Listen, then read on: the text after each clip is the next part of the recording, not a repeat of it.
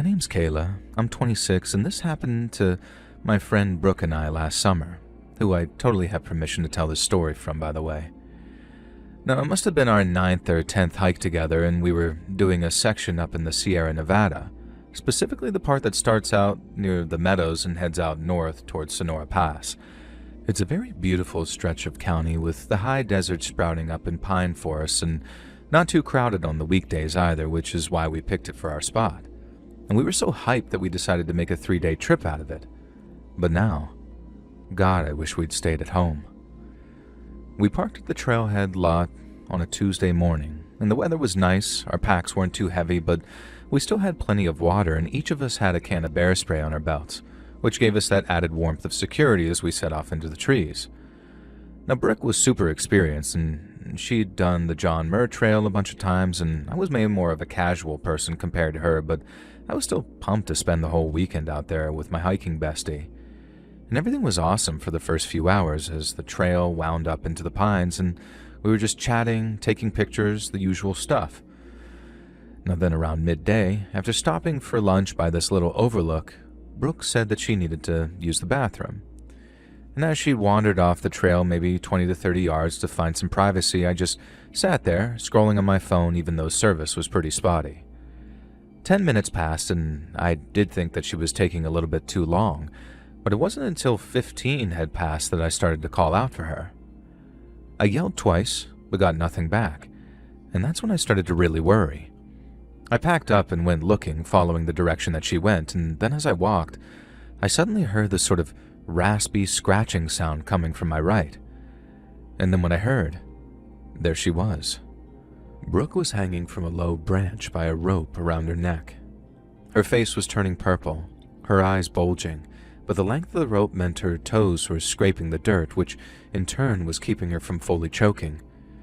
She was struggling, feet slipping as I screamed and ran over, yanking out my knife from my pack after dropping and opening it. I sawed through the rope as fast as I could, which felt like forever, but was probably only a couple of seconds. As the rope snapped in two, Brooke dropped to the ground, gasping and coughing. I was crying and asking what happened, and then she grabbed my arm with this death grip, and with her voice very hoarse and raspy, she said, "He's close." No explanation, just pure terror in her eyes. I helped her up and we ran for the trail. We didn't stop to grab our packs, we just ran with what we had. We didn't stop for water, but anytime we slowed to walk, we kept looking behind us, expecting the man who attacked Brooke to be there. I asked what he looked like, and all she said, while panting, was, "All black. I didn't see his face." And the only other thing that she said before she started running again was how 1 minute she was peeing in peace and quiet, and the next, there was something around her neck. But that description alone scared the ever-loving crap out of me. It took us almost an hour to get back to the trailhead, and we were so relieved when we saw the cars. Our Subaru was right there where we left, but as we ran straight forward with Brooke fumbling for the key, a guy in black clothes and a black mask stepped out from behind it. He didn't say a word, just started running right at us. And so with a double scream, we took off across the lot toward this forest service road that leads back to the highway. He was fast. I could hear his footsteps pounding behind us on the gravel. Brooke was still weak from the choking, but adrenaline had us both flying. I thought we were screwed, but by some miracle this minivan came driving down the road towards us carrying this whole family. We ran straight at them, waving and screaming for help.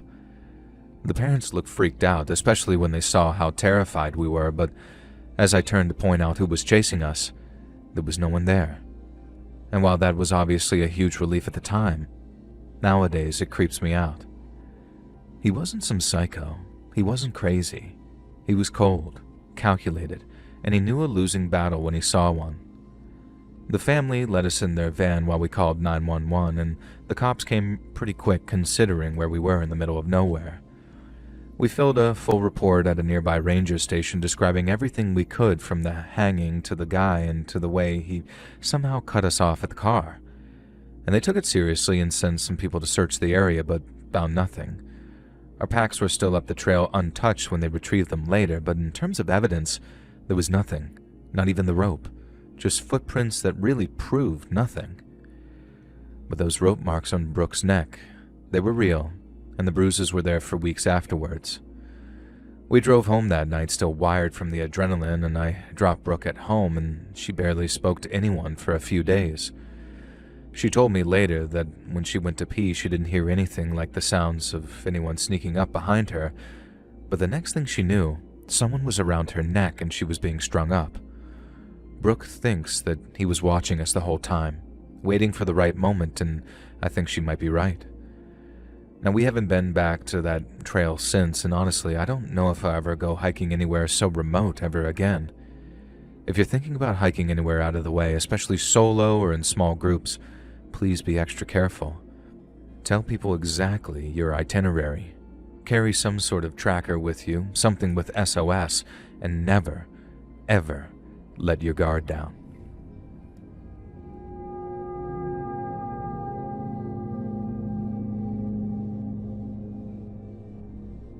So back when I was in middle school, we went on this week-long outdoor education trip. It was basically a bunch of 8th graders from our school in Reading, chaperoned by teachers and a couple of volunteer parents. And then after driving us up to this trailhead off the highway that had a little camp attached to it, we hiked short sections of the PCT for a week with our little day packs on our backs. Now, the PCT stands for the Pacific Crest Trail, and in this case, I'm specifically talking about that stretch up in Northern California, where the trail climbs out of the Trinity Alps area and heads towards the Oregon border. And the trails there are pretty remote and wind deep through these forests that have a ton of switchbacks, and there's really not a lot of hikers there. Now, we were there to learn about leave no trace, that kind of thing, in what was supposed to be a wholesome and educational sort of thing. But for me, it turned into a sort of living nightmare that still gives me chills even all these years later if I think about it just a little too much. Now anyway, it was around this time that I had a classmate named Casey, and Casey was a real a-hole. He was the biggest bully in the whole school, and since his usual victim was too sick to join us on the trip, yes, Casey chose to bully the chronically ill kid, he decided his next victim would be yours truly. He'd been riding me for about 3 days non-stop, and then on the afternoon of day 4, we stopped for a break near a river crossing. We were told we could explore the area a little just as long as we didn't walk too far into the woods. And then as my friend Jonah and I walked off, Casey and his little cronies followed until they were basically blocking us from getting back to the main group. Casey cornered us and started shoving me, and then when I shoved back, he tripped and fell on his ass. Well, that made Casey really mad, and since he was like double my size, mostly in terms of how wide he was, Casey was pretty damn scary when he was mad.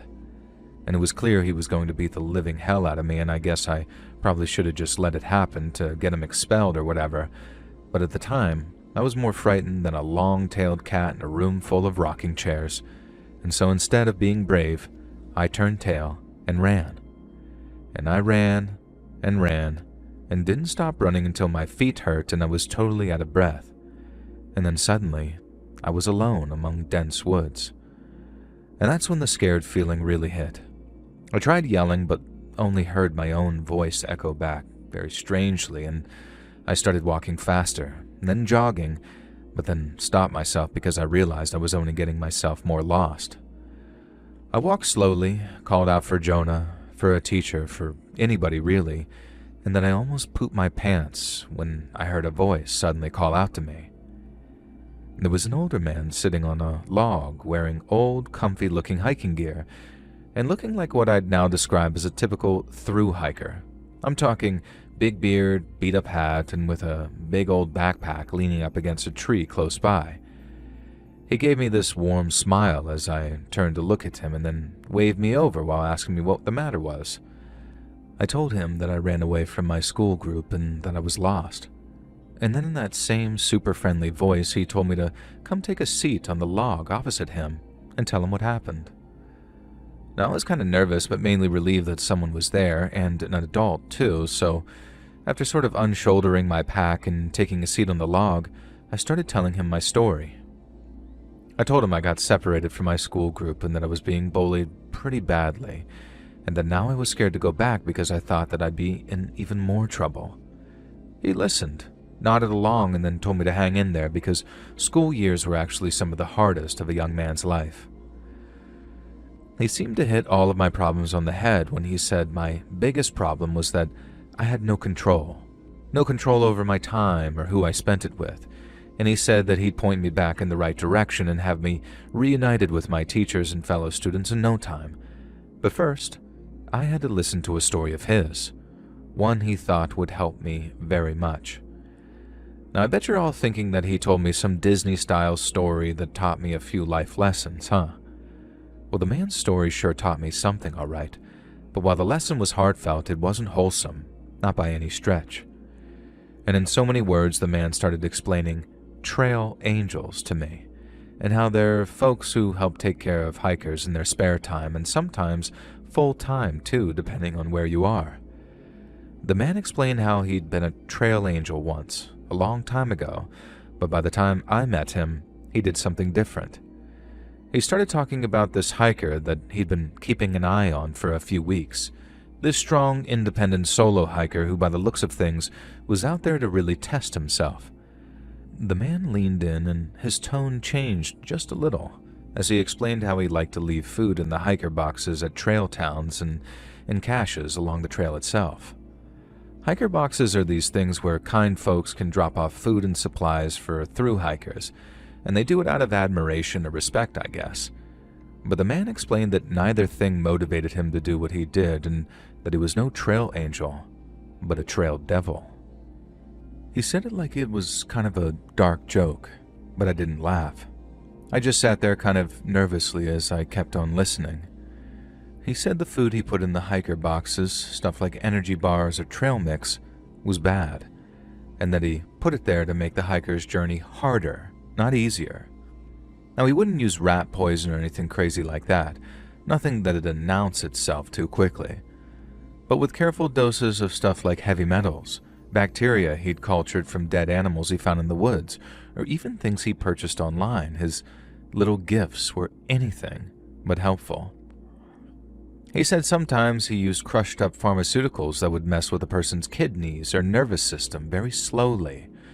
The symptoms just made it seem like their stomach wasn't agreeing with them, and at first, there'd be nothing but tiredness, stomachache, and maybe liquid brown. But then over the course of the days that followed, while far from any road, the hiker would slowly waste away. First, the legs would give out, then the stomach. But even while they're puking their guts up at the side of the trail, who's going to assume they're eating poisoned food?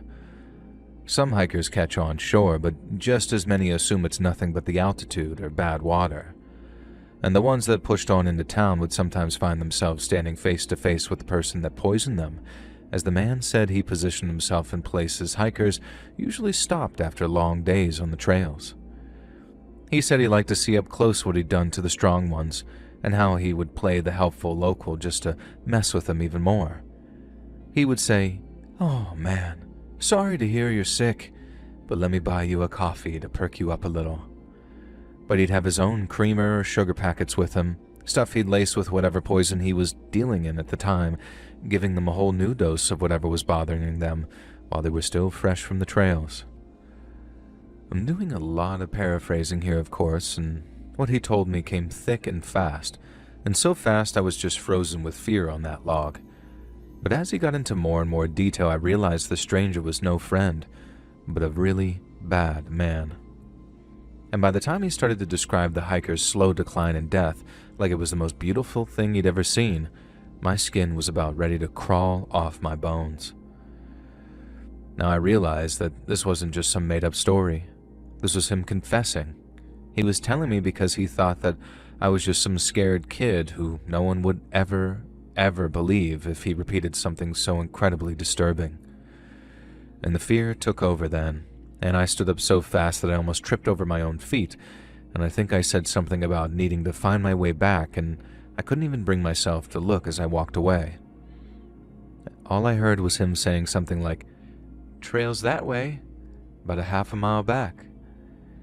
He didn't try to stop me, but it was like I could feel his gaze burning into the back of me, and it made me feel like prey.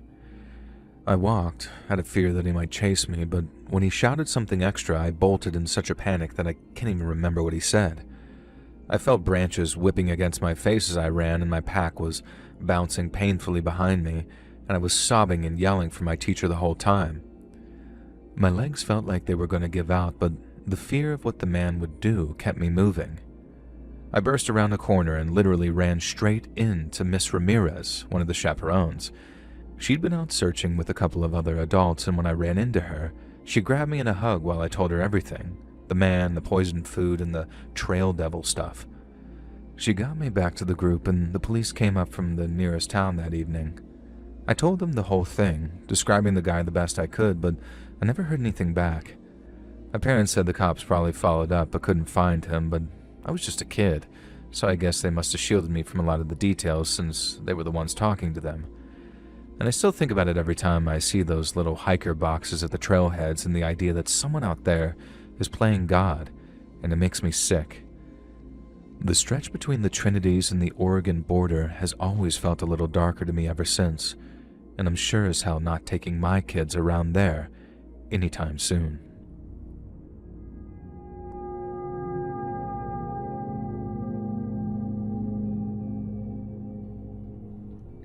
I've been a listener for a while now, so apologies that it takes longer than it ought to get this written. But way back in the 90s, me and my buddy Sean were a couple of nerdy college boys with a mutual enjoyment of two things: camping and computing. I know, I can already hear y'all making jokes about the wild days and wilder nights.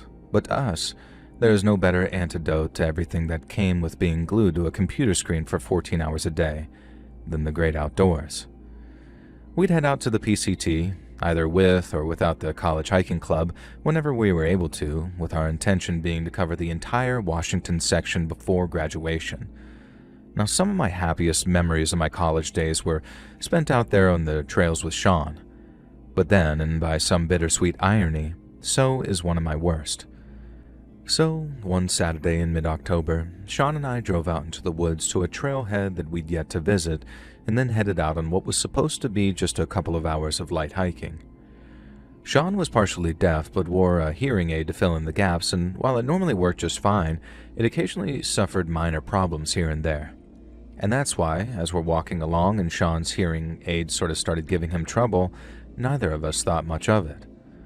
Now, at first, it was this sort of slight background hiss, which sometimes happens when something was interfering with the signal. Sean said that it sometimes happened when his hearing aid was exposed to excess moisture or even earwax, and since we were hiking, it made a lot of sense that it had gotten a little sweaty. But even after cleaning and drying it, the hiss was still there, and it actually got louder as we continued along the trail. Sean didn't let it get to him, though. He was used to stuff like that happening, and a light hiss was way more preferable and considerably less painful than a bunch of acoustic feedback that make it feel like a needle was being driven into his ear canal.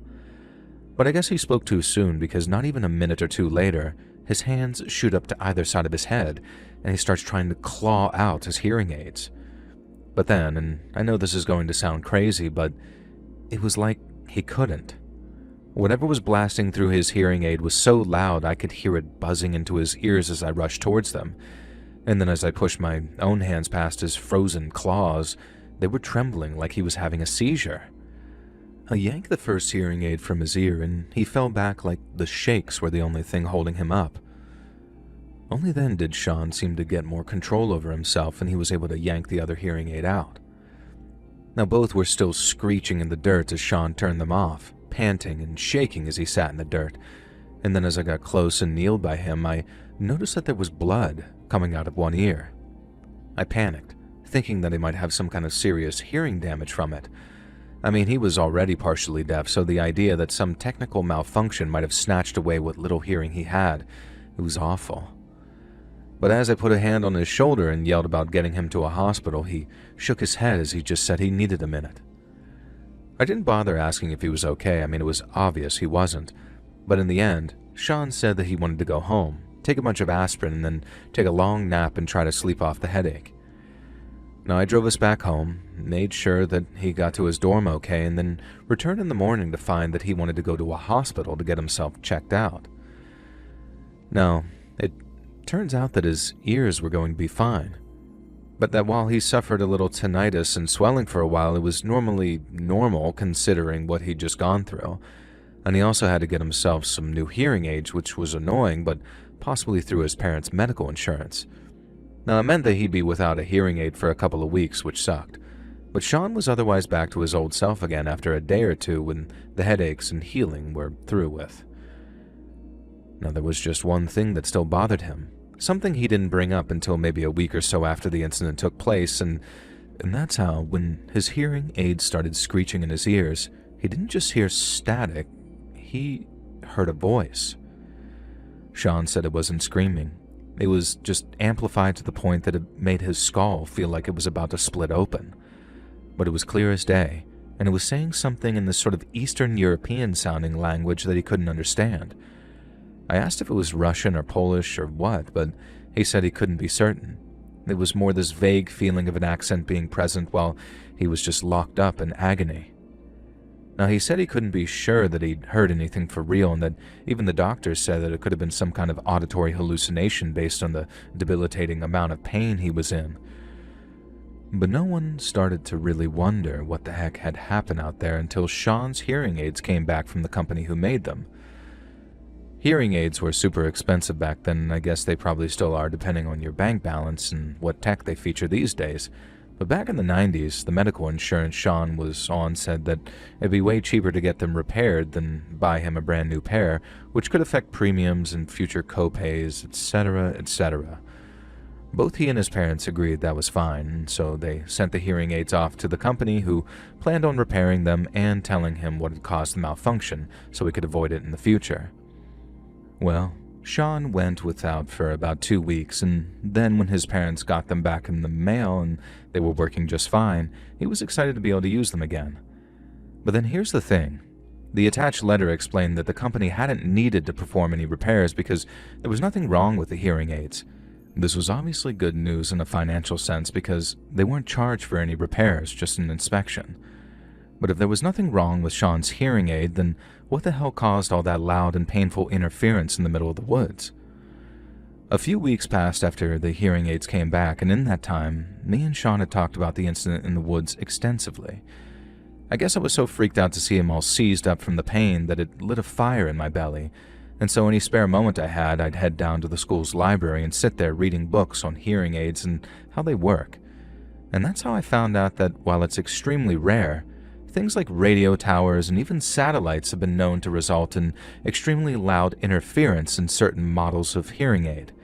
The same sort of feedback can be caused by things like power lines, a car's electronics, or even things like digital security systems. But where were the power lines or security systems out in the middle of the woods? That was impossible, right? Unless, of course, we were just so happened to be walking above some kind of secret underground facility, which included top-tier security systems and a bunch of broadcast equipment. Now, I know, I can hear everyone also saying this moron watches too much InfoWars. Well, rest assured, it was just a dumb theory I was kicking around at the time, and I didn't take it all that seriously at the time. But given the absence of almost any other rational explanation, what choice did I have? Now, the scientific method revolves around eliminating the explanations you're certain aren't applicable, and after ticking things off the list for weeks, I admittedly left with some pretty weird stuff. But it was right in the middle of me trying to figure it all out when the thing happened. The thing that kind of supplanted the why as being the crux of the whole freaking story. And I don't know if maybe some of you saw this coming. It wouldn't be the first time I've heard it, but to me, and everyone else who knew Sean, it came right out of the blue. I first heard something had happened as I was walking back to the dorms after class one afternoon. I bumped into a mutual friend of ours, and before I could even say hey, he asked what had happened with Sean. Now, he said today, too, like he obviously wasn't referring to the whole hearing aid incident. And then when I said I didn't know, and he told me Sean had been arrested. I guess he figured that I might know why he'd been arrested, but obviously I didn't. And then what followed was some mad rush to try and figure out what the hell happened from people that had seen it. Now, cut to about an hour later, and I'm in the quad talking to this girl who had seen it happen, and right away from how shook up she was, I could tell that it was bad. She said she figured Sean was in a bad mood or something because he totally ignored someone who said hey to him as he walked past. She said it was weird too because he didn't look mad, and instead he had this sort of blank expression on his face, but still he pretty much barged past the kid saying hey to him and made a beeline for the parking lot in his car. The girl said that she'd carried on watching, but, in the way that you do when you think that there's going to be some drama. And then as Sean got to his car, he kind of stood there, almost like he was waiting until someone else came along and walked past his car. She said once the person got close, Sean locked onto him, and his head moved as he tracked the person walking past and away from him. And then out of nowhere, he opened his trunk, grabbed some tire iron, and then walked up behind the other student and started beating the hell out of him. The girl said people rushed to stop Sean from killing the other kid, but as they restrained him, he didn't yell or attack anyone else. He just kept trying to get to this one kid he'd already beat up, presumably to try and hurt him more. She said he only stopped attacking when the cops showed up, and even then, he didn't so much as even look at the cops who were arresting him. They noticed it too, the cops I mean, because they were apparently asking him his name and social security number and then getting mad when Sean wasn't responding. I guess in the end they figured something was wrong with him, really wrong, because they stopped asking him questions and just dragged him into the back of their car.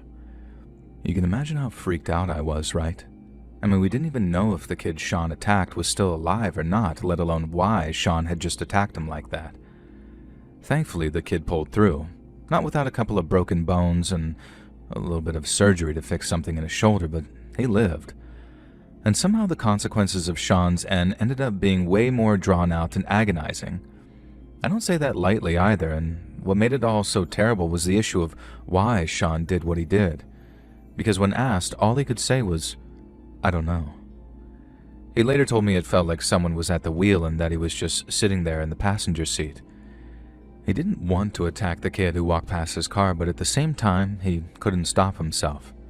He tried all right, and said he remembered yelling at people in the quad to help him as he walked by, but he didn't. He didn't yell, and I don't know if he remembers it wrong or what, but not a single witness saw him yelling as he walked towards the parking lot that day.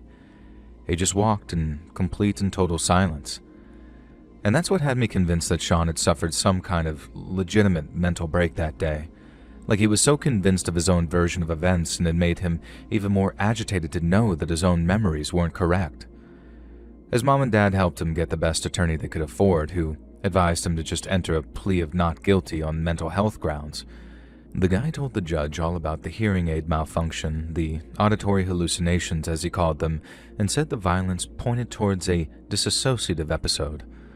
Now, the court then ordered him to undergo a psych evaluation to see whether he was fit to stand trial or not, and this involved interviews and reviews of his medical records and reviews of the actual attack itself, and it quickly became a case of medical professionals trying to determine if the incident on the trail had triggered a sort of dissociative state. Now, Sean's lawyers said that it wouldn't make for a fix-all defense, but evidence of genuine dissociative disorder could undermine the prosecution's ability to prove the required guilty intent. And then once we prove Sean wasn't habitually violent, it could dramatically reduce any sentence that he might get otherwise. And then to our relief, prosecutors engaged in plea negotiations almost immediately once all the psych stuff came back good. Sean ultimately pled guilty to what was called a resolved charge, whereby he took responsibility for the harm he caused as long as the court recognized the mitigating circumstances of him suffering a mental break. Now, the judge also heard from Sean himself, who expressed clear, remorseful recollection of the attack, but genuine confusion about the rage that had overtaken him. Instead of sending Sean to a harsh general population prison among violent offenders, he was ordered 12 months in a minimum security facility that specialized in mental health treatment. And here, Sean was given psychiatric care, monitored, and given a managed regimen of medication. And then throughout his time in the facility, Sean participated in what they called a restorative justice program, which I know for a fact was the most painful part of the process. It basically involved sitting in a room and undergoing supervised meetings with a kid that he'd beaten half to death. Sean said he was sorry a lot, but when the guy wanted to know why, saying he didn't know brought up all the fear that he felt that someday soon it might happen again. Every single why me or why then just made it harder and harder, but Sean stuck it out until the guy that he'd hurt said he'd forgiven him and even shook his hand. I guess it helped that Sean also completed acts of restitution, which helped repair the harm in a much more tangible way. It was kind of crazy in a way. After checking out of the prison without any kind of supervision, Sean's mom or dad would give him over to the victim's house where he'd do stuff like yard work and house repairs or even help the guy's mom peeling potatoes for big family meals. If the victim's family said he helped out, then it all went towards his time served and would eventually contribute to his early parole too.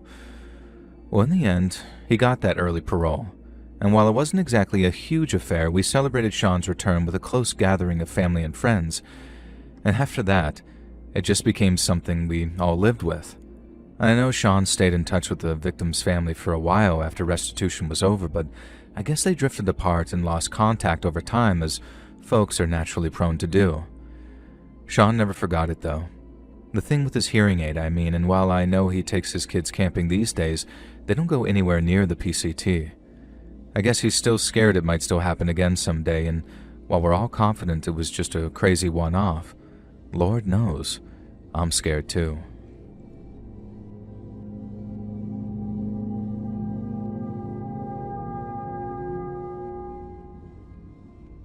I recently found your channel, and while I love all the stories, people aren't kidding when they say your voice helps them drift off to sleep. And I guess I never really appreciated sleep for what it is until I started finding it difficult to get any. Last summer, so the summer of 2025, I went through what was easily the scariest thing that's ever happened to me. And as a result, I was a pretty dedicated insomniac for the better part of 8 months. Well, your channel helped me beat that insomnia, night by night and a video by video, so now I figure I owe you a story as payment for what you've done for me.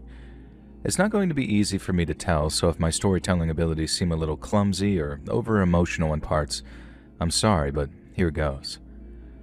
For a little context, I'm a woman in her early 30s, and while I grew up in rural Oregon, I've been living in the Bay Area for coming up on 10 years now.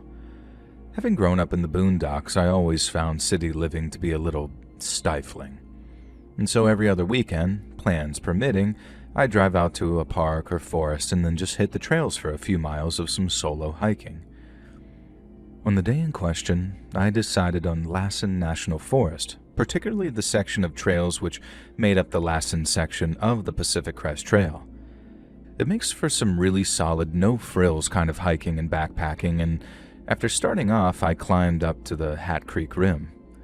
Now, there are some incredible views of Lassen Park to the south and Mount Shasta to the north, but after that, the trail drops down in the actual forest, which is where this incident took place and where I was when everything went dark.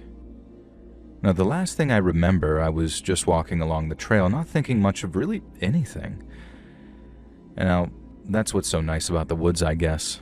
How they make you forget all your problems and focus on nothing but what's in front of you or beside you. And so that was me, enjoying the silence in my own head. One second I was right where I wanted to be, but the next, I was sitting at a picnic table in what looked to be a small-town public park. And you know when you first wake up in the morning and it takes you about a brief second to remember where you are or what day it is? It was exactly like that for a second. I wasn't alarmed, I wasn't scared at first. I just took a look around for a moment before it hit me that I was not where I was supposed to be. I started feeling it all at once. The grime on me from not being showered, the fur on my teeth and bad taste on my tongue from where I hadn't brushed them.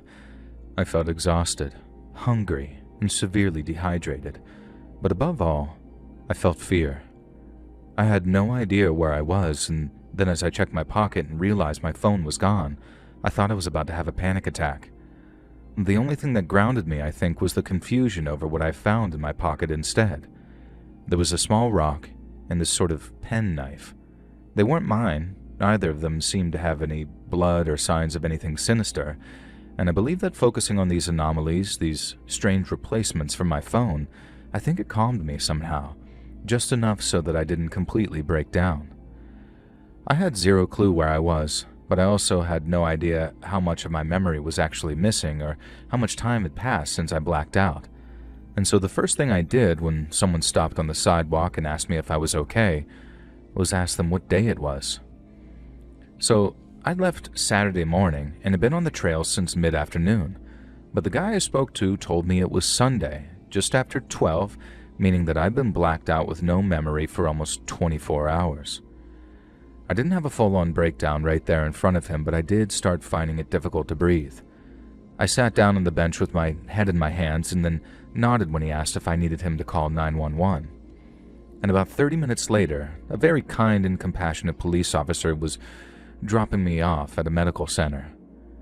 They took me in pretty quickly once I told the triage nurse that I'd been unconscious for 20 hours with no memory of it. And then after a very short wait, a young ER doctor came in, listened to my story, and started the questions. Had I any history of seizures, heart problems, or diabetes? Had I suffered any head injuries, or was I on drugs or alcohol? The answer to most of them was no. I hadn't done any drugs since college, but when it came to a head injury, I had no idea. I literally had no clue whatsoever what I'd done over the past 24 hours, and so a head injury wasn't completely out of the question. And so, to get to the bottom of things, the doctors went from just asking questions to performing actual tests. Now, the first thing was a basic neurological exam, which was performed by a nurse and consisted of pretty basic stuff like following her finger with my eyes, pushing against her hand, and walking in a straight line.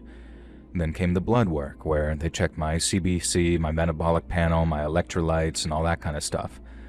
Now, they did suspect that there might be some kind of heart damage, and the poor blood flow caused my blackout. But thankfully, any kind of heart disease was quickly ruled out.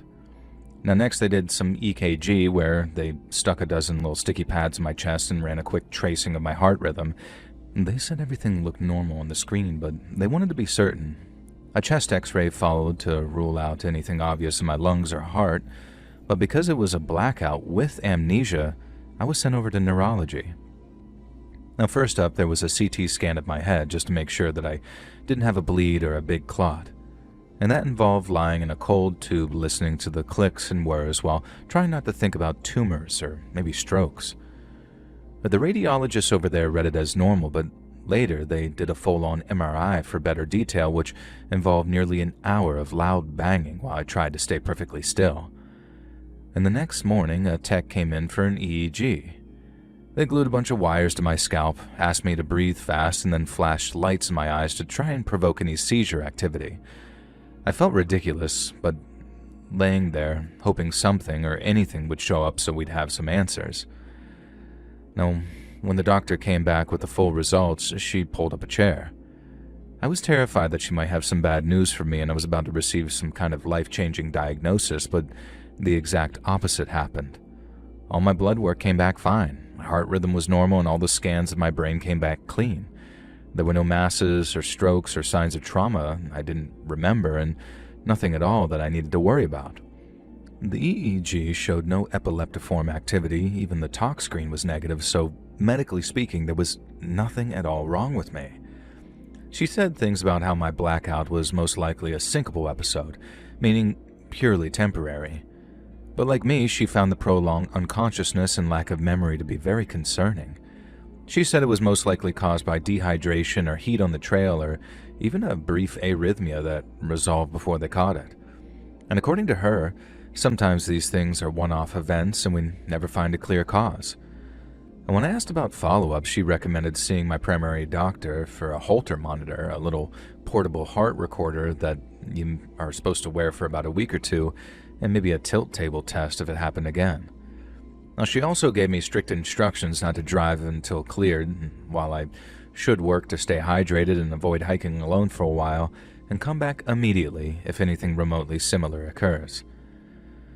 Now, I thanked them profusely, and then left the hospital with something I was certain that I wouldn't: a normal bill of health. But that didn't stop the very deep, uneasy feeling that I had after losing all of 20 hours with absolutely zero explanation for it.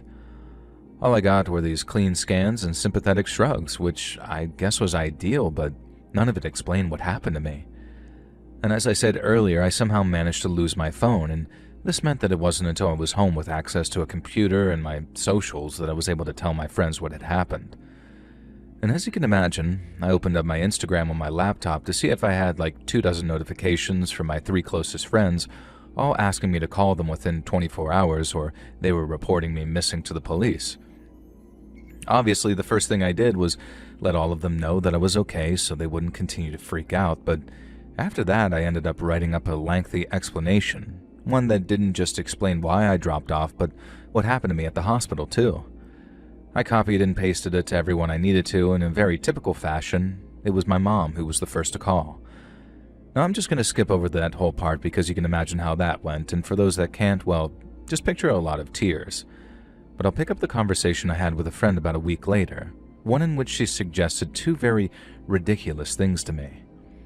Now, she wasn't like insensitive or disrespectful about it, and she only brought it up after we'd talked the whole thing out like 2 or 3 times already.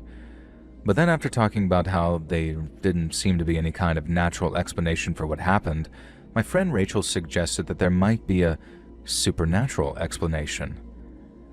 Right away I was laughing and saying she couldn't be serious, and I guess she wasn't like 100% totally serious with the suggestion. But when she described a couple of so-called UFO abductions that she'd heard of and how their symptoms were basically exactly the same as mine, I won't lie, it was a little unsettling. Rachel talked about these incidents where people had blacked out, lost track of time, and then woke up someplace else with their watches stopped or their phones either gone or scrambled. Now, some of them said it felt like they'd had tests performed on them, as in, like, certain parts of their body were very sore. If you know, you know. But for the most part, it was all about that sense of lost time and being unable to explain where it all went. Part of the reason I went over to her place was to show Rachel that penknife and rock that I'd found in the pocket that my phone should have been in. Now, she agreed that the most likely explanation was that while in that sort of fugue state, I'd found them and put them in my pocket after tossing my phone away someplace. But she didn't have another sort of harebrained theory to suggest, and that's how in her mind there was the slim possibility that I'd been possessed. And just like the alien abduction stuff, Rachel read about people getting possessed by spirits who made them do strange things or go places they'd never been, before leaving their bodies and allowing their consciousness to return. And I'm pretty sure she picked the idea up from Stephen King or something he wrote, and at the time I just sort of laughed it off and told her to stop being silly.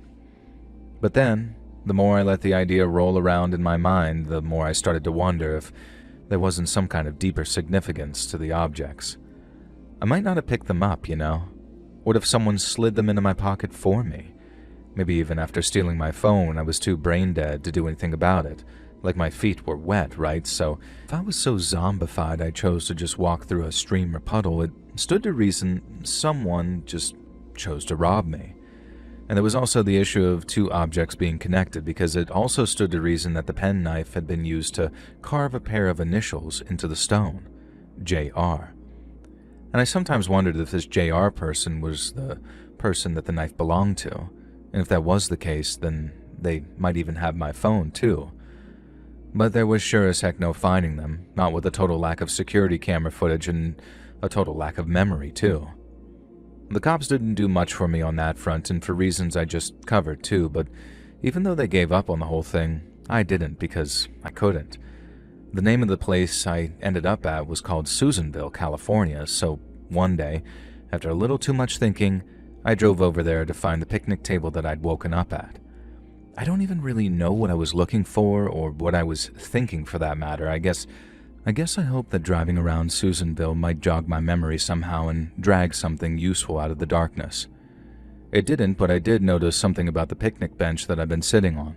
Something I think I'll continue to wonder about until the day I die. And that's how it had a little brass plaque dedicating it to someone who'd passed on just over 5 years prior. And all it was Eleanora James, 1937 to 2024, and, quote, she loved this spot. But none of the other picnic benches had a dedication. And it could have been nothing but a coincidence, right? That I just so happened to sit down on the only picnic bench that had a plaque on it. But in that moment, while staring down at it with the weight of this whole goddamn mystery bearing down on me, I couldn't help but wonder if there was some sort of deeper meaning behind it all, something doctors couldn't see or didn't want to see. and I still don't entirely believe anything supernatural was going on. I've read about other incidents of people blacking out with a medical explanation that it's something going wrong with their brain, something within as opposed to something without. And that's what I think happened to me. Some kind of medical event, and one that's entirely explainable. But after standing over that picnic bench for a minute or two and feeling my mind become a storm of whirring thoughts, I came to a sudden and definitive decision. I walked back to my car, took that little penknife and carved rock from the center console, and then walked back to leave it on the picnic bench, right next to the little brass plaque where it had been screwed in place. I can't even 100% say for certain why I did it. Like I said, there's no definitive proof to suggest the two were connected, and there's no evidence I did anything but walk from the PCT to Susanville while picking up seemingly 2 random items along the way. But even today, I still get that strange gut feeling that the knife and the rock and the bench all somehow belong together. I mean, that sounds ridiculous, right?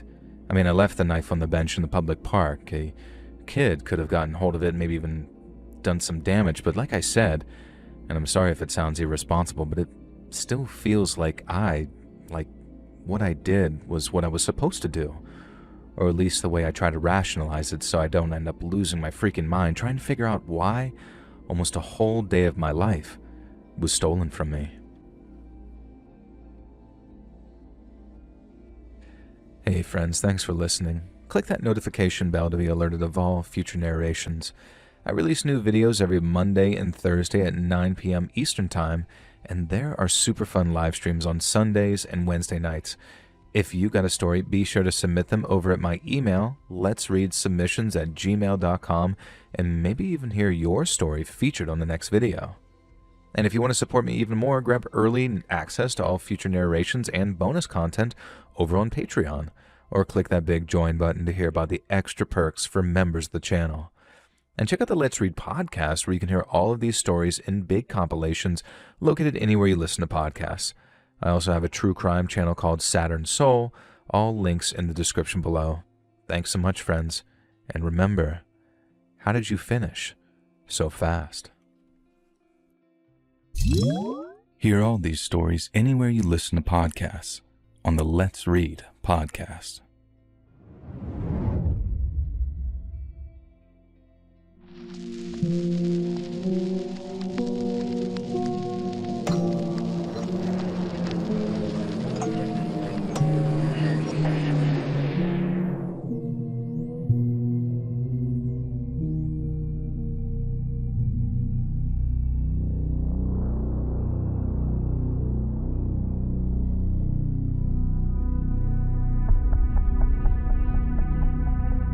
I've been playing country music for almost 40 years now, in bars and honky-tonks from Shreveport to Kalamazoo.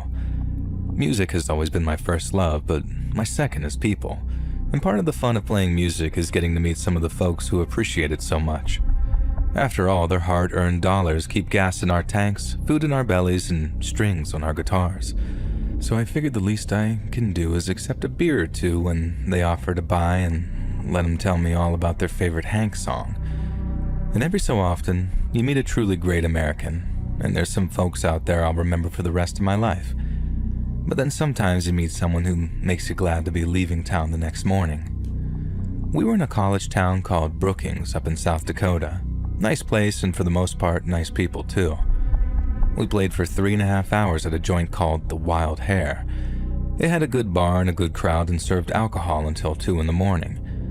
So after the show, we pulled up a stool, ordered some bar food, and then nursed a few beers with the locals until closing time, selling CDs and shirts and whatever else we could hawk to them.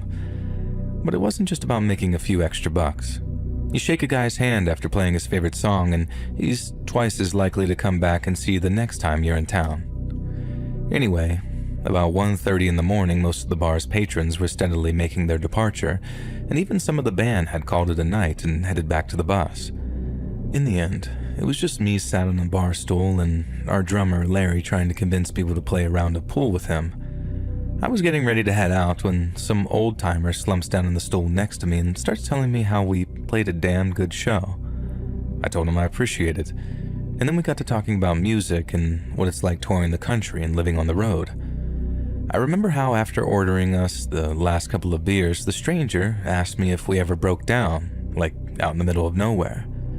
I told him sure, once or twice, but that sleeping at a truck stop could sometimes be way scarier than sleeping on some dirt road outside of Nowheresville, USA. He then asked if we carried any protection on the bus with us, and by protection, I don't mean the kind you keep in your wallet. I told him our driver, who doubled as security on an informal basis, was usually packing a pistol of some kind and that, sure, there was occasionally a gun or two on the bus depending on where we were and who was touring with us. I made a joke about how I hoped he wasn't an ATF agent, and the guy laughed before swearing on his mama that he wasn't no Fed.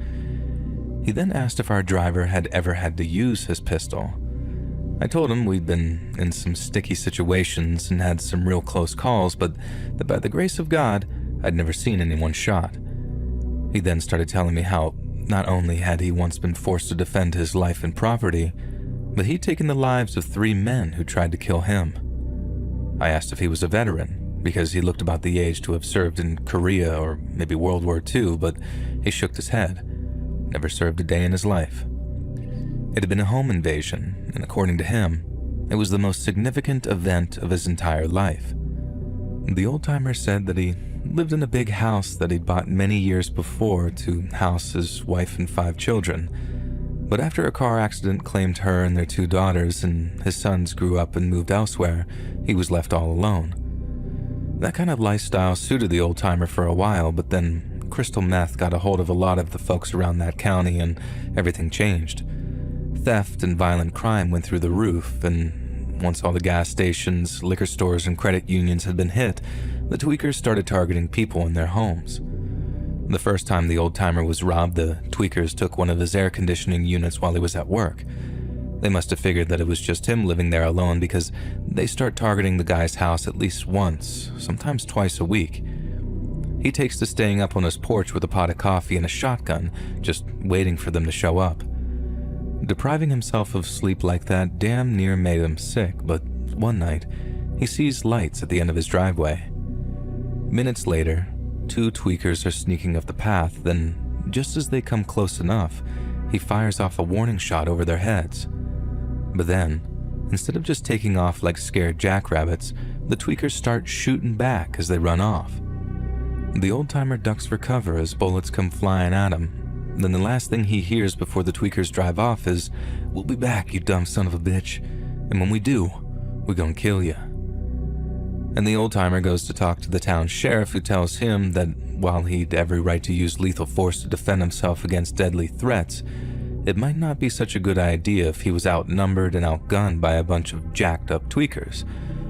And under any other circumstances, the sheriff might have placed 2 of his boys on a nearby highway to act as a kind of quick reaction force. But given the recent meth-fueled crime wave, he didn't have the bodies to spare. And the old-timer said the sheriff told him how, on this occasion, it might be best that he made himself scarce for a few days once he made sure that he was up to date on his home insurance payments. He was entitled to stand his ground and put up a fight, but he had to ask himself, was that old empty house worth dying for?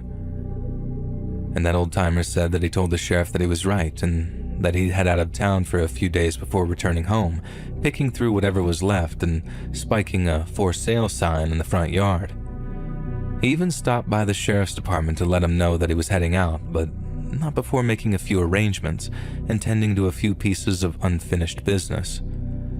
A few days later, this guy rolls back into town to find bullet holes all over the rear doors of a moving truck that he'd rented before heading out of town. The house was fine, everything was in its place, but someone appeared to have shot up the moving truck. This guy's checking things out and sees no one's tried to break into the cab, but after opening up the back of the truck, he finds 3 dead bodies.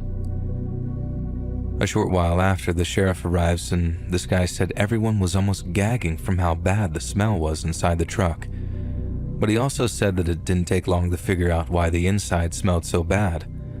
Before shooting and stabbing the hell out of each other, 3 local tweakers had decided to use the rear storage of the truck as a bathroom. Then at first glance, after relieving themselves, The tweakers closed the truck's door, then proceeded to cut each other up and blow each other away. The sheriff said that he'd never seen anything like it. But then again, all kinds of weird things have been happening since meth took over the narcotics scene. The old-timer said that once the scene was all cleaned up, the sheriff told him that those tweakers had accidentally locked themselves in the back of the moving truck because by the looks of things, the lock had malfunctioned and couldn't be opened from the inside. According to the sheriff, if it wasn't for the triple murder, the truck company might be liable for damages. But then, the company might well have proof of maintenance, as they often do, meaning they could prove the malfunction was down to a consumer fault. And the old-timer said the sheriff then asked him, real plain, if he had anything to do with that lock not working. And he said no. So that was just about the end of it. Only that wasn't strictly true about the old-timer not doing any lock tinkering, and not only had he heavily tampered with the truck's lock, but he'd never even left town in the first place. The old-timer told me that he'd rented the most secure hauling truck possible, one that was almost impossible to break into from either inside or outside. He then tinkered with the interior lock, tested it out on an unwitting friend of his to make sure it wasn't functional from the inside, then got busy with the next stage of his plan, making the back of that truck look like it was loaded up with electronics. He used all the old TV, radio, and VHS boxes that he kept up in the attic, stuffed them full of junk to make them feel fuller, then left the rear doors to the truck wide open like it was bait. And the next night, those tweakers show up just like they'd promised, 3 of them, all armed to the teeth. And they showed up to get revenge for that old-timer having fired that warning shot, which I'm guessing they thought was just a missed shot and not a warning. But upon seeing that big old moving truck, with what looked like thousands of dollars worth of appliances in it, well, they just couldn't resist. All 3 climbed inside, looked through all the boxes, and hollering like they just won the state lottery. Then, out comes you-know-who from his hiding place to slam the truck's rear doors shut, locking them inside.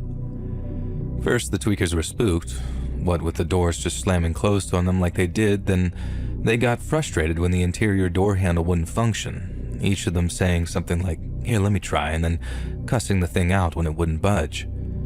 It took them a while to realize that they were trapped in the back of that old moving truck, but once they did, they started to panic.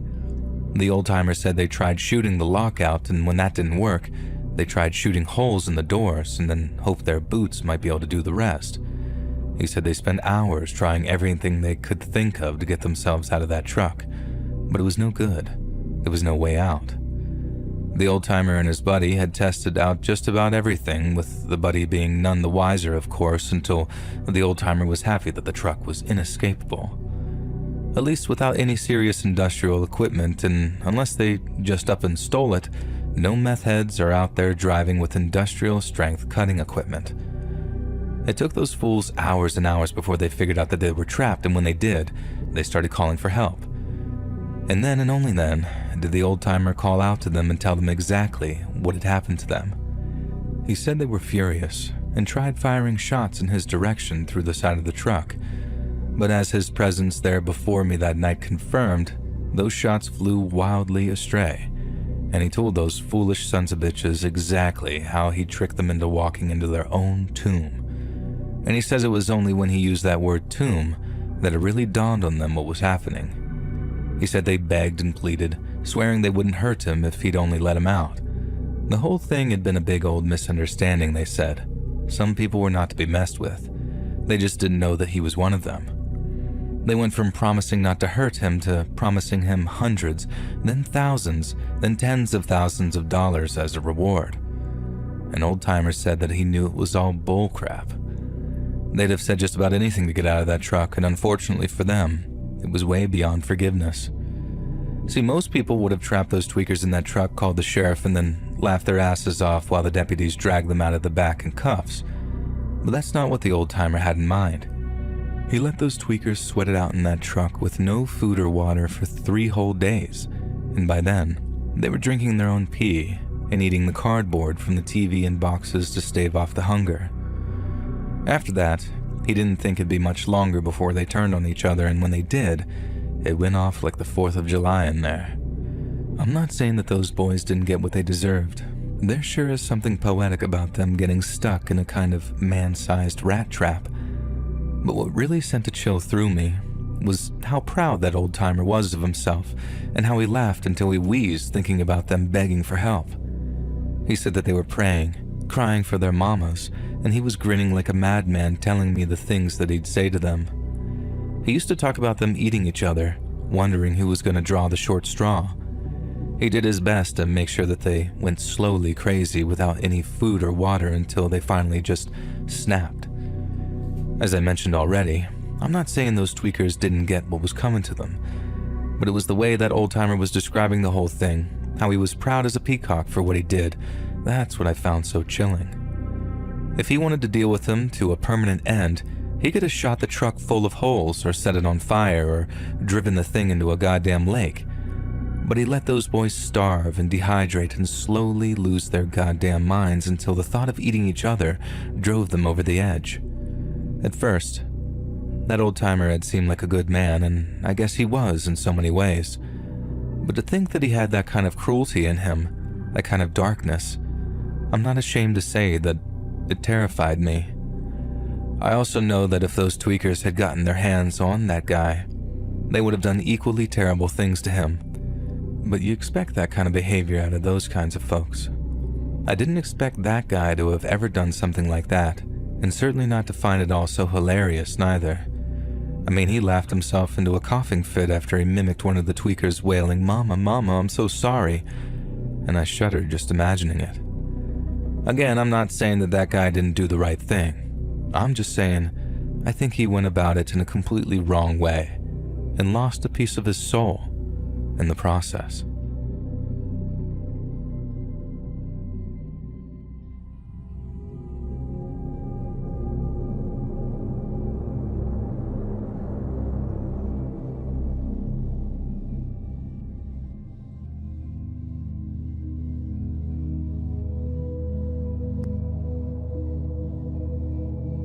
I was a real idiot when I was younger.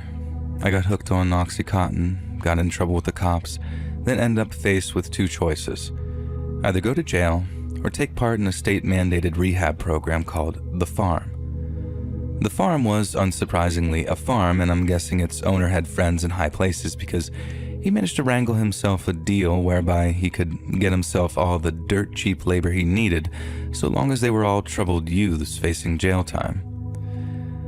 I guess that sounds real exploitative or whatever, but looking back on it, I'm not sure it was the farmer who benefited more. I guess I can't speak for the other kids, but working in that place sure as hell saved my ass. And sometimes I think it just might have been a stroke of genius sending us to that place, because picking up trash on the side of the highway is one thing, but seeing how putting time and love into something really can create something beautiful, it fixed a part of my brain I didn't know needed fixing. I made friends at the farm that I still talk to. Granted, it's on Facebook because we live at opposite ends of the country now, but the point still stands. It gave me discipline and self-belief, which is amazing considering I showed up expecting it to be nothing but baby jail. But then, I guess it's the irony of ironies that all of the crazy stuff I did on the street, it all kind of pales in comparison to something I went through at the farm. So when you first got to the farm, you were assigned a job and a roommate. Your job could be anything from livestock and crop management to irrigation or pest control, but your roommate was there for one purpose alone: to help break you into the routine and make sure you stayed on track. These roommates were ideal for the role because the system was working for them and they could talk from the heart about how it could work for the newbies too. And that's how it worked with my mentor anyway, and when it came time, I gladly accepted the role myself.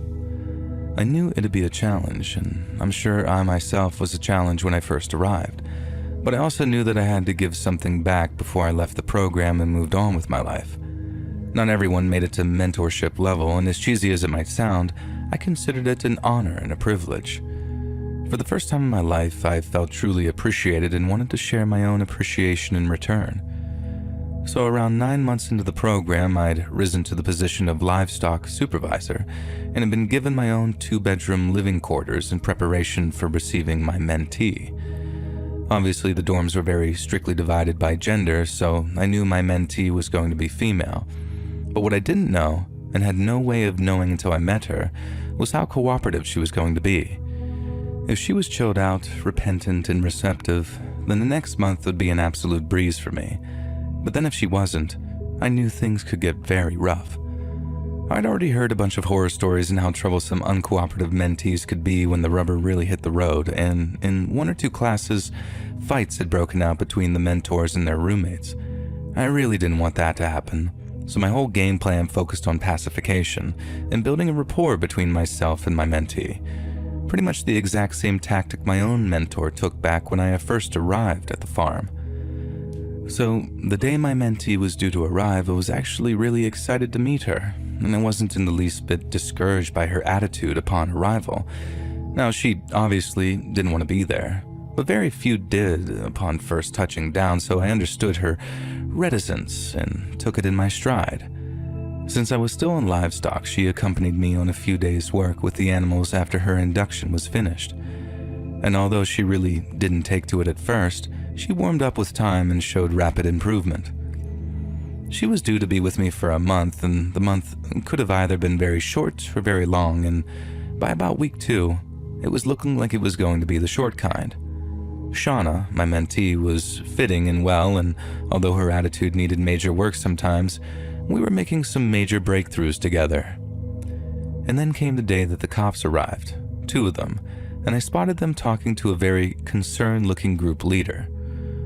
I walked over, mainly intent on listening in on what they were saying, but when the group leader spotted me, she called me over to talk.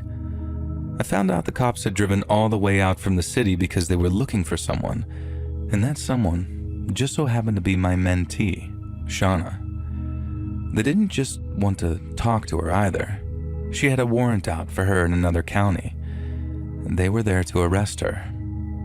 Obviously, this kind of presented us with a very precarious situation because we didn't know how Shauna was going to react to all this. She could potentially be going back to jail for whatever she'd done, so if she saw the cops coming, she might just try and run. I mean, it wouldn't be the first time, and she's been so volatile at the beginning that no one could be 100% sure about what she'd do. But then, as we were thinking about it, I had an idea. If I could go and talk to her first and break the bad news, it might be received better coming from me instead of cops. I remember how, when I was on Oxys, just the sight of a cop would give me major anxiety. And I don't know, maybe in another life I'd have made a run for it too. And all that progress, all that hope so suddenly and cruelly being taken away. It was a nightmare, but one that was about to be Shauna's reality in the next couple of minutes, unless I was there to soften the blow. Once the plan was agreed upon, I walked off towards the dorms to where I was pretty sure Shauna was just kind of chilling in her room. She was right where I expected her to be when I walked in, and I sat down in the bed opposite her and told her how we needed to talk. I think she genuinely had no idea that that other warrant was out for her because when I dropped the news, she was devastated. To say it was emotional would be the understatement of the century, and she actually did bring up the idea of just running off before the cops could see where she went. But then somehow, I managed to talk her into just going with the cops to see what the warrant was about because it was better to face the music than run from it and make things worse. The thing that really seemed to convince her was when I asked her if she was 100% truly certain that she didn't know what the warrant was about. Then when she gave me yet another convincing no, I told her that it couldn't have been that serious. She'd remembered robbing a liquor store or shooting someone, but if she seriously didn't remember and wasn't blackout drunk when it happened, then it couldn't have been any worse than a missed court date or a traffic violation. Shauna calmed down a little like, damn, you're right. And after promising that the group leaders would put in a good word for her so that she might be able to come back, she agreed to follow me over to where the cops were waiting.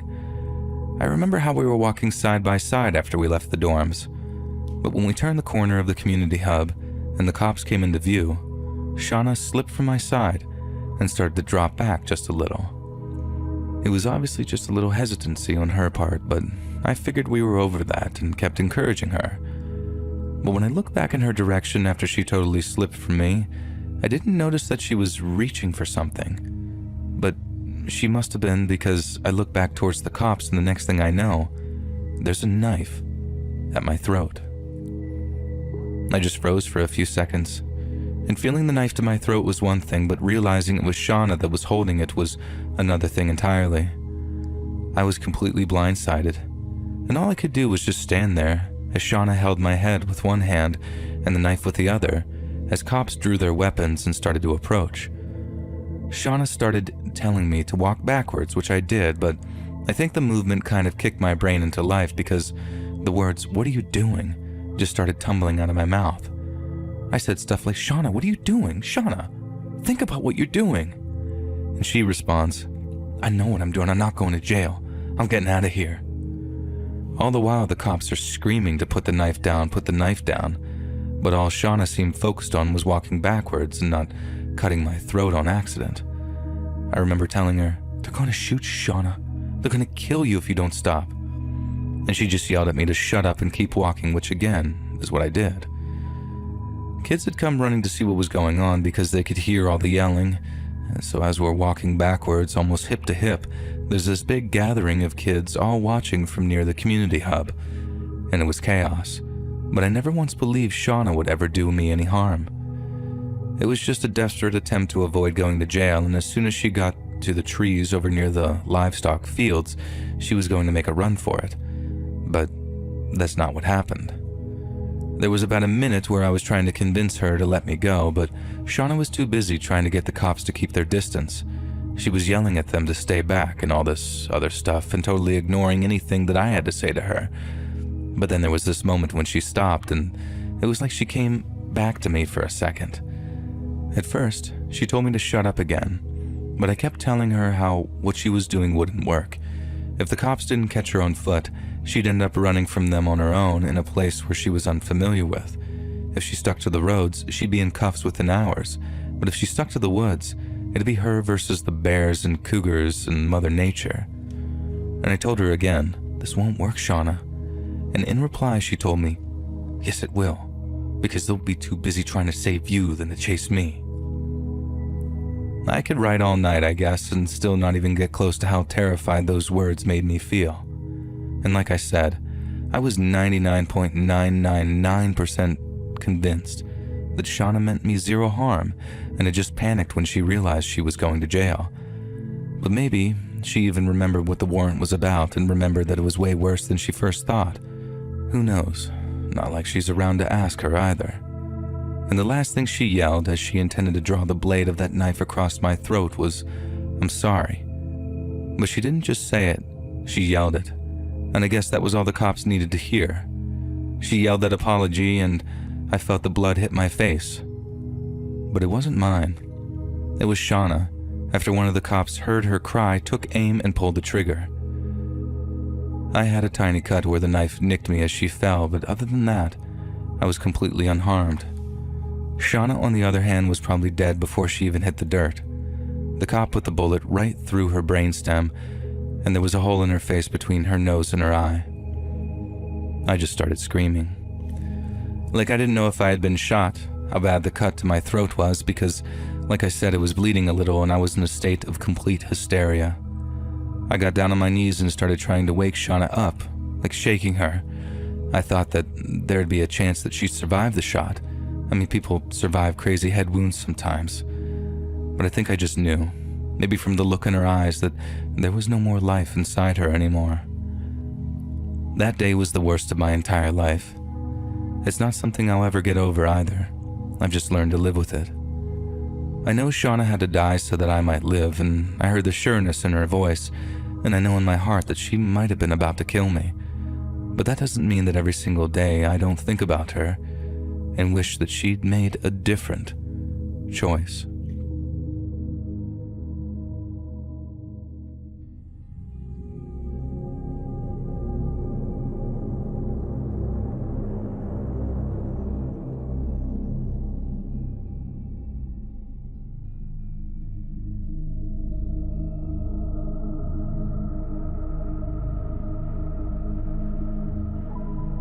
I remember when I was a kid, I would watch and even attend some football games with my dad, and it was something that we bonded over.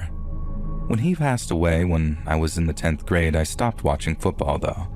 It just didn't appeal to me like it did when I would watch it with my father.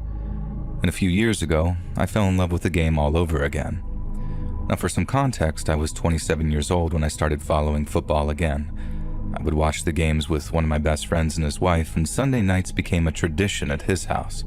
Good food, good friends, and good times.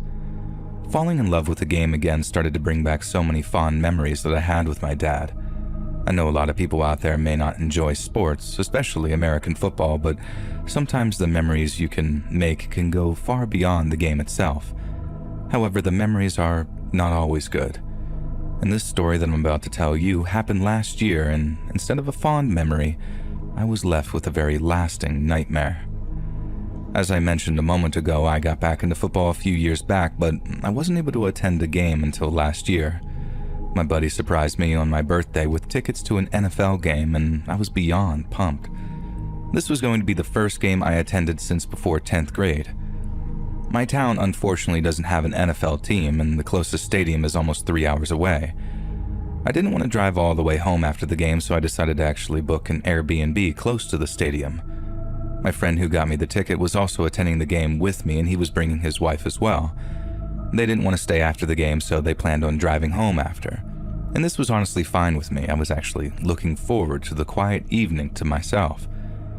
The game was awesome, other than one minor hiccup towards the end, and the score was tied in the fourth quarter, and our team actually had the ball.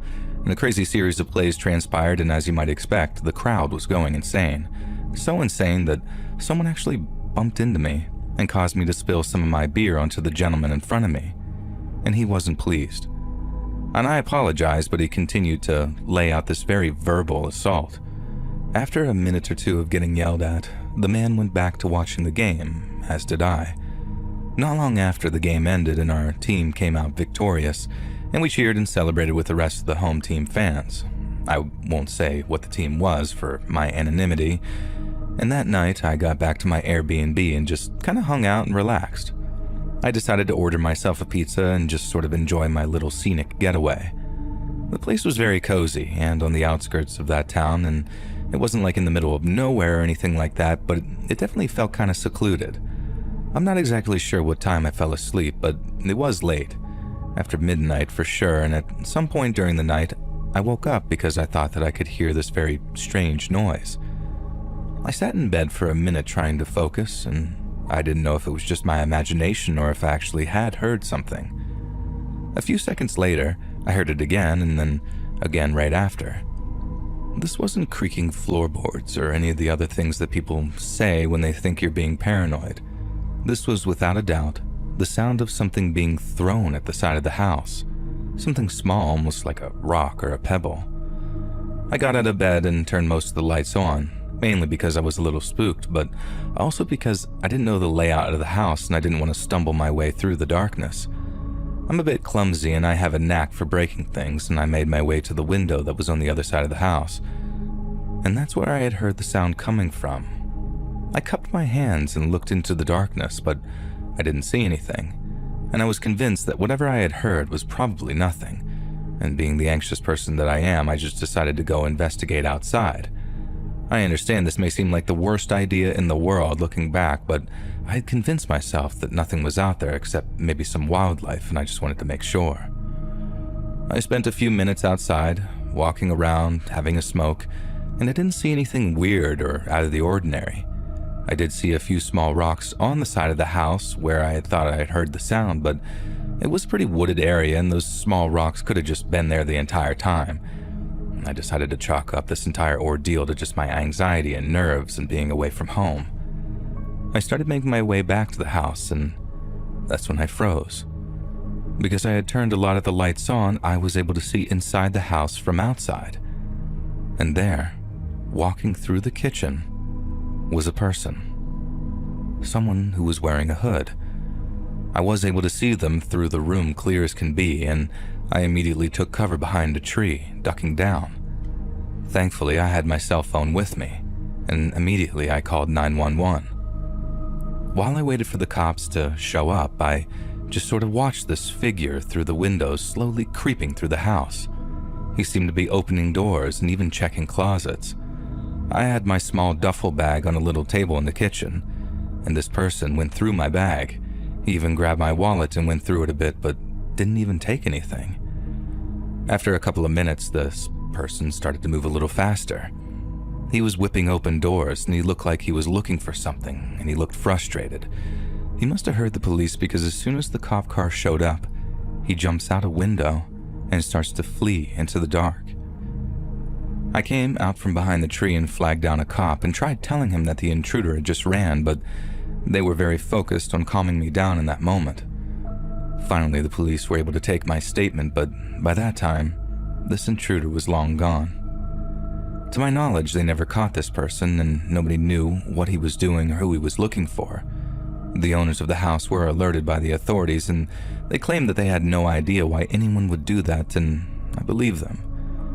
I remember telling my buddy the story that next morning, and he believed that it might have actually been that disgruntled fan from the football game, the one that I spilled beer on.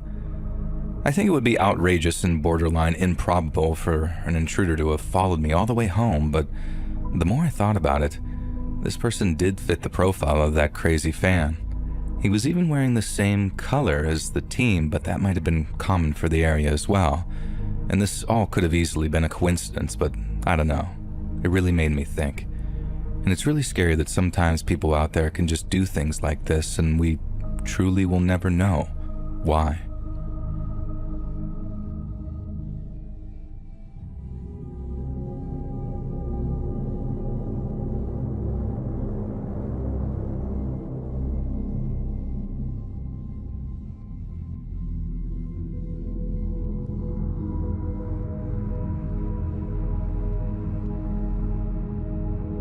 I used to live on Parkfield Road near Lark Lane in Liverpool.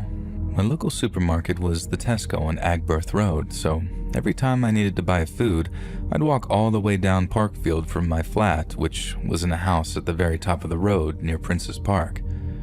Most of the houses on Parkfield are basically old Georgian mansions. I'm talking beautiful old buildings with long drives and grand entranceways that I'm guessing used to be occupied by the city's elite. But nowadays, most have been converted into apartments which have 5 to 7 flats in them. Some of them boast some truly exquisite architecture, but while they're nice to glance at, it's generally not good form to stop and stare at someone's house or place of work. So I just minded my own business and kept on walking past. But that's not to say that I didn't notice that 1 or 2 of the old mansions had been converted into stuff that wasn't apartments. I knew one had been converted into a nursery and another was like a vet's or something, but I was never curious to find out anything more about them. So one morning, I leave for work at 7 a.m., so I'm walking down Parkfield still half asleep, earbuds in, podcast on, and some coffee in hand.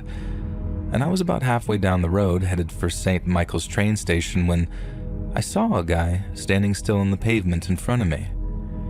It looked like he was waiting for someone. Maybe a taxi or a car share to work or something, but other than very briefly regarding him, I didn't pay much attention to him at all. And that all changed, though, when I walked past him and he said something that I couldn't make out over the noise of my podcast. I was almost certain that it was directed at me, so I stopped and pulled out my earbuds and then asked who he was talking to. He was looking right at me as I turned, so clearly he was talking to me. But he didn't answer my question or anything, he just kept on talking, even though I hadn't heard the first thing he'd said. I remember exactly what he said because it was one of the weirdest things anyone's ever said to me in my entire life. He goes, "They're all burning, in one big pile, and every day, there's more and more." It probably took my half-asleep brain a microsecond longer than it normally would, but as soon as I realized the fellow was just chatting nonsense, I said, "Yep, okay," in like a sort of please don't kill me crazy person kind of way, and then carried on walking towards the train station. I suppose if you live in any city on the planet, you're just bound to encounter a few head cases from time to time. I just didn't expect to encounter one that early in the morning. It didn't scare me or anything, I just thought, what a weird bloke, and then by the time I got to the office and saw the massive stack of invoices that I had to work through, it was basically forgotten about for the next 8 hours until it came time to commute home again. The fellow wasn't there that time, nor was he there any other time I walked down Parkfield Road for the next 2 months. But then one morning, bright and early, there he was again in the exact same spot I'd seen him the first time. And he wasn't alone. The fella was standing with two women, both in their 50s or 60s, who both appeared to be reading. Since there was 3 of them on the pavement, I decided to cross over onto the other side so I'd have more room to pass. But as I did, I couldn't help but peek over at the 3 of them. The fella caught me looking, and although he didn't say anything, we locked eyes and smiled before I quickly turned my head away. But before I did, I noticed the 2 women, who looked like they were reading from little books, appeared to be whispering something too, like they were reading aloud. Now, this is the point where a lot of your American listeners are going to stop and think, hang on, this sounds familiar. And to be fair, if you're thinking what I think you're thinking, then you're thinking the right things. But the issue in question isn't such a massive deal over here as it is over on your side of the pond. I'm not trying to turn it into a dunk on you or anything. We just have different issues over here. Cue the overwhelming and unflattering agreement. And that's why I could walk past them a second time and not piece together what they were doing with where they were choosing to do it. I blame it on the sleepy brain personally. Both times I saw the weird fella, I'd only been awake 30 minutes, and since I was on my way to work, I didn't exactly have time to stop and chat. It was literally days later when I realized that we were standing outside of the vet, facing the place from across the street, so I decided to employ a bit of the old Google food to try and work out what was going on. It was called something like the Daffodil Clinic, not its actual name of course, but something equally unassuming. It then took me mere minutes to figure out what its purpose was. There was a lot of flowery language around the subject. They just didn't come out and say it on one page. But after just the teeniest bit of clicking around, I discovered what the clinic was for. It wasn't a vet. It was an abortion clinic. And that's why the people were praying outside of it. I've since come to learn that protesting abortion clinics is quite a big thing in the States, and a lot of the time the protests get pretty vicious, I guess. Now, before the comments section erupts, I'd like to make it clear that I'm not trying to cast aspersions on anyone. In a free country, people should be free to pray wherever they want, right? And I don't live there, so I don't really know exactly what's going on. But that's not what I found so creepy about that man. The one who said that initially unintelligible thing to me about them all burning down there in one big pile. He was talking about the aborted babies, and he was talking about them burning in hell. I think you'd have to be exceptionally sturdy of a person for that mental image not to send a shudder through you. It certainly did with me once I realized what that guy was referring to. Sometime after that, I heard about the fella getting arrested. I'm guessing someone reported him to the police and that he was in the habit of saying things to people as they walked past. I don't know what law that's breaking, but that's just not on, is it? Saying things about babies burning in hell to people going through a horrible period in their lives. Now, I know this can be a controversial topic, but I don't know. If you're gonna pray, do it quietly across the street like those 2 women. Don't make a big thing out of it.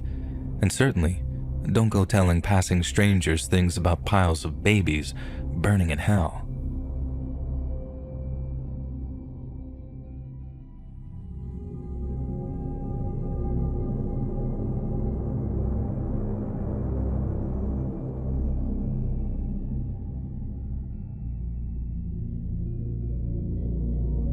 My mom and I moved around a lot when I was a kid. I was born in upstate New York, lived in Connecticut for a while, then after my parents got divorced, my mother and I moved to San Diego to live with her boyfriend, before we eventually moved up to Portland, Oregon to live with my maternal uncle when I was 12. We stayed there till I was 18, and aside from 1 or 2 cons, there were a lot of pros to growing up in Portland. But when I first moved there, I'd say for the year or so, I hated it, and it was mostly down to one man. A couple of days after we moved, I was riding my bike up and down the street when I saw this kid around my age walking up the street. He had a plastic grocery bag in his hand, and it looked like it was full, but whatever was in it was moving. And as I drew level with him, I stopped my bike and asked what he had in the bag. And he smiled, walked up to me, then opened up the bag to show me a bunch of fish that he'd caught that afternoon. I'd never been around much fishing or hunting, so I thought it was wild that this kid was just walking up the street with a bag of fish that he just pulled out of a pond. But to him, it was like the most normal thing in the world. And what blew my mind ever more is when I asked what he was going to do with them, and he replied, "Probably eat them." I thought he was the single coolest kid I'd ever met in my life, and it turned out that he lived down the street, so I asked if he'd teach me how to fish. He said sure. Then a few days later, we were on our way down to the old fishing hole that he used to frequent. Brett, my new buddy, used to make his fishing rods out of nothing but sticks, along with whatever hooks and lines he could steal from his dad. I thought it was the most badass thing ever. A kid of 14 years old catching his own fish with homemade rods, and from then on, I was obsessed. And that whole summer, Brett and I would go fishing just about any chance we got, and we'd take any fish that we caught home to his mom, who would just fry them up and then serve them up with some hush puppies and coleslaw. And we had some great times at that old fishing hole. But after a while, Brett said that he'd found an even better place to fish. It was a longer walk than our first fishing spot, but Brett said that it was a much larger pond, which meant much larger fish. So off we went one Friday afternoon to check it out for the first time. Brett was right about it being a much better pond. The only problem was, we didn't know that we were intruding on anyone's spot. People can get real grouchy if you're too close to their preferred fishing spot, and downright angry if you try and supplant them altogether. So we were actually aware that someone might come along and take issue with us being there. And then lo and behold, it took just hours before someone did. We were sitting on the edge of the pond when we suddenly heard someone yelling, "Hey, what the hell do you boys think you're doing?" And our heads spin around, and Brett and I both see this 50-something guy with a bald patch and a pot belly wearing a black t-shirt and khaki shorts. We told him we were just fishing, and he started asking if we had permission, if our parents knew what we were doing, basically all this stuff to try and get us to leave. Brett starts talking back to the guy, asking if our new spot was on his land, and he said no, but that it must have been someone's land, and he'd call the cops on us if we didn't make ourselves scarce. I was about to suggest that we just leave and come back later or something when we heard another voice from the opposite side of us asking what the problem was. Brett and I once again turned around to see a second guy walking towards us from the opposite direction. He looked to be about the same age as the guy trying to chase us off, but was taller, skinnier, and had well-combed hair and wore a cardigan, kind of like Mr. Rogers if Mr. Rogers wore glasses. The angry guy started explaining that we had no right to be fishing there, especially without a license, but then the guy with glasses said it was his land that we were fishing on and that we had his permission to be there. I remember how he said, "You can call the police if you like, but I don't think they'll appreciate you wasting their time, do you?" And the pot-bellied killjoy guy looked all flustered for a second, then walked off grumbling to himself about how kids got no respect these days. Now once the guy was out of earshot, we thanked the Mr. Rogers look-alike for having our backs and also for giving us permission to fish on his land. And he just chuckled and said, "This isn't my land, but that guy was a jerk-off." And he told us his land boundary was about a half-mile back, but that he liked walking out that way because of all the wildlife and stuff. Seeing as we were on public land, we'd have to relocate if the cops did show up, but Mr. Michaels, as he called himself, had bought us a little time before anyone else came along who found reason to bother us. Obviously, we thought Mr. Michaels was awesome, and he seemed very impressed by Brett's improvised rods, and then after a brief exchange, he carried on with his nature walk and we just carried on fishing. With it being our regular fishing spot, we visited that larger pond as often as we could that summer, and every so often, we'd spot Mr. Michaels out on one of his walks. At first, all he'd do was come talk to us a little, ask how the fish were biting, stuff like that. But then after a while, he'd see us, say hi, and then come back around 20 to 30 minutes later with some of his wife's baking or some cold cans of soda, whatever you could spare. Mrs. Michaels must have been an incredible baker because whatever he brought us was guaranteed to be good, and sometimes he'd stop and eat with us, enjoying the scenery and asking us questions. Most of the time we talk about nothing in particular, either fishing or baseball or school. But then one day, Mr. Michaels asked us if either of us had girlfriends. Now I was 12 and Brett was almost a whole year older at 13, and though we'd experienced very innocent crushes here and there, we didn't have girlfriends or anything like that. Mr. Michaels asked if there were any girls at school we liked, and having already discussed the topic, both me and Brett were like, "No, not really." Mr. Michaels laughed and told us, "Well, don't force it. The world's gonna tell you how you should want all sorts of different things, but the only thing you should be paying attention to is what your heart tells you. Pretty wholesome, right? We thought so too. I mean, we thought Mr. Michaels was just about the coolest person either of us had ever met, and having grown up without a stable father figure in my life, I definitely appreciated having someone like that around. Especially when Brett had to go visit some relatives out of state and I was left on my own if I wanted to go fishing. I had my own homemade fishing rod by that point, so it wasn't like I had to ask Brett to borrow his. I used to walk down to the fishing hole whenever I wanted, dig up a few worms, and then get to luring the biggest fish possible out into the shallows. Fishing was just as much fun as it was with Brett, but I used to worry about being alone. I was always short for my age, and with my slight stutter, people who didn't know me all that well tended to think that I was either much younger or much dumber than I was, which naturally made me a very ripe target for bullies. I didn't think that I had to worry about that out near the good old fishing spot, as I tended to just see Mr. Michaels on his walks or stopping by to deliver some muffins. But then one day, Mr. Michaels stopped by while I was fishing and started acting a little weird. He used to ask us questions from time to time, just about our lives and such, and that day, Mr. Michaels started asking me about my family. I told him everything, or at least almost everything. That I had moved around a lot, and that I had a dad, and then a stepdad, and then no dad at all. He then asked if I liked living with my uncle, and I said it was whatever, and that my mom would probably move us again soon. Mr. Michaels usually had some piece of worldly advice to offer, something that would cheer us up or help us look on the bright side of things. But when I said that thing about probably moving soon, he didn't say anything at all. He just got up, walked off, without even saying goodbye. That wasn't like Mr. Michaels at all, but at the time I wondered if something I'd said hit a little too close for comfort. I might have been 12, but I wasn't dumb. I knew grown-ups got upset over weird things, or not weird, but things they either couldn't or wouldn't explain to me. I figured it was either something like that, or that he felt guilty for bringing up a sensitive subject. I noticed a lot of adults seemed to show sympathy for me whenever the subject of family came up.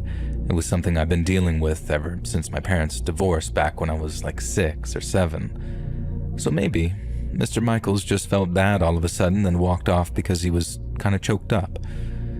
I say all this because I thought about it a lot, and I did so because I had time to think about it a lot. Because all I did after he walked off was sit there fishing for another few hours before finally calling it a day and walking back home with my meager catch. The next day I headed back down to the fishing hole after lunch, and after about an hour of sitting there, Mr. Michaels showed up again. He greeted me warmly as he approached, so I figured all of yesterday's awkwardness had been forgotten. He didn't bring it up at first, he just acted like it never happened, which was honestly fine by me because I didn't want to talk about it either. He just walked up, sat down next to me, and asked how the fishing was going. We made small talk for a few minutes about the fishing, the weather, stuff like that, and then he said something like, "I want to apologize for just walking off like that yesterday." I told him it was fine, and he went on to explain that he too had grown up in an unstable family. My situation reminded him a little too much of his own, which, as I said, was one of my initial suspicions.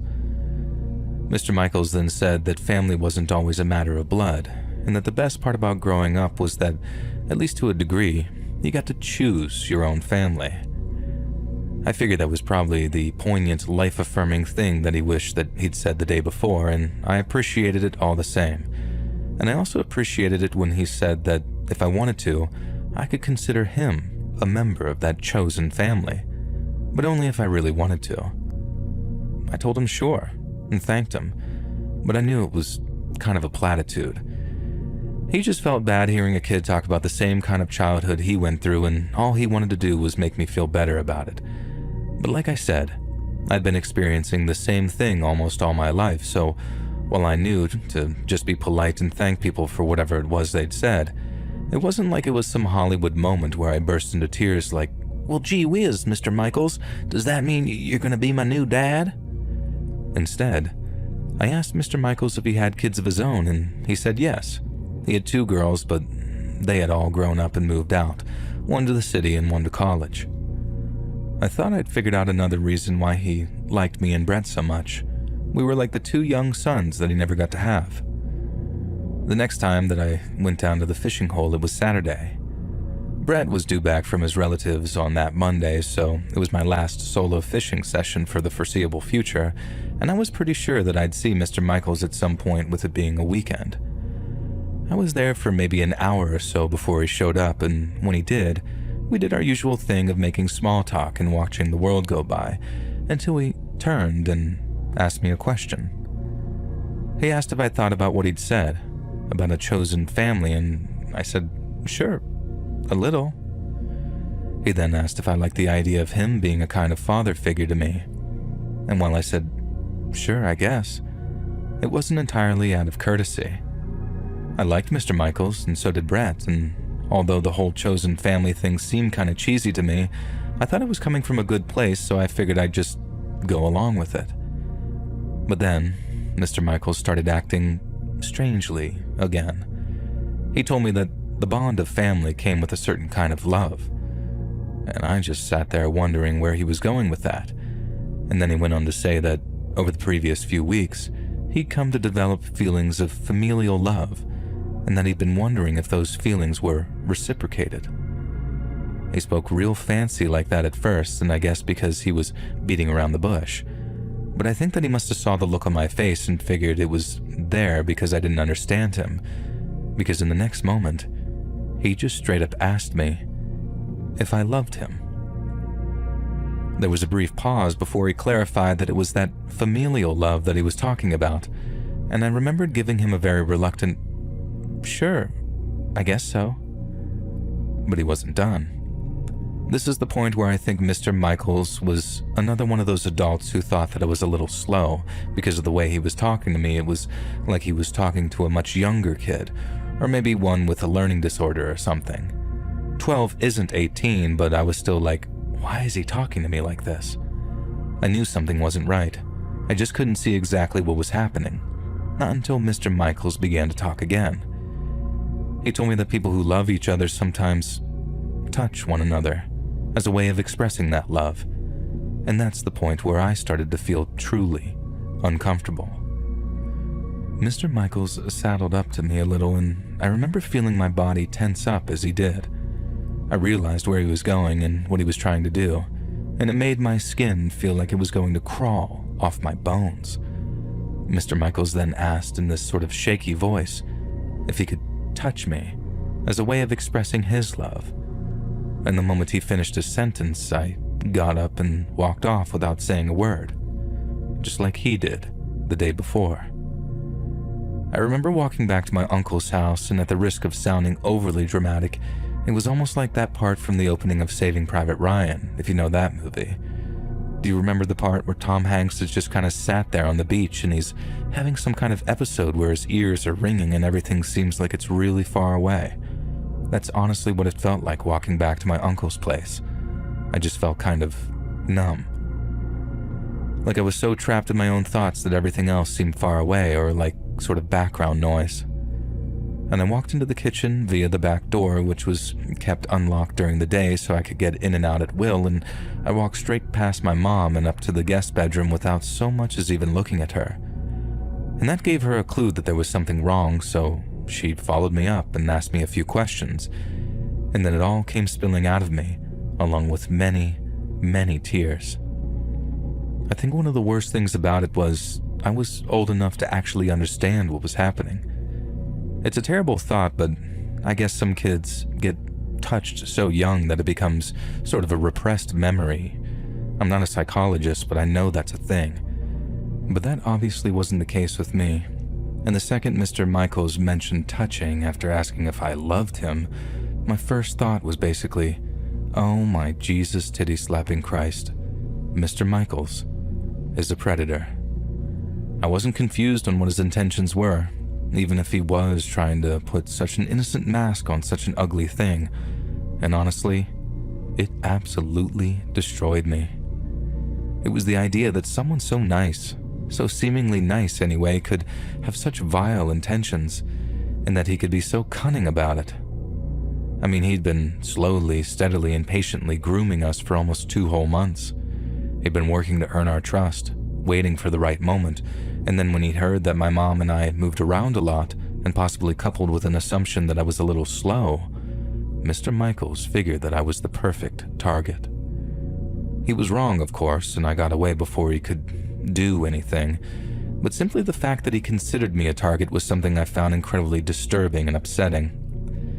Now, this was back in the late 70s, and honestly, I'm not sure what kind of reaction it'd get now, but after I told my mother, she told my uncle, and when my uncle told the local sheriff, they did something. I don't know what it was, because I don't think they ever officially arrested Mr. Michaels. All I know is that one day I was told that I didn't have to worry about him anymore, and that he'd moved someplace far, far away. We were told it was safe to go down to the good fishing hole again without any fear of seeing old Mr. Michaels walking up in his cardigan and with a basket of his wife's baking. But that didn't have the desired effect, because I wasn't relieved to hear we'd never see him again. I was actually heartbroken. Brett was just as shocked as I was to find out Mr. Michaels was what he was, but his reaction mirrored my own in many respects. We were devastated to think that we wouldn't see him again, but not because we truly missed this guy, but because we realized Mr. Michaels never really existed in the first place, at least not in the way that he presented himself. It's kind of hard to articulate, I guess, but we knew we'd missed the Mr. Michaels who had our backs, who brought us food, and who gave us life advice. Only the brutal truth was that the version of Mr. Michaels we'd come to know was a lie. A person dreamed up by an incredibly dangerous predator whose goal was to lull us into a false sense of trust and security. And when the truth became clear, it changed the way I thought about adults for a long time. I guess you could call it our loss of innocence, the summer me and Brett realized that the world was much darker than it seemed. Many years later, when I was all grown up, I heard some radio evangelists talking about the devil, how he lies, how he deceives, how he tricks you into thinking he's your best friend before he turns and shows his real face. If that's the case, then I think I met him, and his name is Mr. Michaels.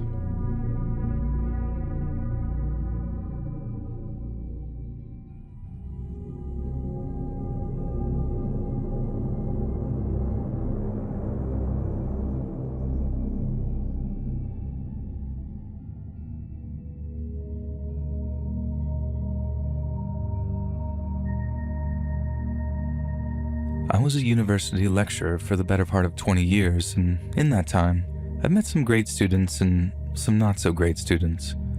One lad, an international student from a country that'll remain unnamed, was probably the most difficult student I'd ever come across, and his country of origin shall remain unnamed because, frankly, he was the only problematic student from that nation that I'd ever had the displeasure of dealing with. Every other international student from this particular country was respectful, considerate, and exceptionally hardworking, but this one was not. The first thing he told me after realizing that my first initial stood for Maria and not something like Matthew was that no one in his country would take a female professor seriously. I simply replied if he wanted a passing grade, he could take the attitude of when in Rome.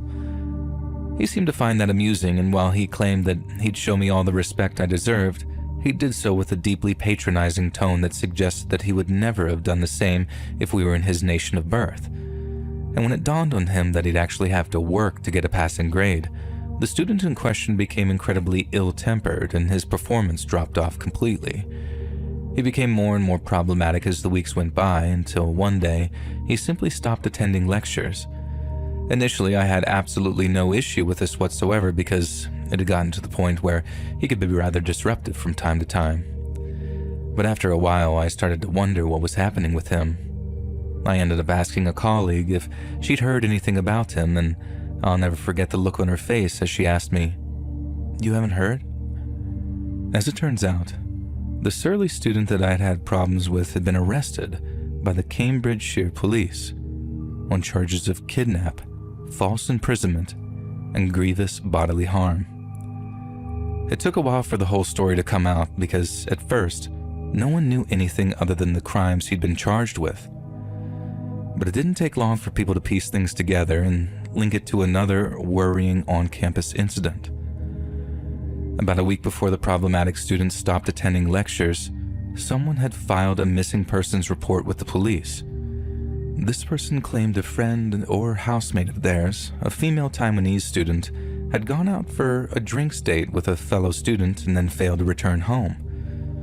Students staying over at each other's flats or dorms is a very common occurrence, so for the first 24 hours or so, no one batted an eyelid. But then after another 24 hours without any communication from her, the girl's friends became concerned.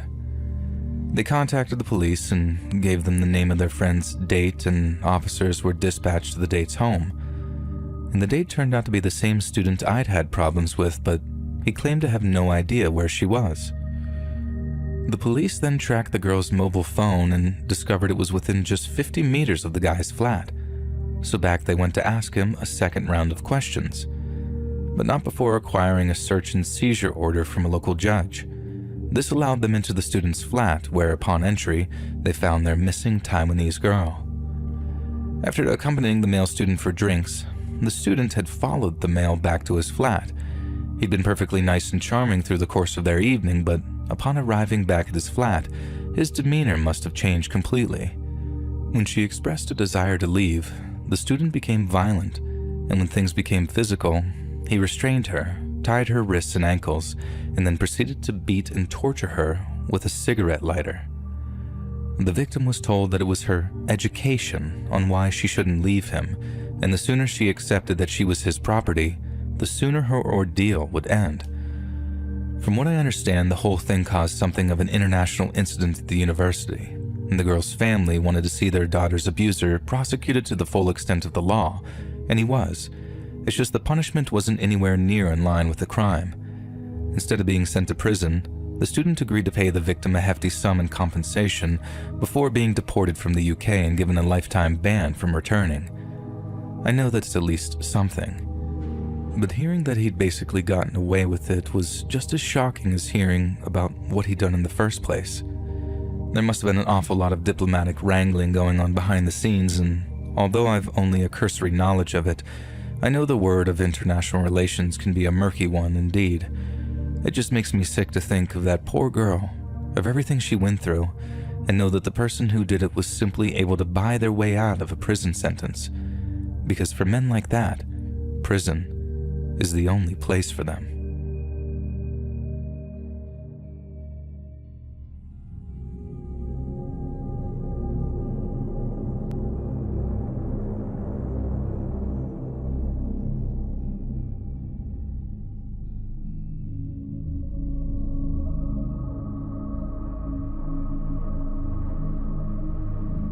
Back in 2009, when I had just turned 22, one of my best friends since childhood met a girl on Facebook.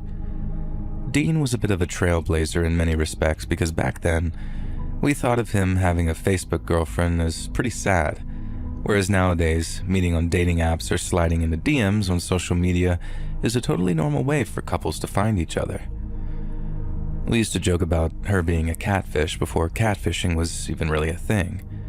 We didn't use that exact term, but there were a lot of jokes about Louise turning out to be a Lewis who was 3 times his age. Turns out, Louise was a real person, and when we met her, we understood why Dean was so smitten. They seemed perfectly matched for one another, and within about 18 months of them getting together, Dean announced that he was moving down to Bournemouth so they could be closer. We were gutted to see him go because Bournemouth is a 7-hour drive from where we grew up in Durham, and without a car, it wasn't like he could pop home whenever he liked because the trains took even longer and the fares were outrageous. Since Louise lived with her mom and brother, Dean started looking for flats down in Bournemouth, and then when he got a bit of money saved up and had somewhere to live, off he went. We later found out that he'd moved into a shared apartment just outside of the city center and that he quickly found a job as a kitchen porter, so he didn't burn through too much of his savings. His job was alright, his relationship was flourishing, and the only thing stopping him from getting a flat with his girlfriend was the fact that she didn't have a job yet. On top of that, his new flatmate sounded like a sound fellow, too. The only thing was, Dean wasn't very forthcoming when it came to information about him. As you can imagine, he was very proud of himself for having landed on his feet in the way that he did. He told us all about his new job, all about how nice his new neighborhood was, and he briefly touched on how cool his new flatmate was. They'd have a drink together, have a smoke together, watch horror movies together, but when we asked what he did for a living, or what he looked like, or what he was interested in, Dean was suddenly all vague or one-worded answers. We just put it down to him still being new in the area, and it's not good manners not to pry into people's lives, is it? And regardless, we were pleased that he was doing well, even if it did mean seeing less of him. Anyway, about 6 weeks go by, and Dean ends up inviting us down to Bournemouth for the weekend. We were all about 23 or 24 at the time, meaning that we didn't have a lot of cash to throw around on hotels and all that, but Dean's like, "No, brother, just crash at my place." We drove down on Friday morning, got there in the late afternoon, then went looking for Dean's flat out near a place called Boscombe. We found it no problem. Our mutual friend beeped his horn when we were outside, then we had an ecstatic reunion in the car park of his apartment block.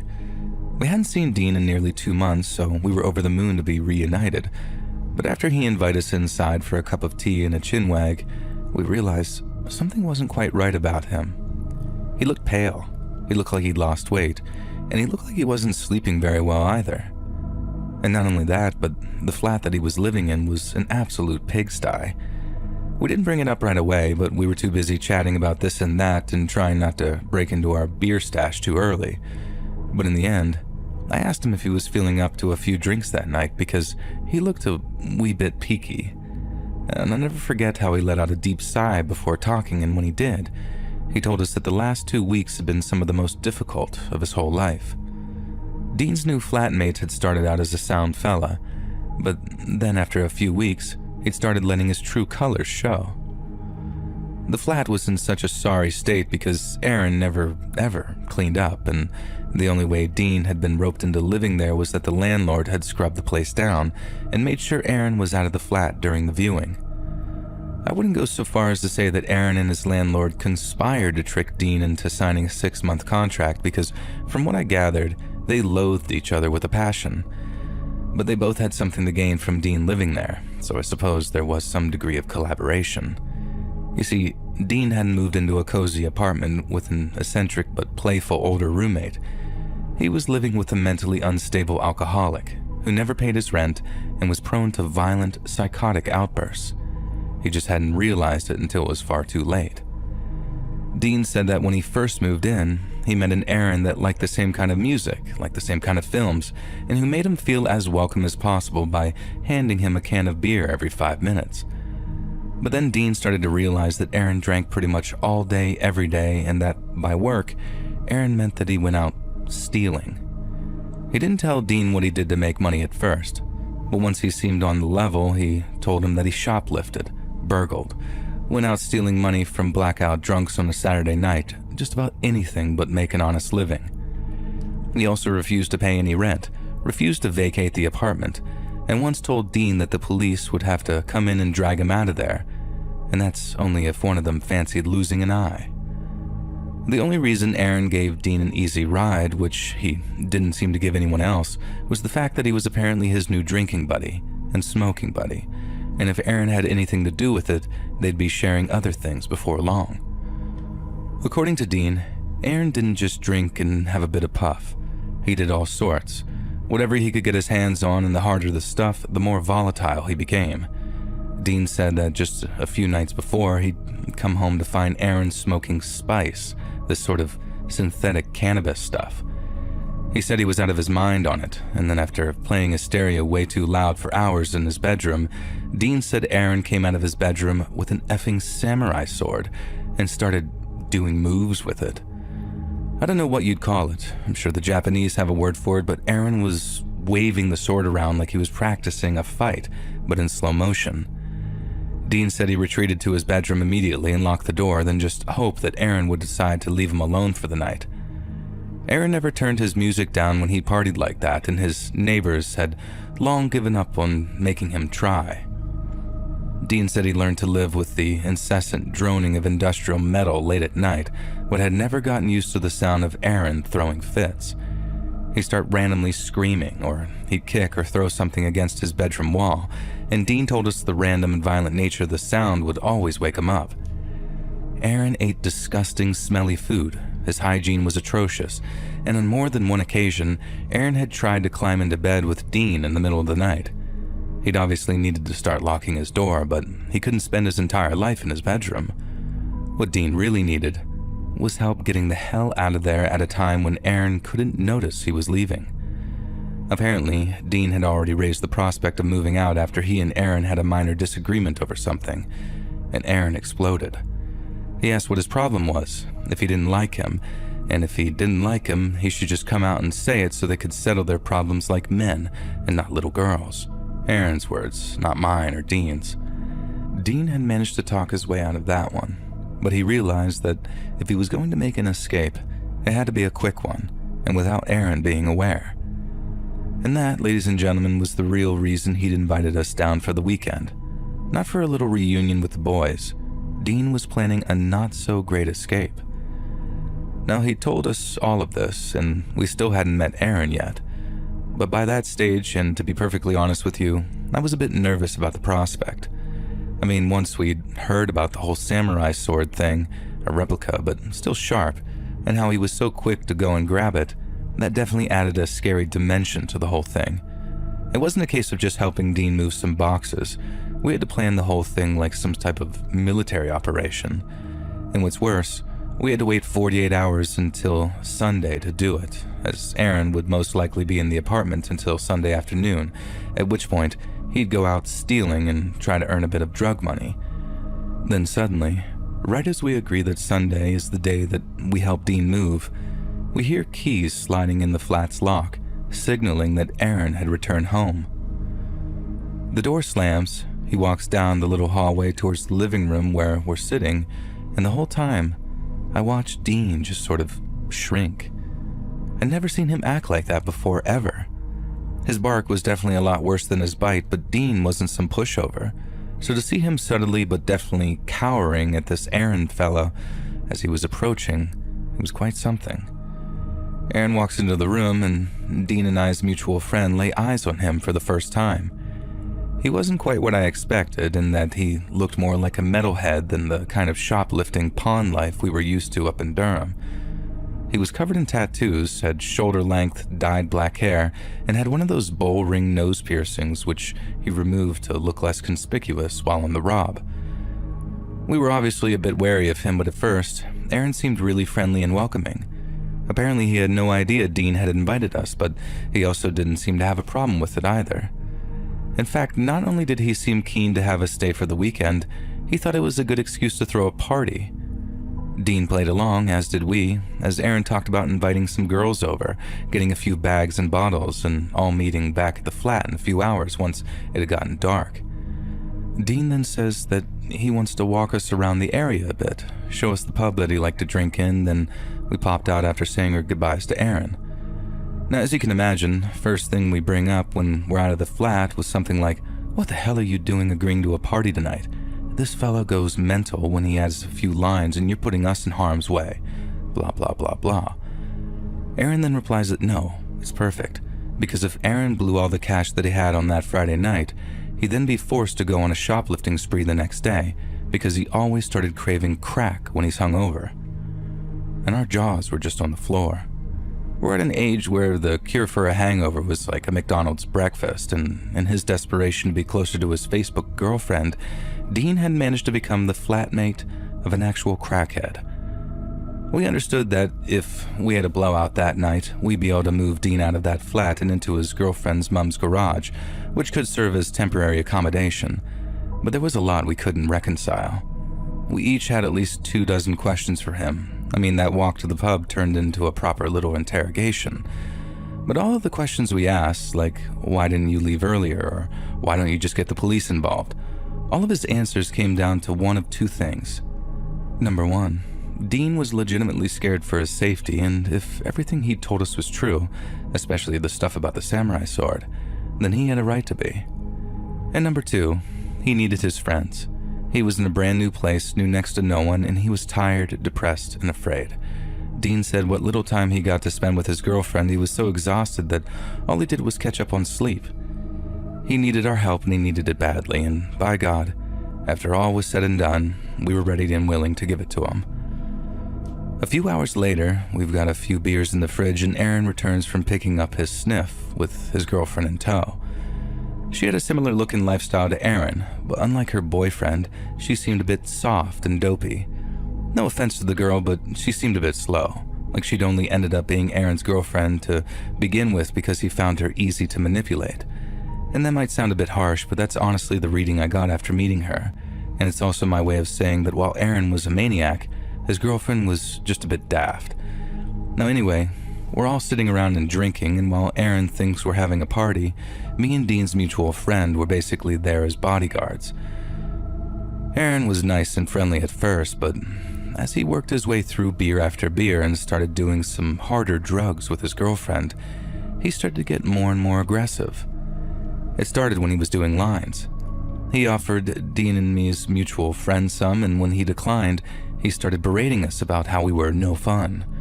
He told us, "Even Dean has a bit of Charlie with us, don't you?" And us as his old friends were thinking, "No, he doesn't. Dean likes a beer, but he's hardly ever touched any drugs at all." But then, right there, before our very eyes, Dean leans over and does a bump before giving us both a very sheepish look. I suppose he'd learned to take the path of least resistance, as they say, but seeing how intimidated and browbeaten our old mate was, it was shocking. After all, we hadn't seen Aaron's wild side yet, so it didn't make sense why he was so scared of him. The night went on for a little while longer without incident. Aaron started acting like a total prick, saying the most obnoxious crap you can imagine about just about everything you can imagine, but there were no indications that any swords were about to be produced.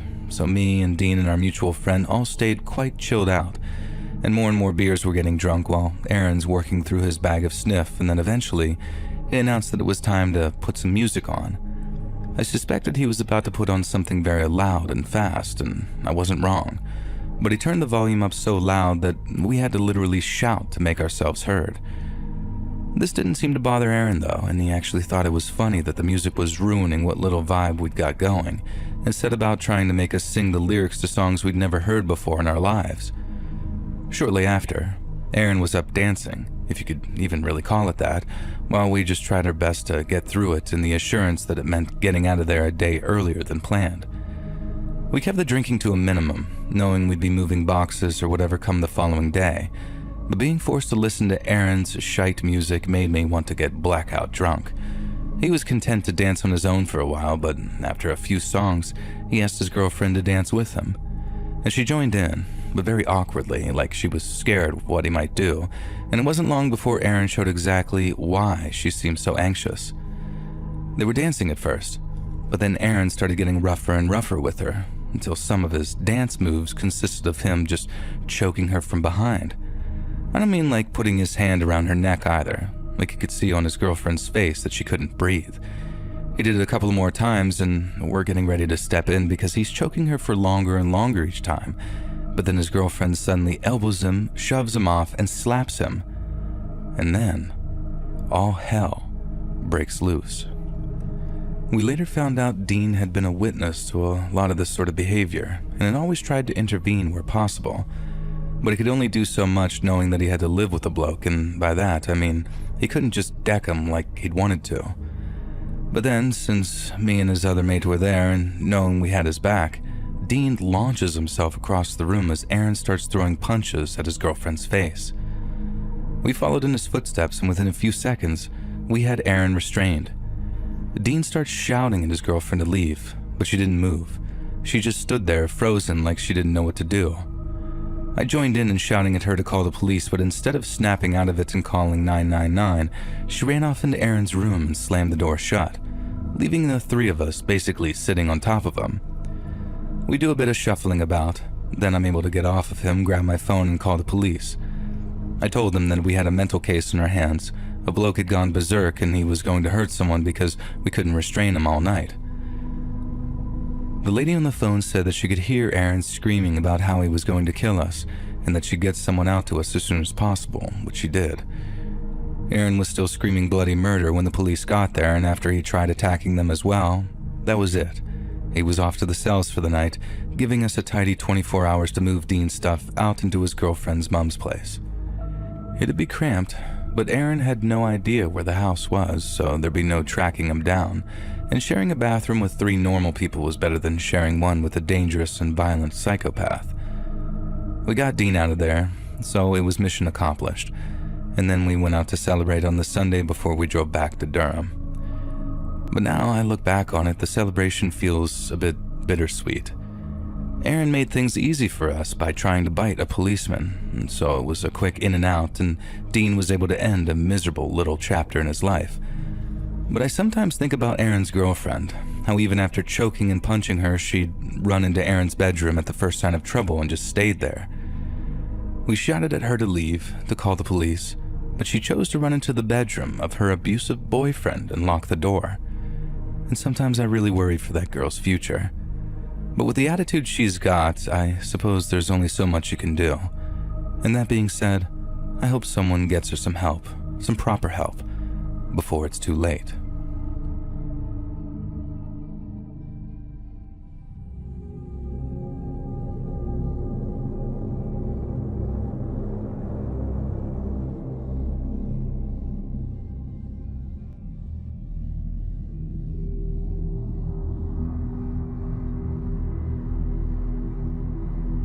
When I was in high school, I loved the game of basketball, and I was one of those kids from the late 2000 era when ball was life.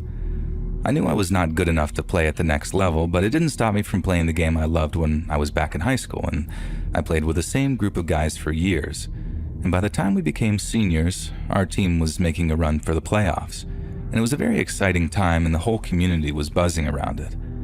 And after a very massive win, our team was only 1 win away from a sectional title, which was just about the greatest accomplishment I could have ever made in high school.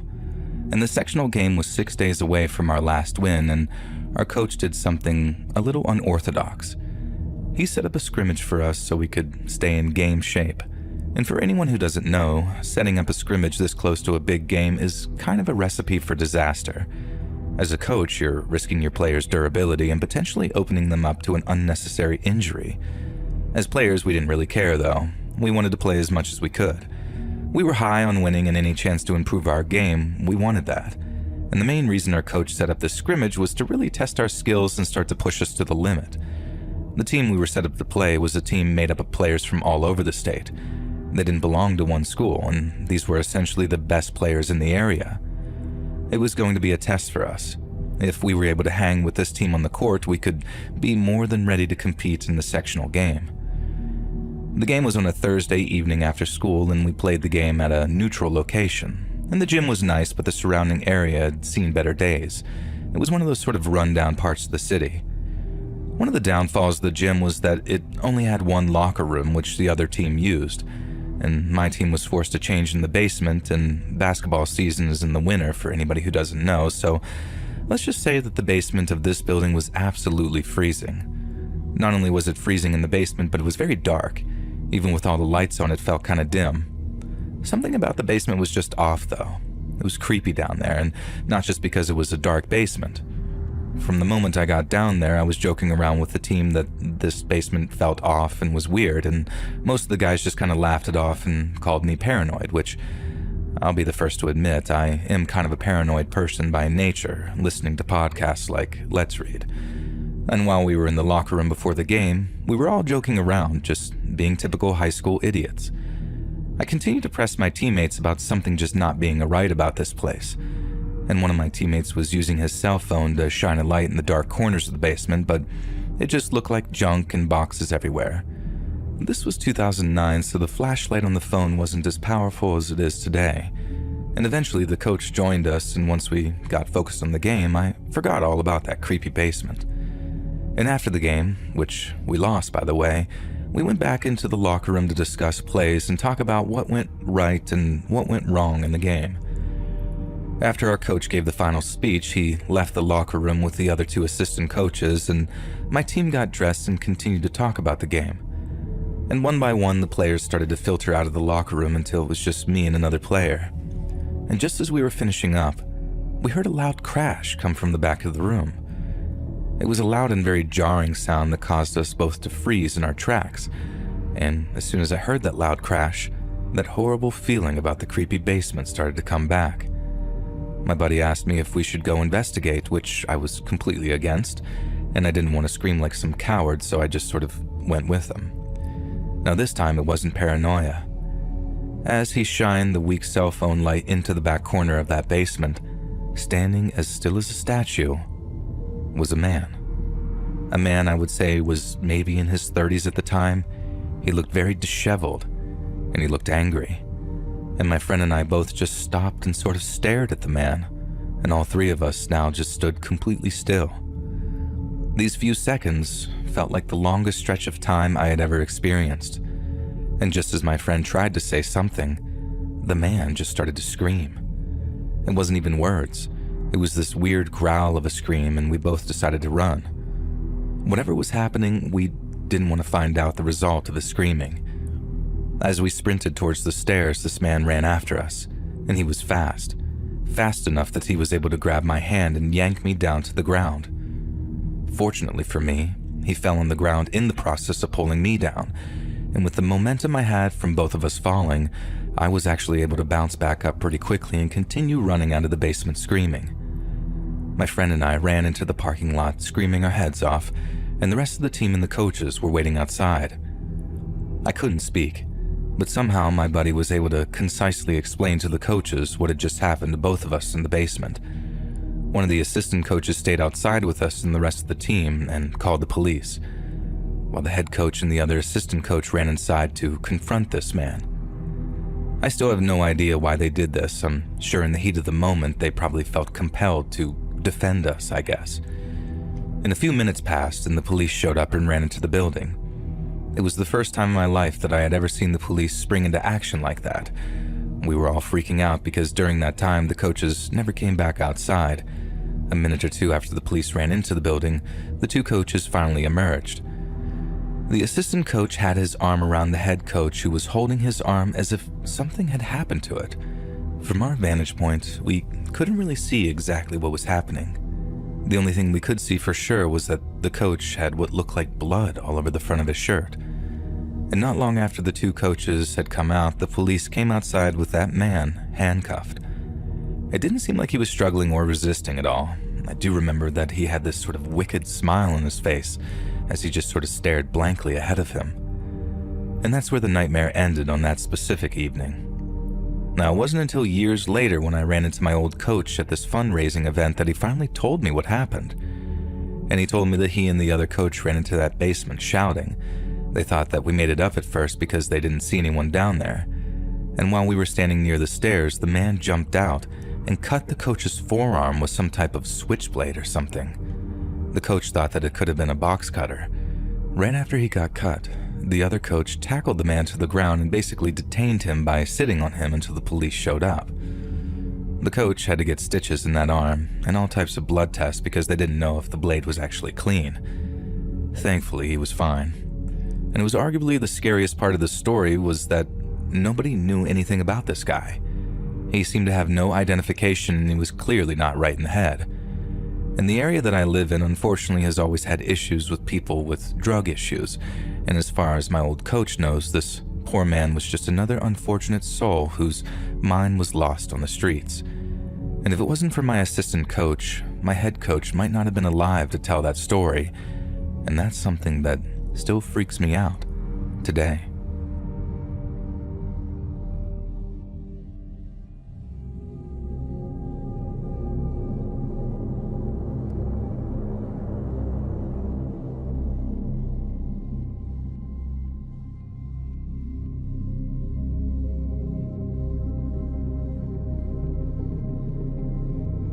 I've been a lover of sports my entire life, and ever since I was a little kid, all I ever wanted to be was a professional athlete.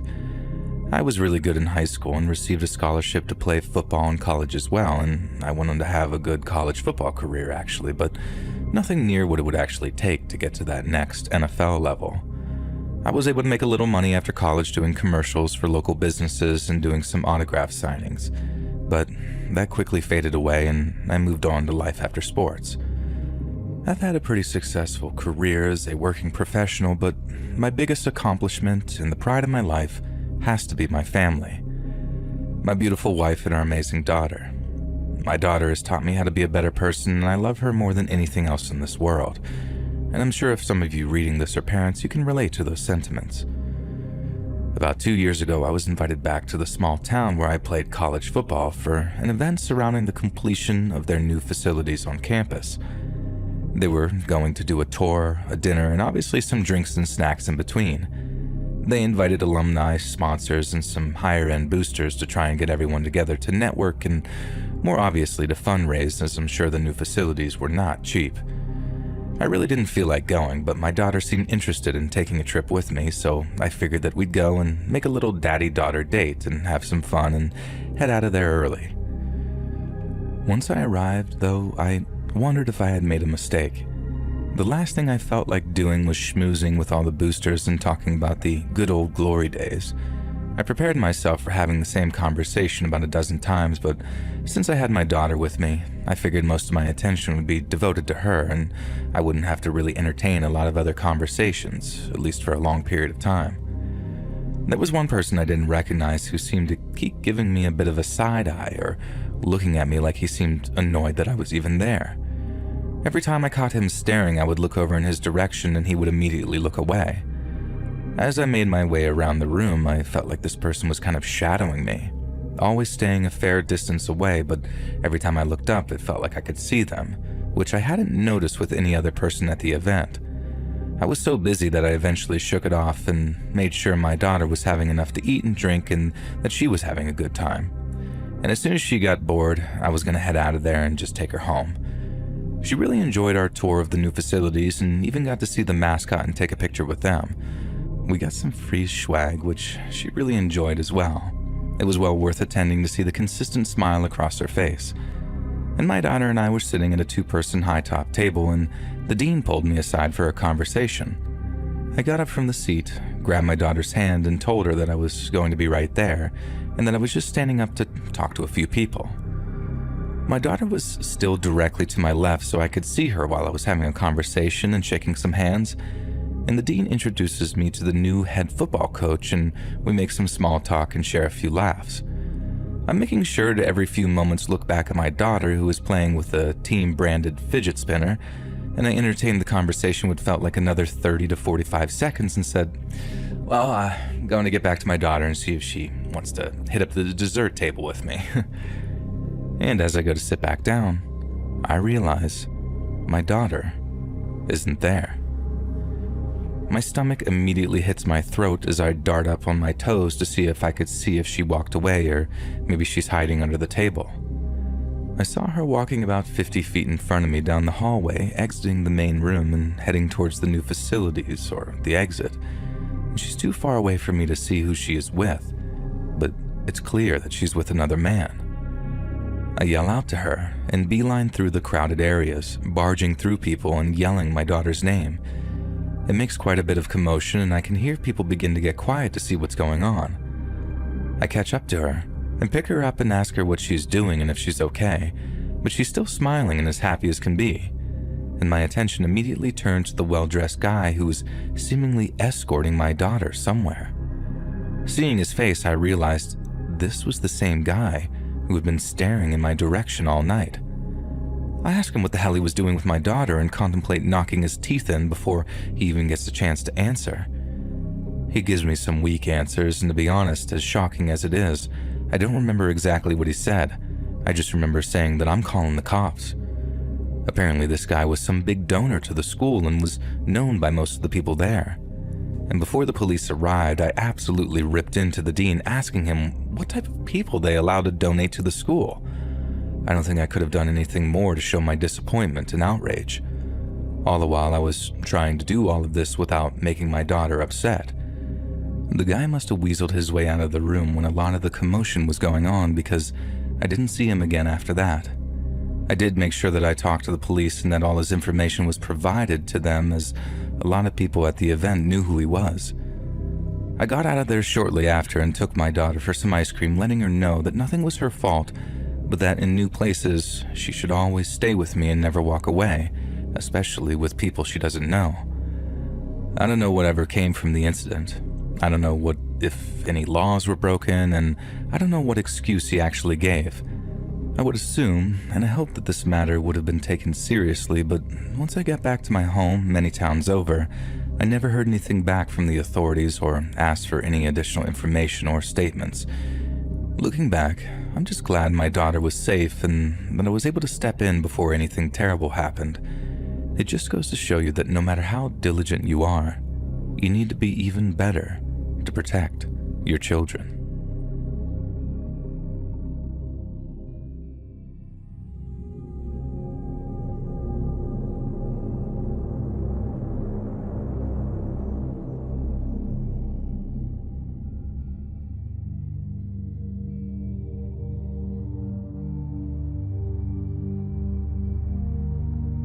Back in September of 2017, my girlfriend and I of 3 years ended up going through an extremely bitter breakup, and since we were living together, I boxed up my stuff and moved out on October 1st. I stayed in a hotel for almost 2 weeks, and working by day and then searching for apartments by night, but most of the places I saw advertised online were, in a word, depressing.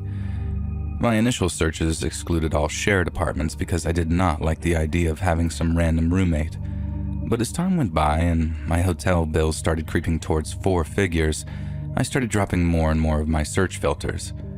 I started to seriously consider the possibility of having a roommate, especially if I could meet them prior to moving in, so I could kind of assess if they were going to be a problem or not.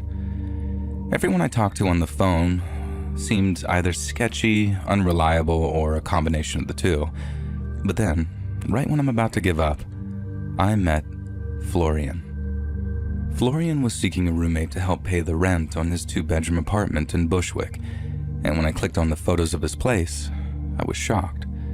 The apartment was really, really nice, kind of like a rustic warehouse type of vibe, but all the fittings and furniture looked brand new. But the best thing was what Florian wrote in his little About Me section. He'd written something like, "I work exclusively at night, so you have the apartment to yourself in the evenings, but I require complete silence during daylight hours." I just started working from home at the time, and complete silence in the day was exactly what I was looking for. I sent him a message, we spoke on the phone, and then I arranged to stop by the apartment to talk face to face. The place was even nicer in person, and in many ways, Florian seemed like the ideal roommate. He was tall, this skinny Estonian guy, very dry and reserved, and wore a dark turtleneck and glasses. He said he was a filmmaker and was undertaking a project that exclusively involved night shoots, hence why he'd be out of the apartment by sundown. He was a sober vegetarian, but didn't mind if I kept meat or alcohol in the apartment. In fact, he didn't seem to care what I did, so long as I didn't smoke or make any noise whatsoever during the daytime. After explaining my situation and why silence during the day was ideal, I decided to test out his sense of humor and ask if he was a vampire. He didn't laugh. He didn't even crack a smile. He just replied, "No. As I said, I'm a vegetarian." And thankfully, my attempt at humor didn't spoil my chances, and since I volunteered my share of 3 months' rent in advance, he offered me the room right there and then. The following Monday, I was moving my stuff into the apartment. I had to wait until after 7 p.m., but with the help of a very flexible moving company, I had everything moved in by 11, and by the end of the next day, I was unpacked and settled in. Living with Florian was like living with a ghost. He kept his end of the staying silent deal by being a ninja whenever I was asleep, and since sometimes I go to the gym or go grocery shopping around the time he left for work, we'd sometimes go days at a time without seeing each other. I had a quiet place to work during the day and had someone who wouldn't infringe on his schedule or lifestyle while paying half the rent. It was ideal, really. But sometimes, Florian was so quiet it was almost spooky. I'd wake up, head downstairs to make my coffee, and walk into a spotless kitchen. But then when I opened up the fridge, there'd be a week's worth of vegetarian meal prep all boxed up and ready to go, when the previous night there had been nothing but a few beers and my leftover box of halal cart street meats. I know that might sound like a weird thing to complain about, but I'm not even really complaining about it. I guess what I'm trying to say is that was the closest thing to a red flag I ever got with Florian, and I kind of wish there had been more to go on. And so, for the first 7 to 8 weeks, I lived in a state of almost complete bliss. I'd somehow managed a clean break from my ex-girlfriend, so although it still bothered me somewhat, it wasn't like she was blowing up my phone, and she certainly didn't know where to find me. And then having my brand new uber quiet, super Gucci workspace with its minimalist decor and monochrome color scheme made it very easy to pour myself into my projects, find my peace, and just sort of move on. I'd found the perfect temporary living arrangement, or at least I thought I had. One day, I finished work at around 5, walked down the block to get some noodles from the good old Cantonese place. Then, when I was walking back to the apartment, I felt my cell phone buzzing in my pocket. It was Florian, and when I answered the call, he asked me in his typically dry tone for a favor. The location that they had in mind for that night's shoot was, in his words, unavailable, and to avoid having to reschedule the entire shoot, Florian wanted to know if he could use the apartment. He was very apologetic, promised it'd be a one-time only thing, but told me that I'd have either to vacate my apartment for the evening or remain in my bedroom for the duration of the shoot. I told him it was no problem, especially if it was just a one-time deal, then told him that I'd meet him back at the apartment. About an hour later, Florian arrives with his 2 friends, one guy and one girl, and they have a bunch of what appeared to be equipment bags with them. The girl was small and attractive, and the guy was a little bit overweight and balding, and despite being American, both shared Florian's sort of art hipster vibe and were just as quiet and reserved as he was. Once they were ready to set up, I grabbed my laptop and stuff and then started walking up to my room. The apartment had a small second floor when Florian asked if we could talk in private. I invited him into my room, asked him what he wanted to talk about, and for the first time since I'd known him, Florian had some semblance of emotion on his face. Florian looked unusually concerned as he explained how some might consider his project to be, quote, unusual. It required complete immersion on the part of the cast and crew, which was why under no circumstance was I to leave my bedroom during the shoot. And this was around 8 p.m. and I was due to sleep at around 11, so I had no problem retiring to my room to play some Civ or just watch Netflix until I dozed off. Now Florian said that was good because the shoot was going on until about 1 o'clock in the morning. Obviously, I wasn't all that excited at the prospect of having my sleep disturbed, but that led Florian to ask if I had a good pair of earplugs or some headphones that I could use to drown out the noise. But then that got me thinking, what kind of noise was he talking about? I half-jokingly asked if he was making an adult movie down there, and in his typically dry fashion, he said no, that was not the kind of movie he was making. And my curiosity was pretty truly piqued at this point, so I asked him what kind of noises I could expect to hear, and in response, Florian told me something I'll never forget. He told me, "You might hear some things that might frighten or disturb you, but I can assure you no matter what you hear, it is merely a simulation, and there's no reason for you to be alarmed." I asked Florian if he was making some kind of horror movie, and he said no. It wasn't a horror movie as such, but it did contain elements which some people might associate with horror films. Apparently, this is why it was so important that I wear headphones or earplugs, otherwise I might not be able to sleep. I told him as long as there wasn't any screaming, we'd be fine, and that's when Florian asked again if I wouldn't be happier just vacating the apartment until 1 a.m. Honestly, I was way too tired to head out to some bar and force myself to stay awake until 1, and since I had a good pair of noise-canceling headphones that I could use, I figured I'd just brave the noise and, at worst, stay up until the small hours watching movies extra loud until the shoot finally finished. And the plan worked perfectly for a while, and for the first hour or so, I didn't even have to switch on the noise-canceling setting on my headset. I actually had it switched to ambient aware because by that point I was honestly so curious as to what kind of noises Florian was worried about me hearing. I figured there'd be yelling, probably some screaming after Florian's soft admission, and I just severely underestimated the kind of screams I'd be hearing, as well as the effect they'd have on me.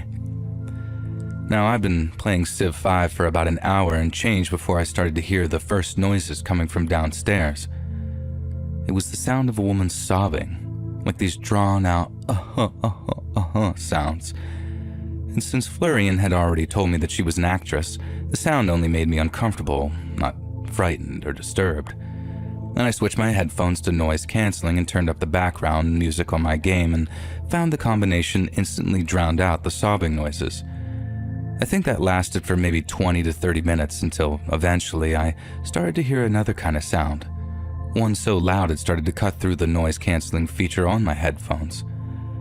I reached up to the speaker covering my right ear, lifted it up, and then instantaneously recoiled when I heard the sound that I'd been shielded from. The girl downstairs, actress or not, was letting out the single most blood-curdling scream I've ever heard.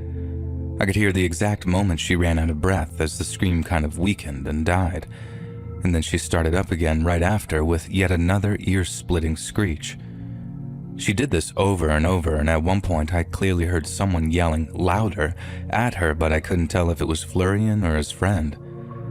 I knew it wasn't for real. I knew it was just an act, but there was something about that lady's scream that set my teeth on edge. I could only sit there listening to it for a minute or two before I secured my headphones over my ears and just pumped up the volume on my laptop even further and tried my best to forget it was even happening. I tried my best to just focus on playing this game, but I could still hear those nails on a chalkboard style screams, and they might have been very faint, but I could still hear them if I focused my attention on them over the music coming from my headphones. The only way to completely drown them out by then was to boost up my volume on my headphones to like 100, but that got so loud that it started to actually hurt my ears, so it wasn't sustainable for more than a few minutes before I had to lower the volume again. Thankfully, the screams had petered out altogether by the time it came to lowering my headphone volume, and I got to spend the next few minutes in relative peace before I suddenly started to hear the sound of frantic begging creeping through the music in my ears. Once again, I lifted my headphones, and once again, I heard some skin-crawlingly convincing acting from the lady downstairs. Only this time, she wasn't screaming. She was begging through tears and shallow breaths. She kept saying, "No, please God, no," and other variations on that theme, and she did it non-stop for about 14 straight minutes. I guess talking loudly was easier on her vocal cords than balls-to-the-wall screaming, but that allowed her to do it unceasingly for way longer than she screamed for. Again, I was thankful that I was able to just drown it out without deafening myself with the music from the game that I was playing, but somehow, all the begging got to me even worse than the screams did. And I swear to God, even with Florian's warning that the whole thing was just acting, every fiber of my being wanted to make her stop. I guess it bothered me in this sort of deep, lizard brain kind of way. Something passed down from our ancestors that means when you hear someone begging for their life or screaming in agony, it's impossible to just sit there and ignore it. And that's why, even when I couldn't hear the girl begging and sobbing anymore, I could still sort of feel it, you know? The screams came and went for another few hours, then around 10:30, I decided to take a shower and to try and get some sleep. Both upstairs bedrooms were fitted with attached bathrooms, another perk of living there, so I got to drown out the noises with a podcast and running water while I got clean.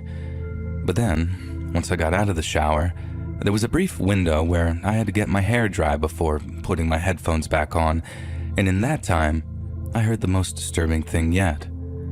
I was still listening to my podcast, and I'd picked probably the loudest person possible to listen to, shout out to Tim Dillon, but as I was drying my hair, I started to hear what sounded like all three people chanting downstairs. I was kind of curious as to what they were chanting, so I walked over to my phone and lowered the volume on my podcast and heard, "Hail Satan, hail Satan, hail Satan," getting louder and louder. Well, they sure must have been talented actors because they were giving it everything they had. wailing those two words again and again like they were in total ecstasy. I ended up lying on my bed, headphones on, blasting myself with some YouTube playlist called relaxing ambient music that ended up being neither relaxing nor ambient. And when 1 a.m. rolled around and everything finally went quiet, I literally whispered, "Thank you, Jesus," out loud to myself before finally drifting off. And the next morning, I felt kind of groggy after getting less than 6 hours sleep, but as my brain booted up in the shower, I remembered all the screaming and chanting from the night before. I couldn't really be mad at Florian because he'd warned me a whole 2 times to vacate the apartment, and besides, there were much worse things than him owing me a favor. As I mentioned earlier, Florian and I rarely bumped into each other, so it was days before I got a chance to ask him about the screaming. And when I did, he gave me about as dry an answer as you can imagine. He apologized profusely for the disturbance, both literally and figuratively, but was also quick to remind me of the warning I'd been given. He said the screams and the chanting for what he called ADR, or automated dialogue replacement, which is basically when you dub audio over a movie to make it sound better. No one was being threatened, imitated, or hurt in any way, and the lady in question was just a very talented actress. If the sounds she made disturbed me, then it simply meant that she'd put in a good performance and nothing more. This was obviously quite reassuring, I guess, but my main objective was to get a second assurance that it wouldn't happen again, and if it absolutely had to, then to give me advanced warning so I could book a hotel or something. And he agreed, and I thanked him, and that was that. Now, not even 2 weeks went by before Florian asked me for a second favor.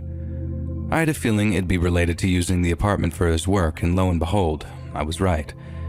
He opened his pitch by telling me that he was more than happy to pay for a night in a hotel, but that after a studio had pulled out on him, he'd been left with nowhere to shoot. I told him it wasn't necessary for him to pay for a room, that I could maybe find a place to stay, and even if I didn't, I was perfectly happy to pay for my own hotel room. Florian then gave me the date of his shoot, which was a couple of days away on a Friday evening. I happened to have been dating at the time, and it was just around the stage where it'd be acceptable for me to propose a kind of sleepover, if you will. And I proposed as such, and she accepted, so I had that Friday evening covered. I had no reason whatsoever to return to my apartment until, of course, I realized that I'd forgotten part of my laptop charger, the plug part that connects to the little box thing, and there'd be no starve-together LAN party unless I returned to the apartment to grab it. I briefly considered proposing a movie date instead, but the girl I was dating had seemed super excited to play, so I thought, screw it, and then caught the train back. I figured it'd be an hour at most, and that once I got back, we could get down to our LAN date. Plus, I called Florian in advance and gave him prior notice that I needed to stop the shooting for all of 30 seconds maximum, then be off the hook for any interruptions. I texted Florian as I was walking to the subway, then, when he didn't reply, I gave him a call once I was back in Bushwick. He didn't pick up on the first call, so I tried again, only for that one to ring out too. And I figured that he was busy and his phone was set to do not disturb or whatever, so I texted him a second time saying that I was minutes away from the apartment and would only be interrupting him for like a minute max. Again, I got no reply, and I was kind of worried that my intrusion might cause some kind of issue between me and him. And at the same time, I was thinking, I pay my rent, I'm a good roommate, I can be in and out in 30 seconds with a few apologies, and then if Florian's mad, well, I can just deal with that issue as and when it comes. A few seconds later, I'm at my apartment building, walking to the elevator, then a minute more, I was at my door. Since I don't want to disturb too much, I start knocking on the door. I had my key ready, but just like with the texts and calls, I wanted to give Florian as much advance notice as possible. I knocked once, got no answer, then tried calling Florian one last time. He sent that one straight to voicemail, so I knew that he knew that I was trying to get in touch with him. And that's when I started to get a little annoyed. At least work with me, don't just ignore my calls. I get that he was busy, but he literally could have just grabbed my laptop cable, opened up the door and given it to me, and hey presto, he's back to his shoot. But he didn't. He actively ignored me. So after a minute of waiting for a call or text, I took out my key and opened up my apartment's front door. The first thing I noticed upon closing the door behind me was that someone had taped a bunch of clear plastic sheeting all over the place. They were on all the floors, on the walls, and there were strips hanging between open doorways like they were supposed to be flimsy replacements. And I'm thinking, what the hell? And then I started calling out for Florian. The second I called out, I started hearing heavy footsteps coming towards the apartment's entrance hallway.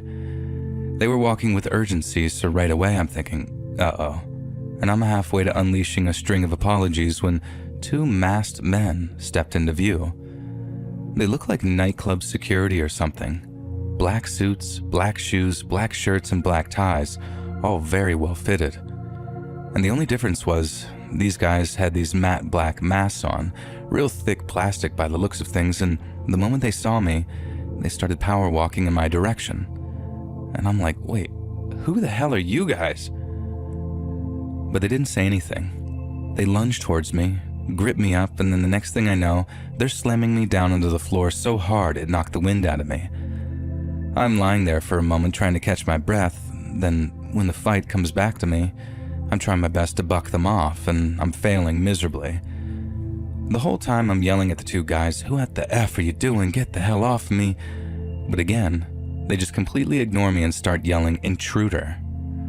I'm like, I'm not an intruder. I live here. And right then, I hear the crackle of a stun gun before I feel this intense pain shooting up my leg, and suddenly, I can't move or talk anymore. I tried to carry on fighting when I realized that I could move again, but I was so frazzled from the stun gun that I felt like it had drained my battery or something. There was nothing left at my tank, and all I could do was just lie there while those 2 heavies had me pinned and wait until I had another opportunity to escape. I was still yelling for them to get off of me when someone down in the apartment's open sitting area, who I couldn't see, asked in a very authoritative voice tone what was going on. I immediately went quiet. Then one of the 2 masked men repeated the same word, intruder. And the person who spoke, whose voice I didn't recognize, then told them, quote, remove me. The 2 heavies immediately dragged me into the hallway outside the apartment, dumped me on the ground, then went back inside and closed the door behind them. I was like, what the hell just happened? And then after I picked myself up, my first instinct was to call the cops. Something was going on in my apartment, and whatever it was, it didn't seem like any kind of movie set or whatever. And the first thought was that it was some kind of home invasion, but then what was with all the clear plastic sheeting? They reminded me of something from Forensic Files or Hostel, or the kind the Mexican cartels use in those kill houses, so the walls and floors aren't soaked with blood. That's what freaked me out so much that when I called the cops, I wasn't like, I'm pissed and those guys are going to pay. It was more like, something terrible is happening up there in my apartment and it's down to me to stop it. Yeah, I was angry at those 2 masked men for body slamming me and tasing me, but it wasn't like they were 2 crackheads who broke my nose after stealing my laptop. Another true story. The way those guys were dressed, the masks, all the plastic sheeting, they were security for something that was going on in there, something no one was allowed to see. And in my humble opinion, that can't have been anything good and legal. In fact, screw legal. I've had neighbors growing pot back before it was legalized, and all the power to them. It's not hurting anybody. But whatever I just walked into, it sure as hell looked like someone was either getting or was about to get hurt, and really badly too. The cops took a whole 20 minutes to get to me, and that's with the dispatcher telling me that mine was a priority call. They followed me up to my apartment, opened the door for them, and I was right in the middle of telling them about all the plastic sheeting when we saw it was all gone. Both cops gave me a disappointed look as if to say, we didn't have you down for a schizophrenic. And then right as I'm explaining how it was there not even 20 minutes ago, Florian appears with an explanation. He'd thrown a party, a rather exclusive one, and the 2 security guards his guests had employed had just been a little overzealous when it came to unexpected guests. According to Florian, there was never any plastic sheeting or black masks, and he wasn't sure what I was talking about in that respect. But what he was sure of was that he and his guests were profusely sorry for the confusion, and that they wished to extend their sympathies for the inconvenience. I was angry. Like inconvenience? I was just assaulted. But then I noticed something else, Florian was showing more emotion and sincerity with the cops than he'd ever shown me. His natural state was dry and sarcastic, but with those two NYPD officers, he was like the most articulate and passionate person ever. And that's when it hit me. He wasn't being sincere. He was acting. The cops wanted to know who the two security guys were and the ones who ended up assaulting me, but Florian claimed that they were provided by an anonymous guest and that he had no idea who they were or where they'd been hired from. The only two people Florian knew, according to him anyways, were his male and female friend, both of whom would be happy to answer any question the cops had. When asked why all the guests had scattered before they arrived, Florian told the two officers that they were incredibly embarrassed at the confusion. He also seemed like he was being totally honest when he said that, with his guests knowing their security would be in trouble with the cops, and they walked out of the apartment building's back door to where their cars were waiting. I could see through Florian's bullcrap, and somehow, by the time the two officers were leaving, they seemed convinced that Florian was as apologetic as he said he was, and that it was all just some big misunderstanding. After the cops left and I asked Florian what had been going on the previous night, he changed his tone completely. He said I had no right to know what had been going on, and that I shouldn't have come back to the apartment when I'd told him I'd stay away all night. He also added, in a way I found incredibly chilling, that I should consider myself lucky that nothing worse happened to me. And I couldn't believe the sudden switch-up. He put on such a good act for the cops that when he turned, it was like seeing him transform or shapeshift or something like that. He told me he wanted me to move out, and I told him I was planning on it, and then I spent the next few days searching for other places to live before finally finding one that suited my budget. I was lucky though. I found somewhere decent pretty quick, and to be frank, I was close to living in my car because I did not feel safe around Florian anymore. And to this day, I don't know what he and his friends were doing up there, and actually, I kinda don't want to know either. And that wasn't always the case. I used to spend many an hour trying to figure out what he was really doing because, whatever it was, I didn't think it was anything even remotely innocent. I kept trying to get in touch with the other two cops I dealt with to see if there had been any updates, but it quickly became clear that they weren't remotely interested at all and that they figured that I was some gate crasher who'd probably got what was coming to him. At least, that was the vibe I got. Because after all, this is New York City, a place where there's a major crime every 4 minutes. But if the walls of that apartment could talk, I bet they'd tell some truly terrifying tales, and these days, I'm happy not hearing a single goddamn one of them.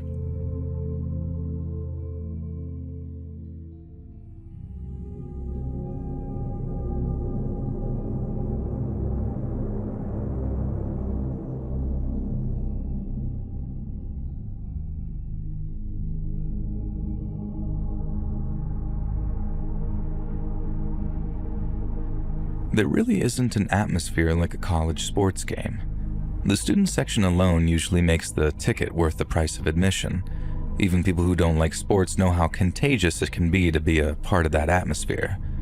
Unfortunately, there's always a downside. Some people can't control their emotions and let the game become more important than it needs to be. And let me tell you about something that happened to me a few years ago, and I'm only realizing recently just how dangerous it was. And I guess all things considered, I'm lucky to be alive. It was a college basketball game, and like always, the home crowd was amazing. It was loud in the arena before the game even started, and it was impossible not to get swept up in the emotion of the crowd. I had decent seats for this game, and the section I was sitting in was filled with mostly fans of the home team. Before the game started, I struck up sort of a casual conversation with the guy in front of me. He seemed like a good dude from just our short conversation. It turned out he was one of the few guys in the section who was cheering for the other team, and we laughed about it and had some friendly debates before the tip-off of the game.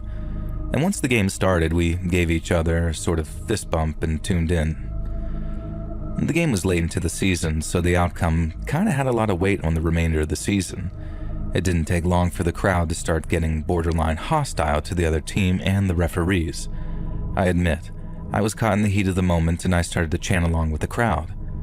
I swear, sports crowds are sometimes like a mob mentality. You just want to jump right in with your pitchfork. And shortly before halftime, I could tell my new buddy from earlier was starting to get kind of irate. He was getting loud and throwing his hands up, complaining about every call that didn't favor his team.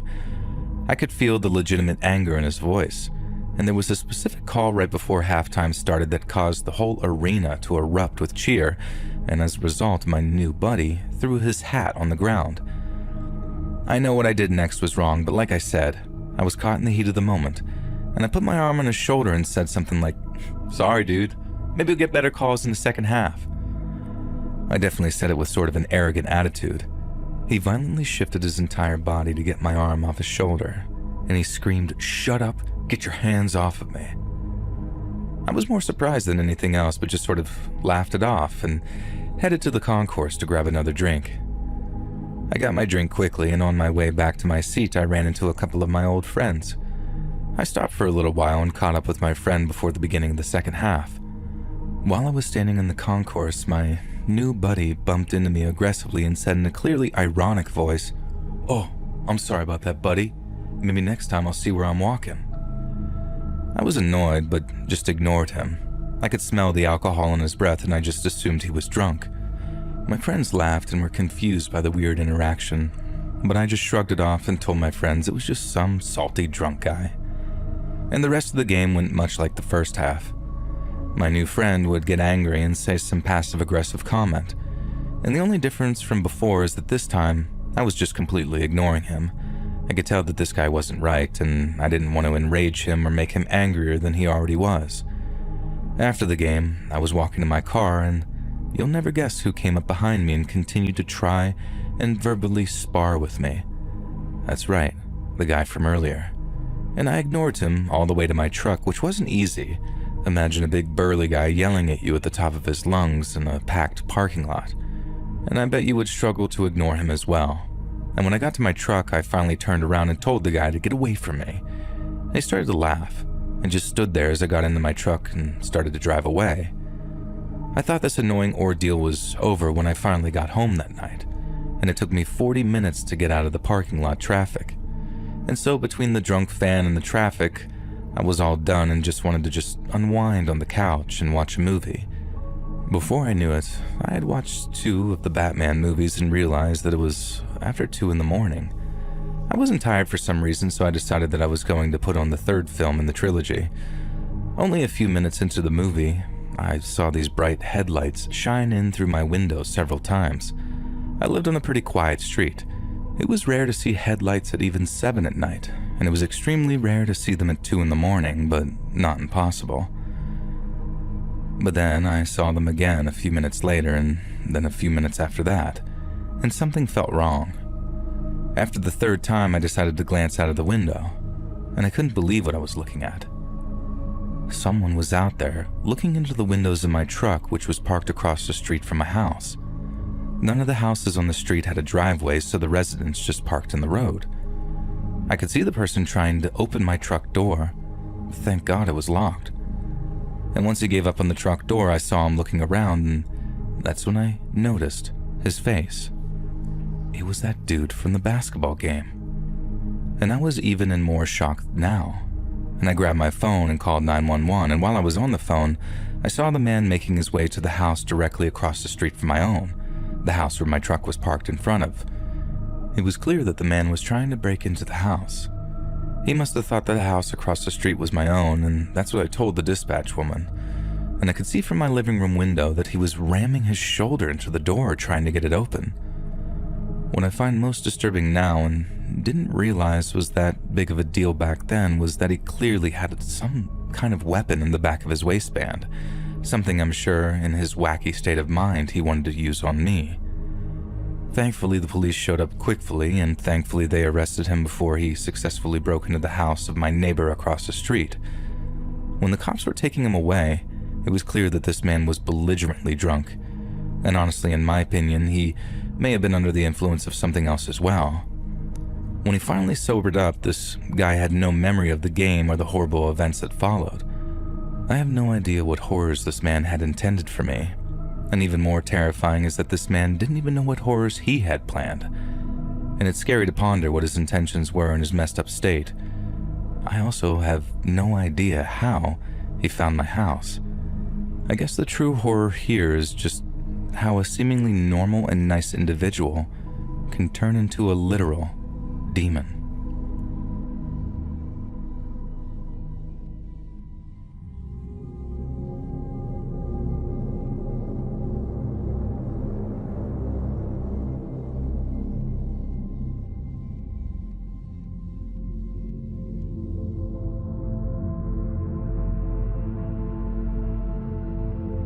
I played volleyball all the way through middle and high school and didn't want to give it up just because high school was over. And I ended up joining an adult league after high school and played whenever I could. When I was 21 years old, I blew out my knee and I was more devastated by the fact that I couldn't play volleyball for a whole year. By the time I was 22, I realized that I had lost a lot of burst from my knee injury, and I decided to try one of those over 21-year-old adult leagues. I was never a fan of them because they seemed like it was more about drinking, but I decided that I was ready to start a new chapter of my life. I can honestly say that I loved it. It was a weird adjustment at first, but before long, I was all about it. I made so many friends, and that became my life for the next 10 years. Last year was the last time I played, and I think that I need to take this year off. And this is the first year I'm not playing since I started the 21 and over league. And let me tell you about what happened last year, and you can tell me if you think I'm overreacting. It was the first or second game of the season, and we played a team of 3 girls and a guy. It was a co-ed league. The game started like most games. It was fun and competitive and had just the right amount of trash talk to keep those things interesting. At one point during the game, my teammates set the ball for me and I attempted to spike it over the net. I was met in the air by the man on the other team who lightly tapped it back over onto my side. The play caught me off guard and we lost the point. Once it was dead ball, the man came over to me and told me that it was a great attempt and better luck next time. He was handsome and he flashed his pearly white teeth at me. I laughed and we joked about it for a few minutes and I felt like we were kind of vibing, but I think he was just a nice guy and I was overthinking things. And we finally went our separate ways after the game and he asked if he could buy me a drink, but I declined. He then told me and my friends that we could join his team in the bar to hang out again, but again, we declined. Not because we were sketched out or anything. This all felt very normal and nice. We were just covered in sand and wanted to be done for the night. My friends and I talked in the parking lot for a few minutes and eventually we all said our goodbyes.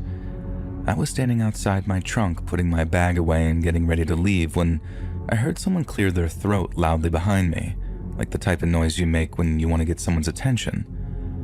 I turned around and standing behind me was a small blonde woman, and I recognized her right away.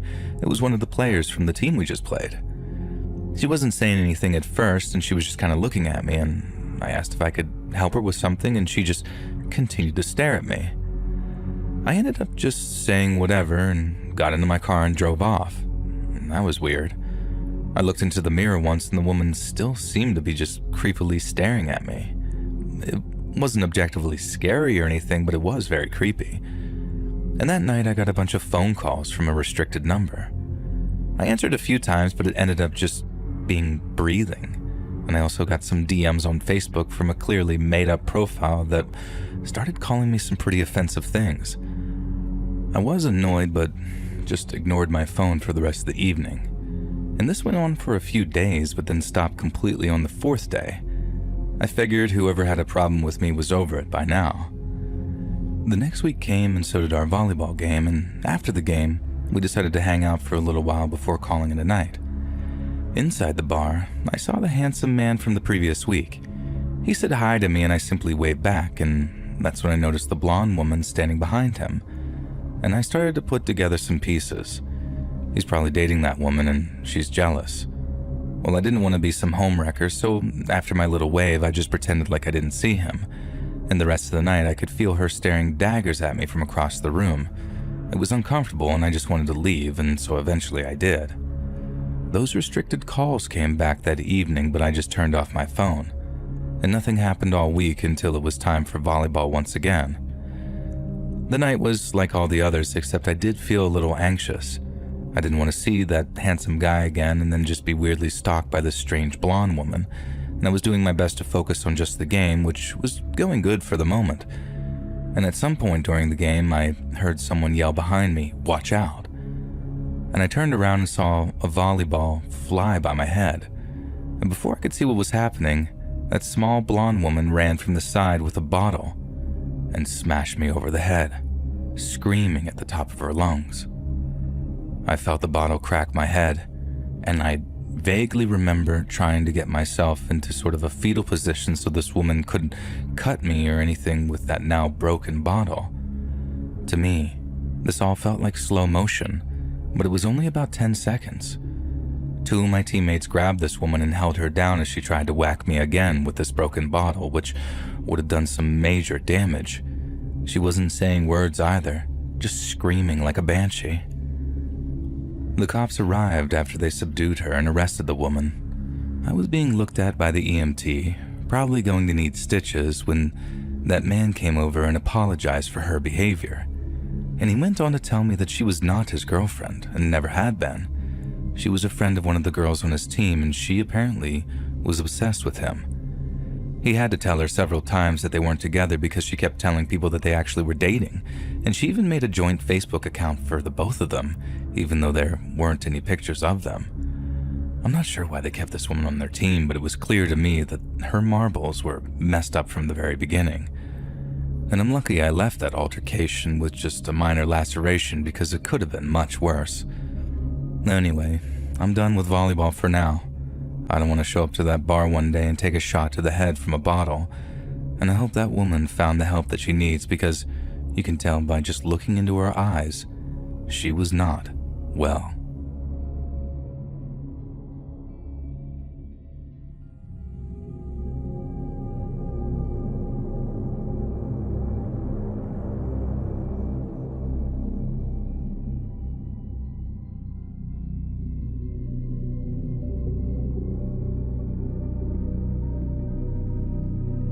When I was 18 years old, I went on my first major trip alone without my family.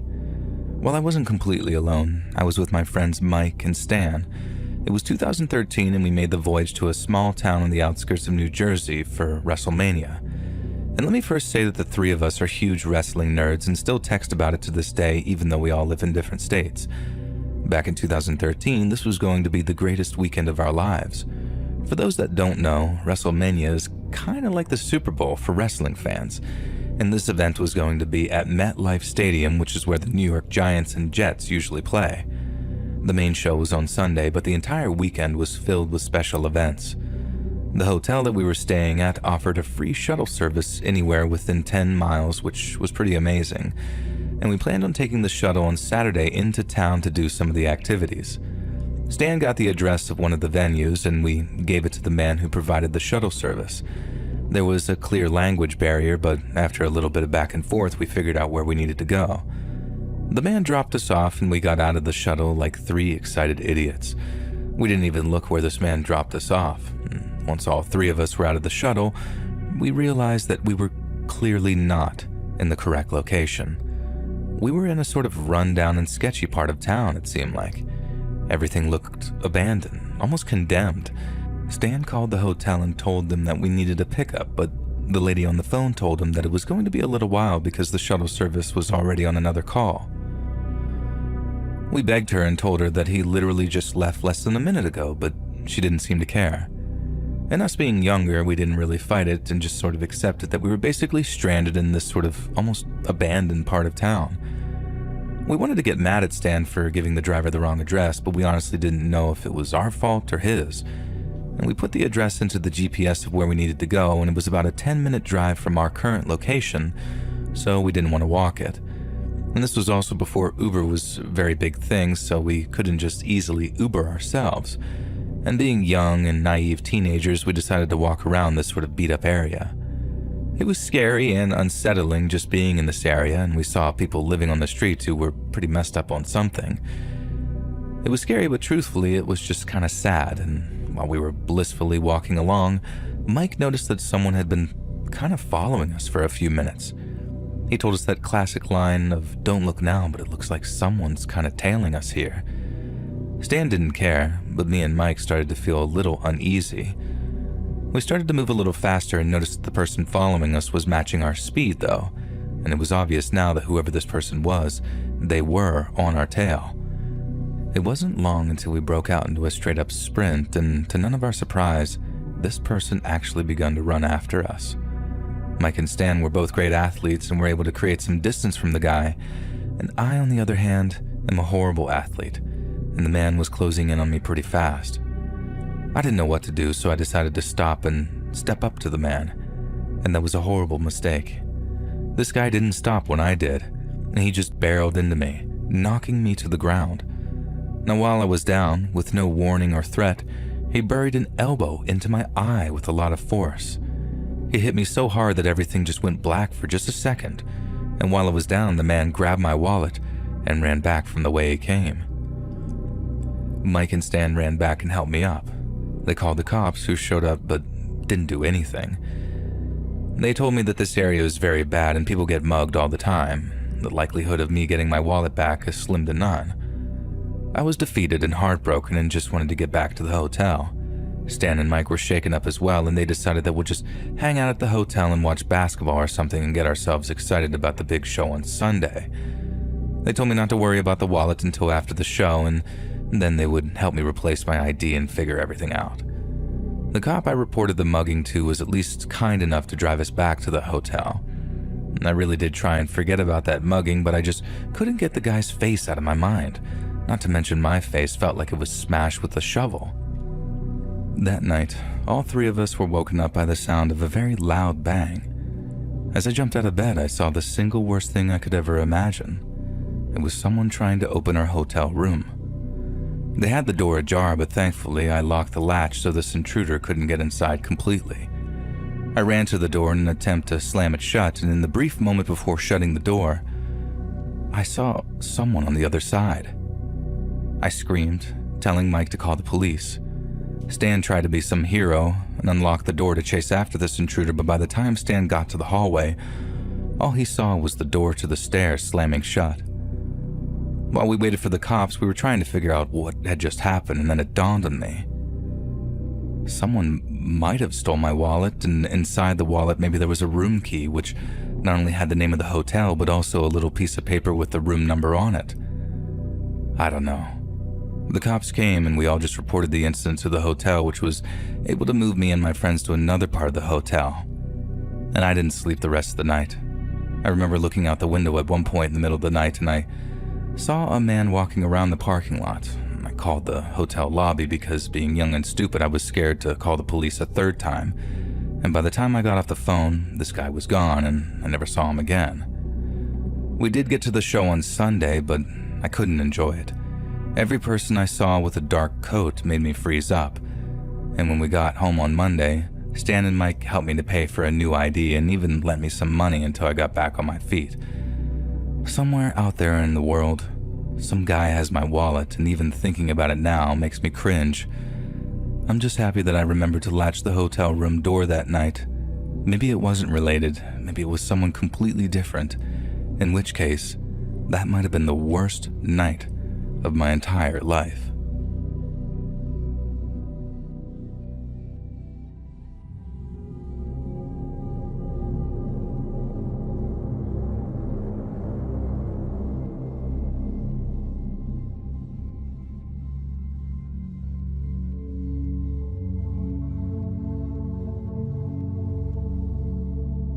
The story I'm sharing with you today took place around 10 years ago.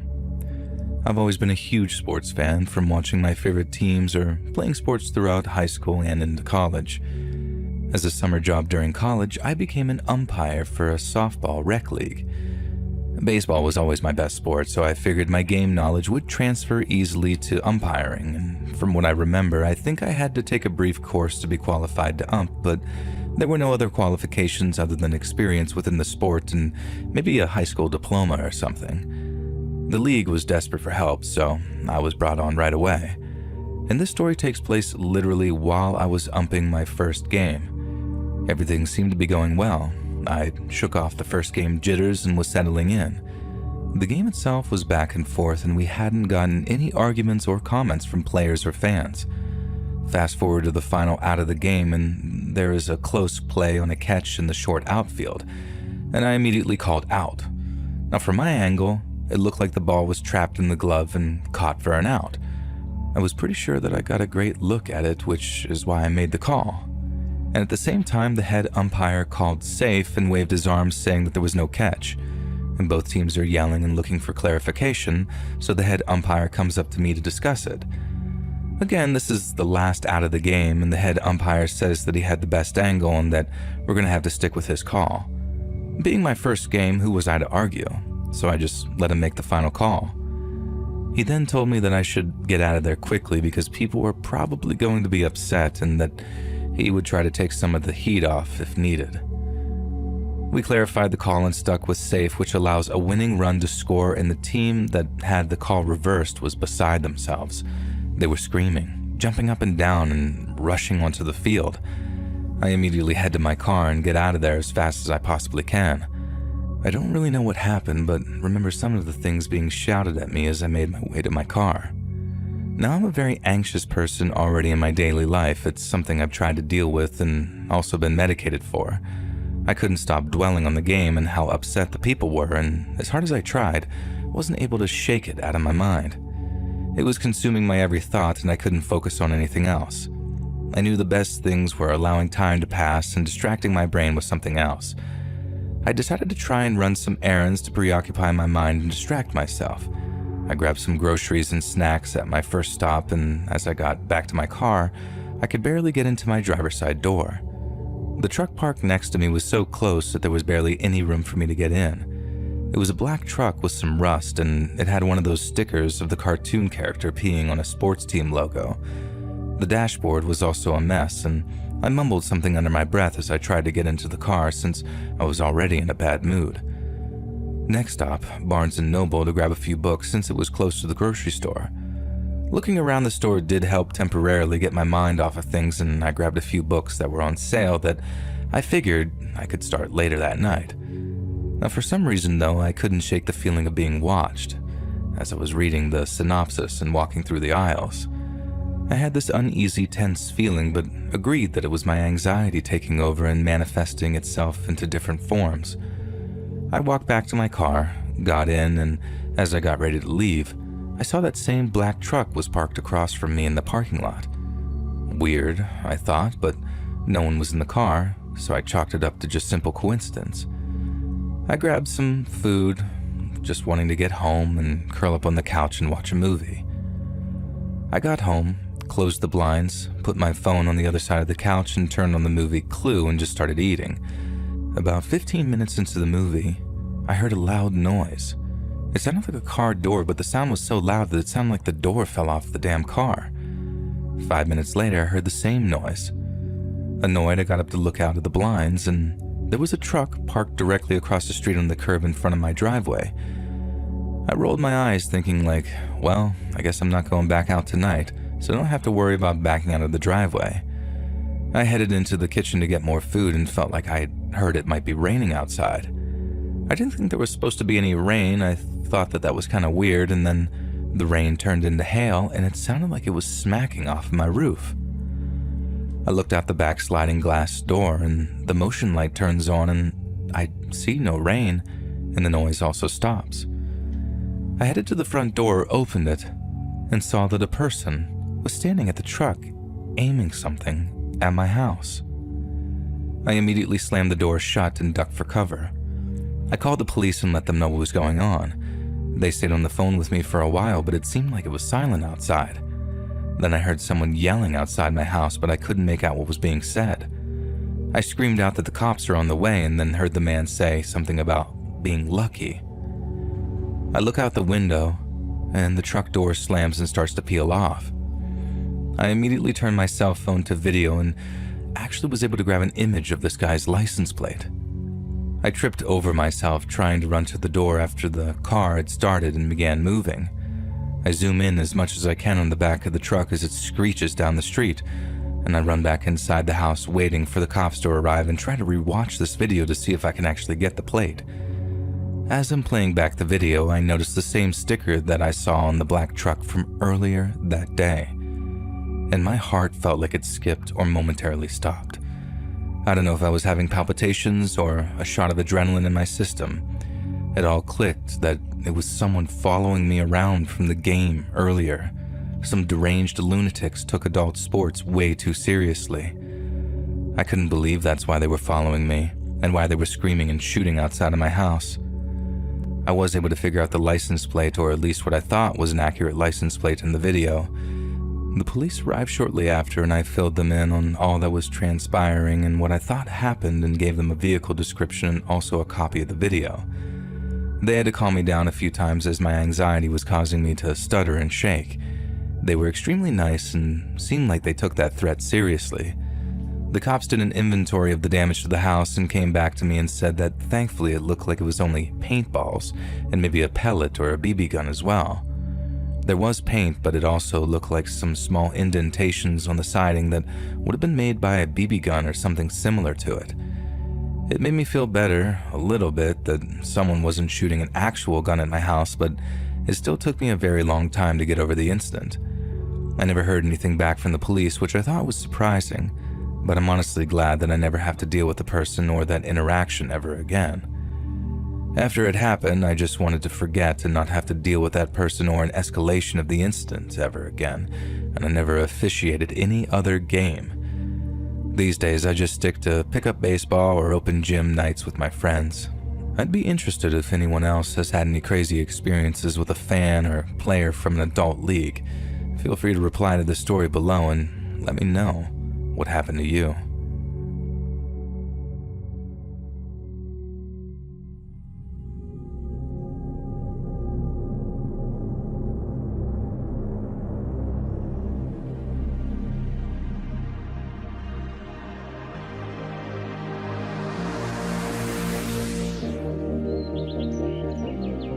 Hey friends, thanks for listening. Click that notification bell to be alerted of all future narrations. If you get a story, be sure to submit them to my subreddit, r/Let'sReadOfficial, and maybe even hear your story featured on the next video. And if you want to support me even more, grab early access to all future narrations for just $1 a month on Patreon, and maybe even pick up some Let's Read merch on Spreadshirt. And check out the Let's Read podcast, where you can hear all of these stories in big compilations and save huge on data. Located anywhere you listen to podcasts. Links in the description below. Thanks so much, friends, and I'll see you again soon.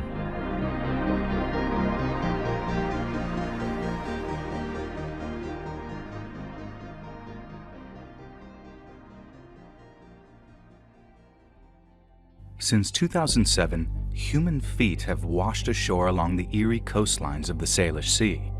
With no signs of struggle and no clear pattern, the discovery sparked wild theories. As more feet continue to appear, the sea keeps its secrets and the mystery deepens. Hear more about this over on my true crime channel, Saturn Soul, all linked down below.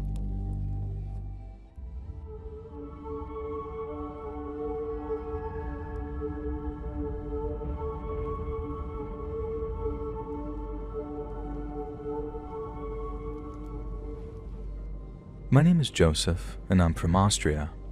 Many years ago, I went on a long-awaited dream holiday to Paris, France. I had always wanted to see the Eiffel Tower, walk along the Rue de Faubourg Saint-Honor, explore the catacombs, and visit Notre Dame Cathedral. It's such a tragedy what happened to that. But I finally saved up enough money to take the time off from my job as a chef and surprise my girl with a trip to the City of Love. We drove there from our home country of Austria and had a nice road trip on the way, staying at various locations and making many happy memories. Then we reached Gay Paris. It really was the most romantic city. We dined under the shadow of the Eiffel Tower and the twinkling city lights. We took long walks along the Seine and made love in our hotel room with the windows open to the late-night city. Apologies if this is not appropriate to share, but we Europeans are just sort of a free people who are not ashamed of our love for beautiful women. It was perhaps our fourth day in Paris, when myself and my lover Amelia were seated in a cafe awaiting our latest delectable taste of French cuisine. I had parked our car on the street outside. There was a parking space next to it, and I thought nothing of it, as the average car would be able to fit in there. A man came driving along and idled beside the space. The movement caught my eye, and I watched him with some curiosity, as I am always interested to see how other people maneuver into parking spaces. I forget the brand of car that this man had, but it was clearly too big for him. He did not possess the necessary skill to navigate into the parking space. Instead of giving up and moving on, however, he began to use his vehicle to shunt the cars on either side of the space in order to widen the gap. My car included, of course. Shunting a parked car like that can shatter the steering column or the axles, and this absolute Oslok was going hog wild doing it to my car and that of the hapless stranger parked adjacent to me. Naturally, I rushed out of the cafe and into the street. I yelled at him, in German, forgetting myself for a moment, and he pulled his car to a stop, pushed against mine, and climbed out. This man was a burly, dirty-looking dock worker type who fit every stereotype of the rough and vulgar Frenchman that I'd ever seen growing up. Nothing like the actual people that I'd encountered in Paris thus far, I might add. I could tell that he didn't understand a word that I was saying to him in German, but my French is pretty merda, so I tried English. I told him that he would damage my car and the neighboring car and his own car too, and to stop being a dep and go and park somewhere else if he wasn't able to fit a stupid vehicle in the space. And the man called me a filthy Spanish pig, and then told me to go back to Spain. I raised an eyebrow at him and called him a slur that I probably shouldn't have said, a very rude word in Austrian that sounds a little like foot but means something very different. And this was a big mistake because apparently he understood enough to know what I was insulting him with. And this burly man almost leaped over the hood of his car and came running towards me. He jabbed one huge finger right into my chest, almost knocking me backwards as he did so. I really hoped that Amelia would stay in the cafe and not draw attention to the fact that she was with me. Now this road rage Frenchman began to yell at me, and spit was flying from his lips. Now in English, I asked him to politely back off, but instead, he grabbed me and pushed me up against the wall.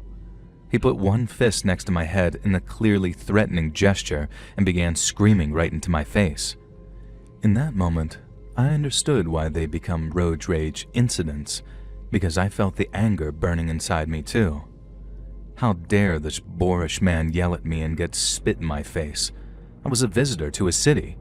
Besides, he was the one who had repeatedly shunted that car like some moronic bull. So I said this to him, trying my best to seem angry and threatening, and then shoved him backwards to get him off of me. Now this was a huge mistake. The Frenchman barely budged, and then sneered at me and started laughing. He drew his fist back, ready to clock me in the jaw. I ducked, and then he punched the granite wall behind me.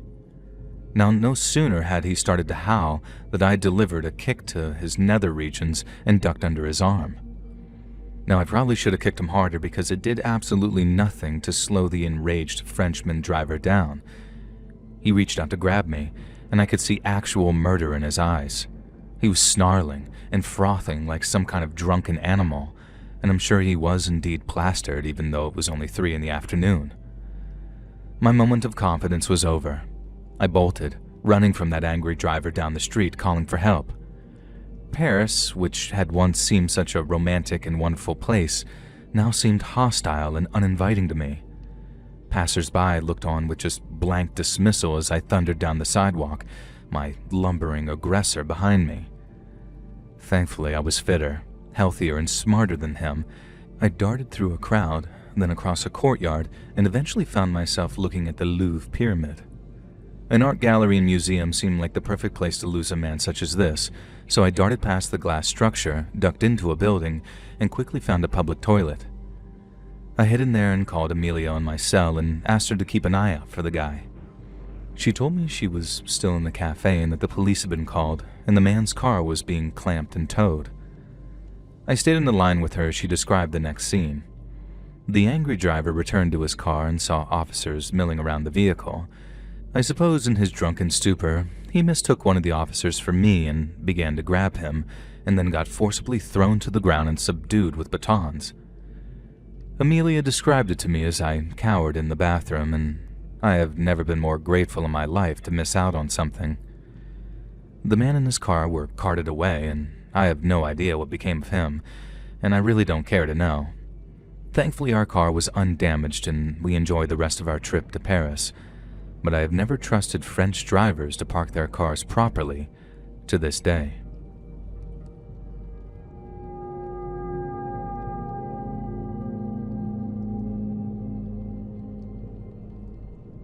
A few years ago, I went on vacation from the States to Eastern Europe.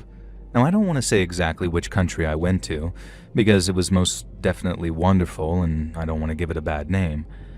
I did a lot of traveling around the country, and while most of the places I visited were great, with awesome people and some pretty sick food, just an awesome time in general, there were a couple of joints that were absolutely seedy as hell.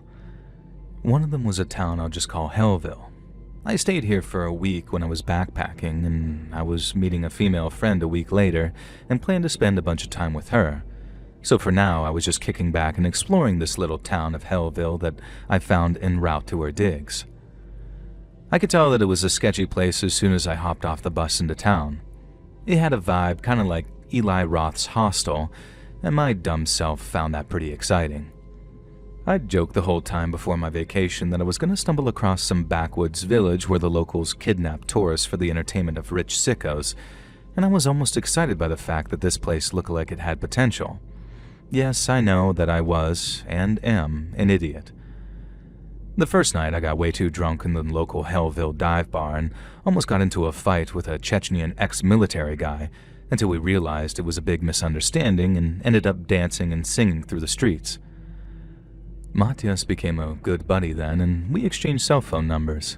He was backpacking through Europe too, and in our drunken stupor, we worked out that our routes would intersect a bunch more times, so we should look each other up.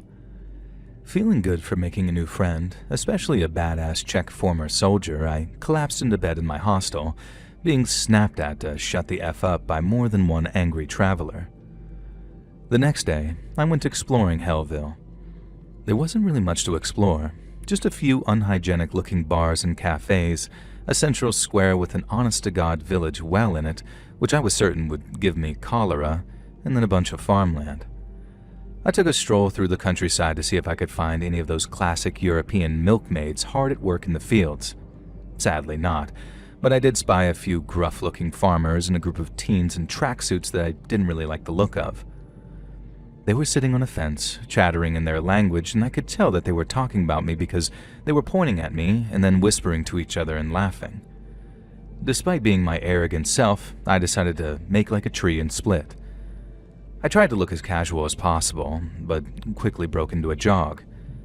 Now my heart sank as I heard footsteps and the sound of teenage voices behind me. A couple of them sprinted ahead to catch up with me and stood blocking my route back into town. There must have been 5 or 6 guys in total, 4 eventually facing me and then 2 big meatheads blocking off the return path. One of them pointed to my shoes and said something about trainers. I didn't understand for a moment, and then he muttered something about Nikes and then sneakers. I remembered Europeans referred to sneakers as trainers and then realized that he was saying that he liked my Nikes. I said back, yeah, that they were nice sneakers, but very cheap ones. Now this was true, they were probably only $100, nothing to get excited about. This caused the teens to start laughing cruelly, and then the obvious ringleader pointed at my shoes again and referenced that damn Daniel meme from years ago. I politely laughed and he began to shove me, saying something in his language that I didn't understand. I could tell from his body language that he was asking why I was laughing at him though, which I'm sorry, but I thought that that's what you're supposed to do when someone says a meme, even if it's an ancient dead one. I had no idea how to convey it to this guy though, who clearly just wanted to start trouble with me. His buddy, a fat pig-looking guy with a Michael Cera bum-fluff mustache, also pointed at my shoes and told me to take them off in some broken English. Now under no circumstances was I gonna give these a-holes my sneakers. They might have been cheap Nikes, but they were mine, and they served me pretty well on my backpacking trip so far. I told them to F off, and then realized that this might not be a good idea when there were 6 of them and 1 of me. I turned to leave and realized that one of the bigger guys blocking my path was actually carrying a knife. Now it was only a Swiss Army knife and looked rusty as hell, but I didn't really like my chances of survival if that thing went into my gut. I was surrounded on both sides, so I did the one thing they hadn't counted on. I leaped the fence to my right and began to sprint across the fields like I was back in high school track. These teens started yelling and shouting, and I heard a crash from behind me as they leaped and toppled over the fence. One of them, probably the fat kid, had fallen to the ground and tripped a couple of more of them up.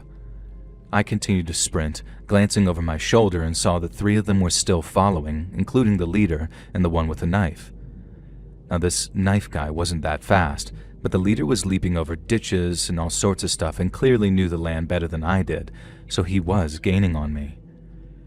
I kept running, looking for help of some kind, any kind. Did they even have cops patrolling the streets here? I certainly hadn't seen any kind of law enforcement. Hell, I'd take a miserable-looking farmer at this point. Surely these teens wouldn't stab me to death for my sneakers in front of the villagers.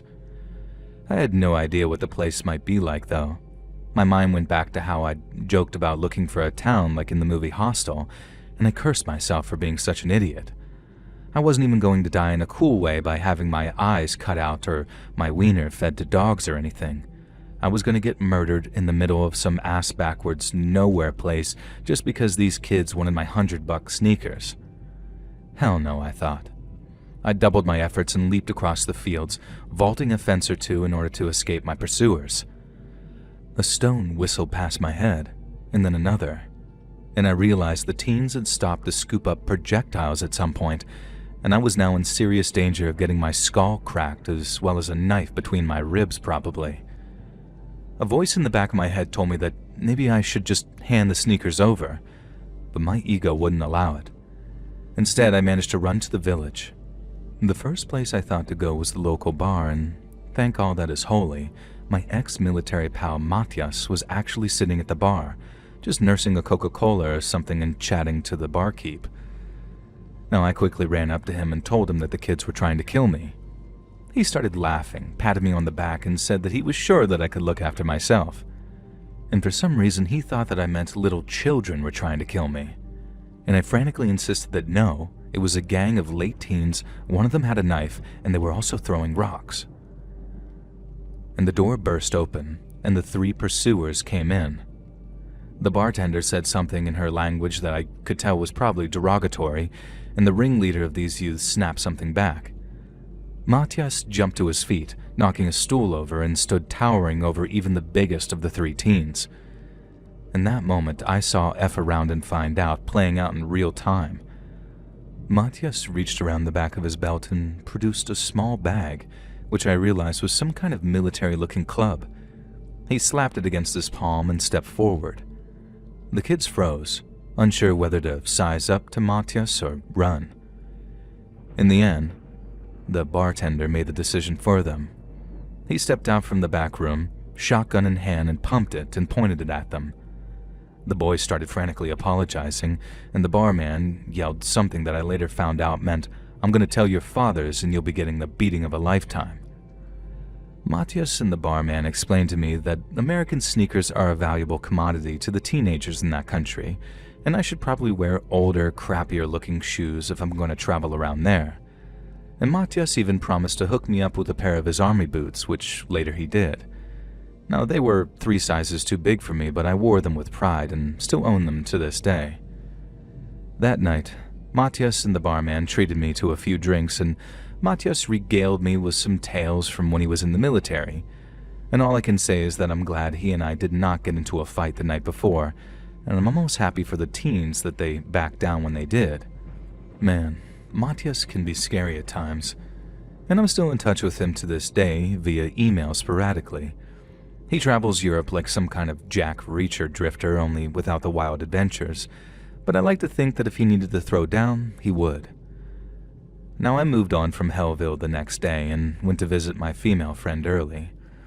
I was not sad to be out of that village, and looking back, I cannot believe how dumb I was to fight for my life instead of just handing over those damn sneakers. But on the other hand, they were nice sneakers, and I paid for them with my own money.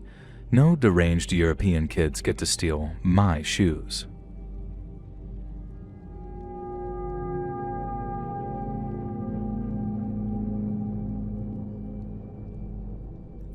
Firstly, I want to begin the story by saying that I do think Egypt is a lovely country.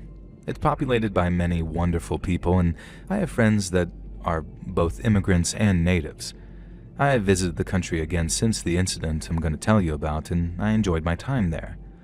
Unfortunately, though, there's no avoiding the fact that attitudes to women in Egypt can be unpleasant. Things are a bit more relaxed in the country in 2025, but when this occurred in 2011, it could be extremely risky for a woman to walk around by herself, especially uncovered. A lot of Egyptian women wear hijabs or niqabs, covering their hair or almost everything apart from their eyes. Of course, Western non-Muslim women visiting Egypt just dress how they normally would, but this can be dangerous and downright stupid if you're alone. And as such, when I first visited Cairo, it was strongly advised that young women cover up as much as possible, make sure that they're with a male chaperone, and stick to the touristy areas. I was most excited about seeing the pyramids and exploring the deserts, and I wasn't even particularly thrilled about spending a few nights in central Cairo before we began our proper tour. Our tour guides insisted that it was totally worth it though, and we needed to experience the city to experience Egypt. As I followed the tour group through the bazaars, taking in the sights, the sounds, and the smells, I was starting to get won over. My dad was engaged in animated discussion with one of the guides, and they become fast friends. Mom just seemed happy to look at the rugs and ornaments for sale, and all the other middle-aged tourists were cooing and awing over the sights. I was the only young woman in her early 20s, and there was a guy my age on the tour group too, but he'd opted out of this afternoon's city tour due to food poisoning, which was really because he was hungover from the night before. Nobody was really paying attention to me, nor did I to them, which is why I didn't notice it first when I lost sight of the tour group. At first I didn't panic. They couldn't have gone far, but when I turned down the next alleyway and found myself in a crowd of unfamiliar Egyptian faces, it did cause me to pause. A few of the older male store owners were looking at me a little strangely, their eyes traveling up and down my body, even though I was wearing jeans and a long-sleeved t-shirt, the best compromise I could make in this heat. I got pulled along by the throng of the crowd, and before I knew it, I'd been kind of forced into another side of the alley, ducking out of the flow of people just so I could get my bearings. A few young men stood in a doorway, and I knew immediately that they were trouble. They sort of strutted over towards me in the way that certain guys do, and the way they studied my body made the previous store owners look reserved. They looked at me with a barely disguised hunger, and I swear to God, one of them even licked his lips. They started talking to each other in Arabic, and I couldn't understand what most of them had said, but recognized the word for cattle or cow and girl. One of them said something that caused the others to hoot and clap his buddy on the shoulders. I quickly apologized for disturbing them, which was a mistake. I shouldn't have acknowledged them or made eye contact. Before I could step back out of the alley, one of them grabbed me by the wrist and pulled me deeper into the shadows. My blood immediately ran cold. I knew exactly what they wanted to do to me and what the things that they were saying meant. One of them pinned my arms behind my back, while another one started to lift my t-shirt, running his fingers over my stomach. I felt sick and knew that this was it. If I didn't do something now, then this was going to be an event that would define the rest of my life, whether I wanted it to or not. I drew on all my self-defense training and slammed my body back into the guy holding my hands. He hit the wall with a thud, letting go of my wrists. Using the momentum, I kicked forwards at the guy who had been touching me, slamming his head backwards against the first guy's nose as I did so. I heard a crunch and a scream, and quickly pulled free as two of the guys howled in pain. The third guy had been watching, but he was the one that started to chase.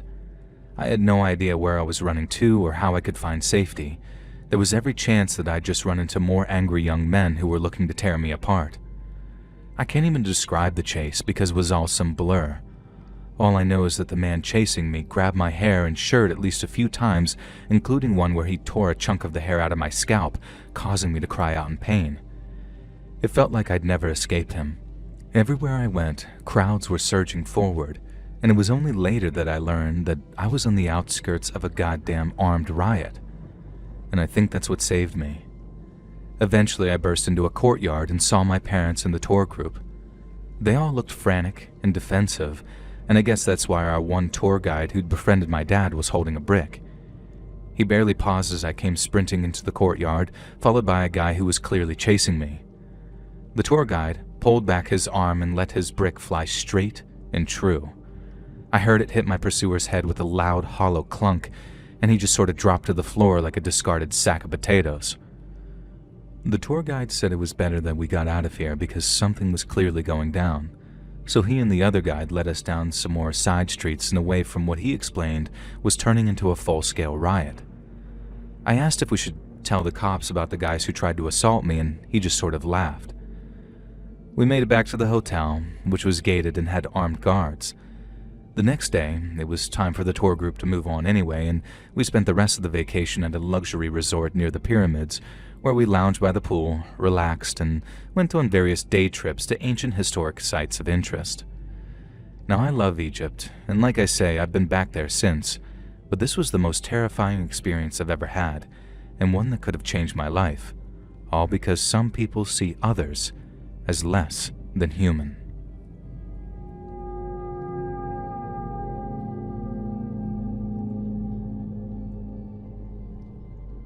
This is a story I tell my buds for a laugh sometimes, but I only laugh about it because otherwise you'd bloody cry, you know?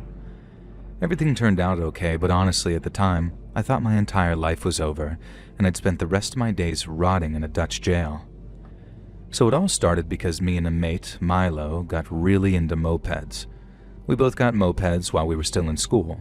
While the rest of our friends were learning to drive cars, we smugly declared that our little scooters were the most cost-effective, sensible option, and anyone who pissed all their money into the tank of a 4-seater gas guzzler was a right chump. After school, we graduated from just having our CBT, a learner's permit for mopeds, to actually passing our motorcycle tests. We were living large, riding our mopeds around town like a lame British Macklemore, that song he did about mopeds, downtown, which was unironically our theme song if you want to picture exactly the kind of insufferable twats that we were back then. Now one day, Milo excitedly showed me a video that he'd found online, advertising a group moped trip from Poland to the Netherlands. I didn't quite understand the deal at first, but as I watched the video, it seemed like we'd go on a cross-continent moped tour with the group as part of a documentary they were filming. Not only would we get to embark on the trip of a lifetime, but it would cost us almost nothing. As long as we could get ourselves there, we'd be provided with room, board, and moped rental every step of the way. I was a bit sad to have to leave my beloved Vespa behind in the UK, but as for the rest, you could not sniff at that at all. Milo was incredibly enthusiastic about it too, and looking back, I didn't really have the time to pause and wonder if there was some kind of catch. And by the time my girlfriend Jane suggested it seemed too good to be true, I was already fully on board and committed to the idea, so I didn't really want to find any excuses to back out of the trip. I didn't do my due diligence and look into Pete, the guy organizing the tour. Milo said that he had though, and everything was totally on level, so hey, why wouldn't I believe my childhood best friend? We flew to Poland a couple of months later, and honestly I'd be lying if I said that the trip wasn't great. It was our first time going on a foreign holiday, and we really relished it. The moped journey from Poland to the Netherlands was great fun, even if it took some getting used to riding a different machine, and me, Milo, and the 3 other guys and Pete all got on really well. After some days of fun, frolics, and breakneck moped driving, we pulled into the parking lot of the hotel we were going to be staying at in the Netherlands. Immediately it was very obvious that this was a brothel, and I shot Milo a look. This is not what we'd agreed upon. Jane would certainly not be okay with me staying in a damn brothel. Luckily for Jane, she wouldn't have to worry about it. We parked up our mopeds outside, climbed off, and then suddenly floodlights slammed on in the darkness, and loud voices were yelling. I didn't understand what was being said, but as a group of armed cops stormed into view, I understood the premise. Get down on the ground with your hands above your head. I complied, but I was almost laughing. This had to be some kind of misunderstanding. There was no reason why I should be getting arrested by armed cops.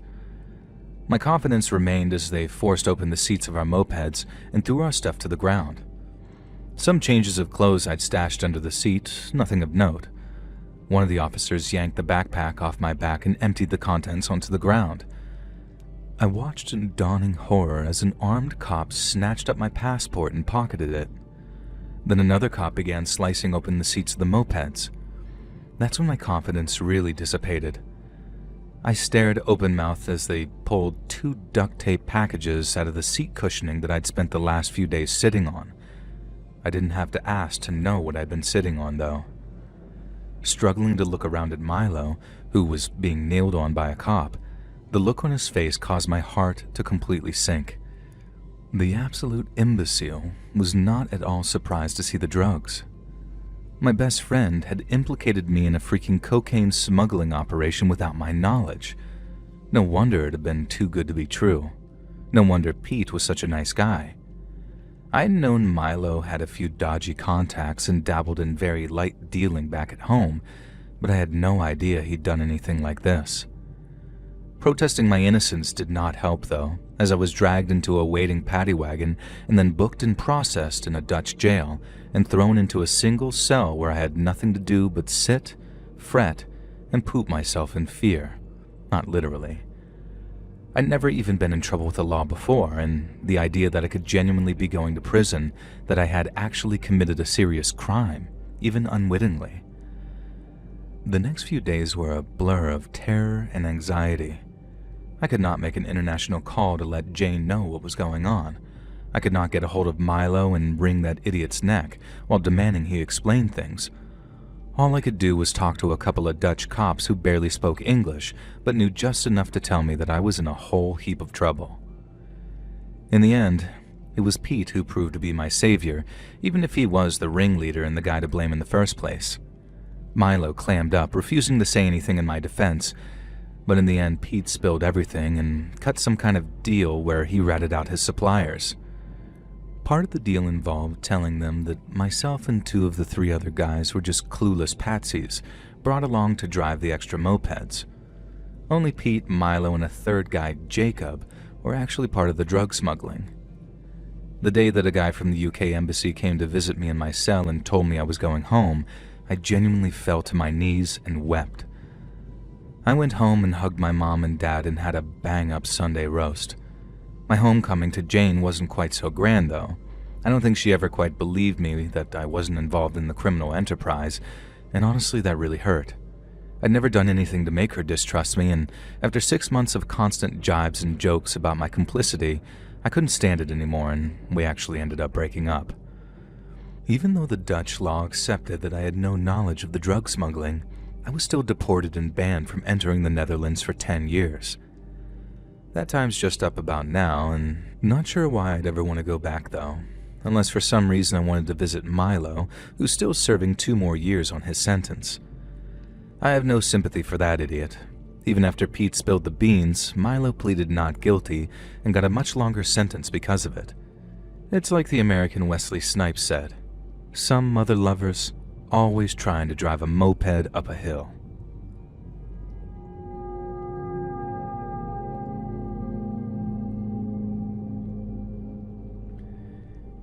Me and my missus are writing to you today to tell you about an absolutely messed up trip to the United Kingdom that we took a few years ago. It was just after COVID travel restrictions had been lifted, so we were itching to stretch our legs and visit a foreign country, so we picked somewhere as far away from home as possible.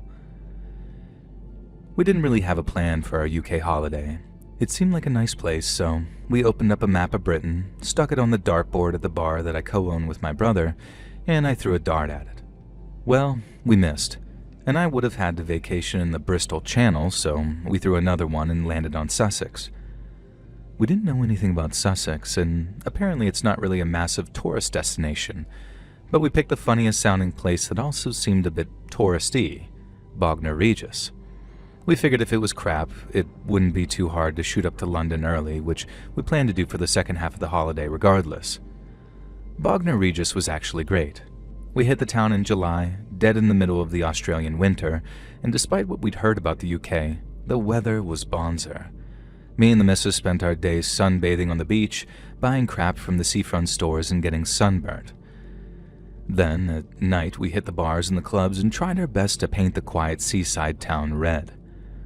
We made a bunch of friends at Bognor Regis, other tourists from all over the world, like Detroit, Belgium, Turkey, Birmingham, all sorts. One fella that we met, he said his name was Rishi, like the then Prime Minister, which we all found really funny.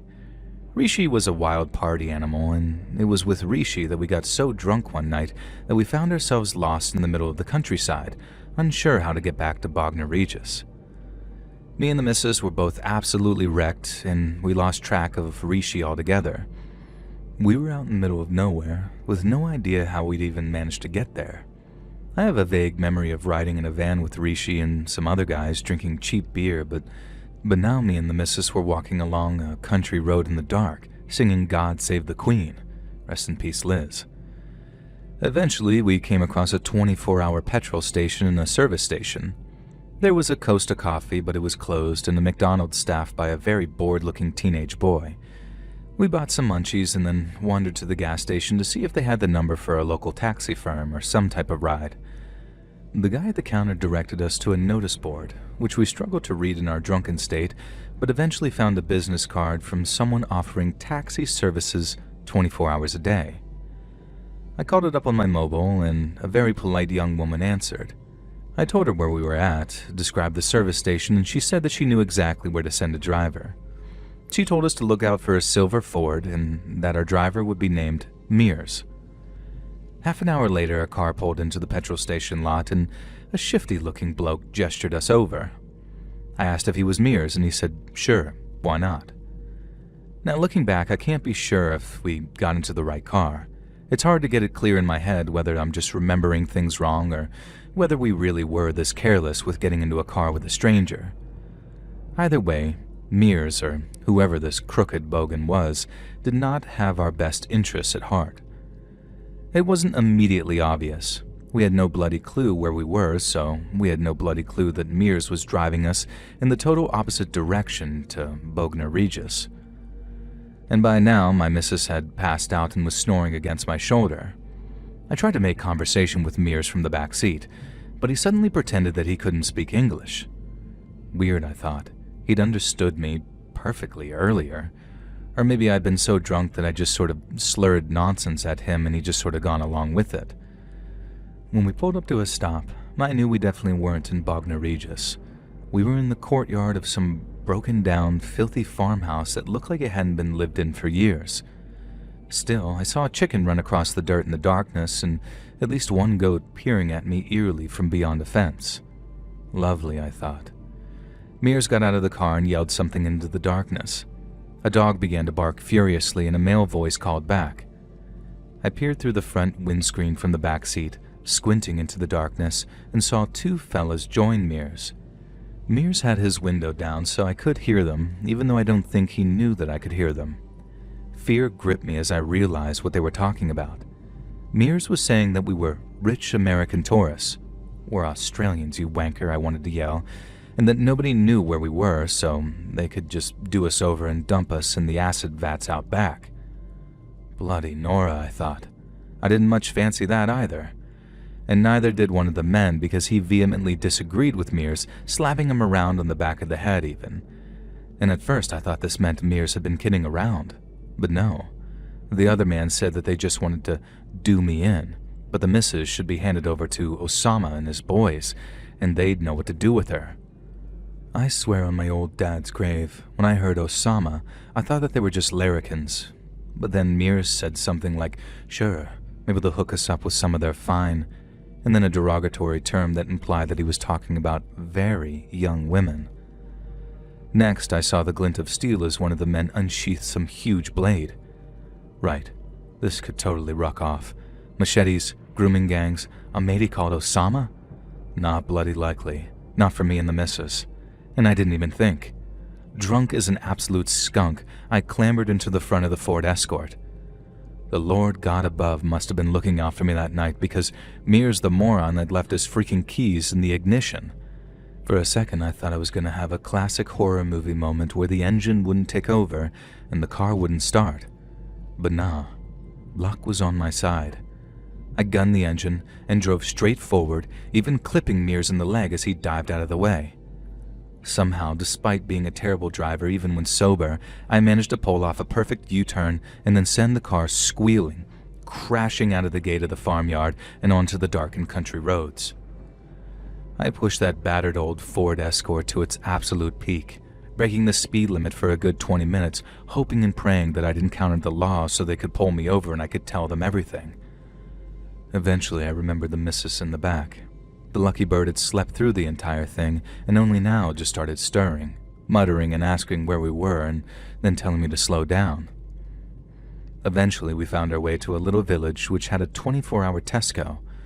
Both our phones had run out of battery at some point in the night, so we went inside, and I told the poor old dear on the checkout that we'd almost been kidnapped by a grooming gang and could we possibly borrow the phone. I'd sobered up quite a bit by now, and I imagine I was still a total mess, and the missus was still rad-arsed. Now, long story short, the cops came, they searched some farmhouses in the area that could match the description I gave, but they didn't find anyone.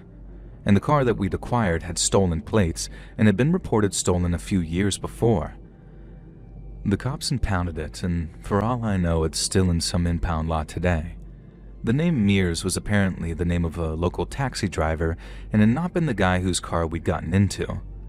They were able to verify that the real Mears showed up at the petrol station shortly after we got into the wrong Ford. The cops did confirm one chilling fact, though.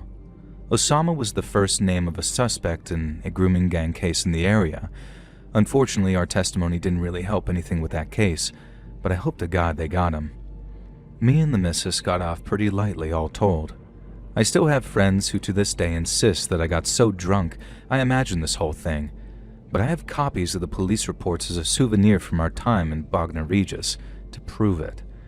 And I can only wish total ill will upon the men who intended to kill us, especially fake Mears. I hope it hurt when I hit you with your own car, and if you ever come to Australia, I'll happily feed you to a kangaroo, you tosser.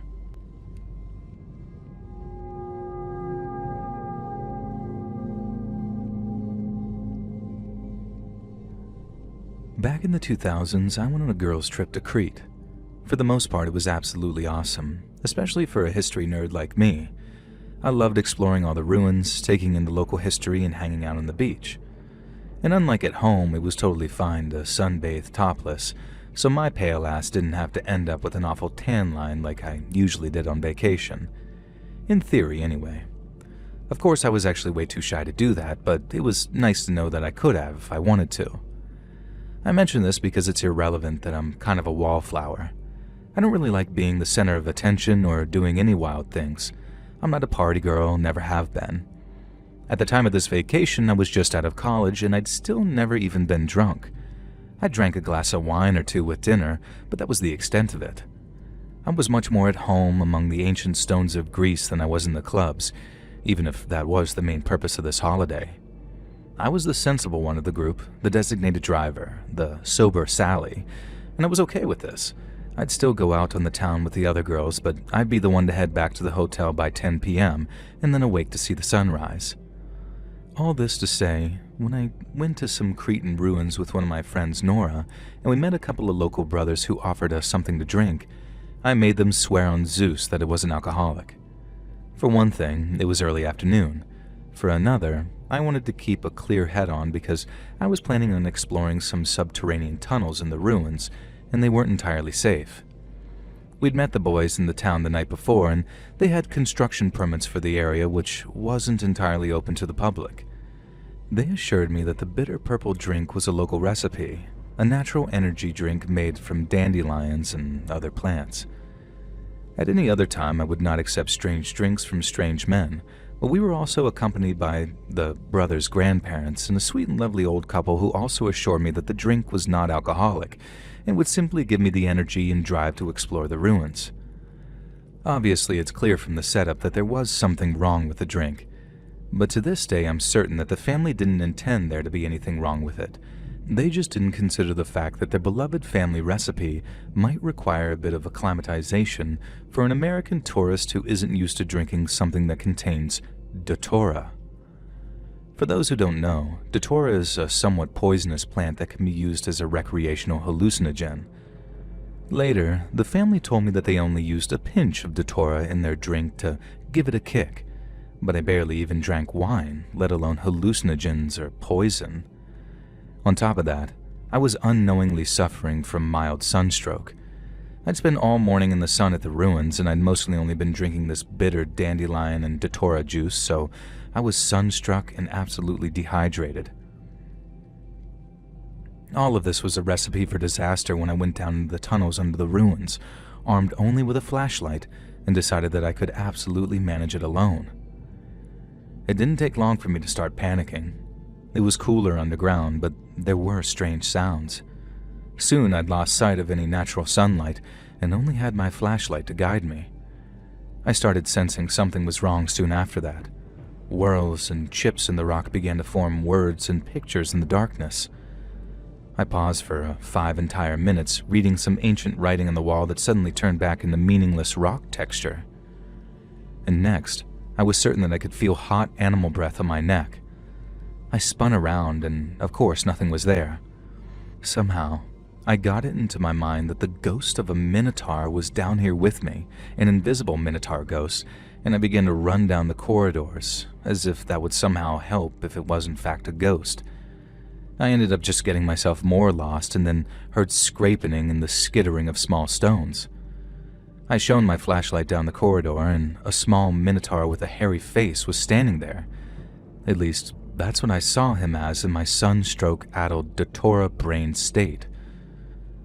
The minotaur began to advance towards me, snorting and growling at me.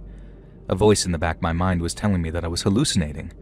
I couldn't possibly actually be seeing a minotaur. It was an invisible ghost minotaur after all.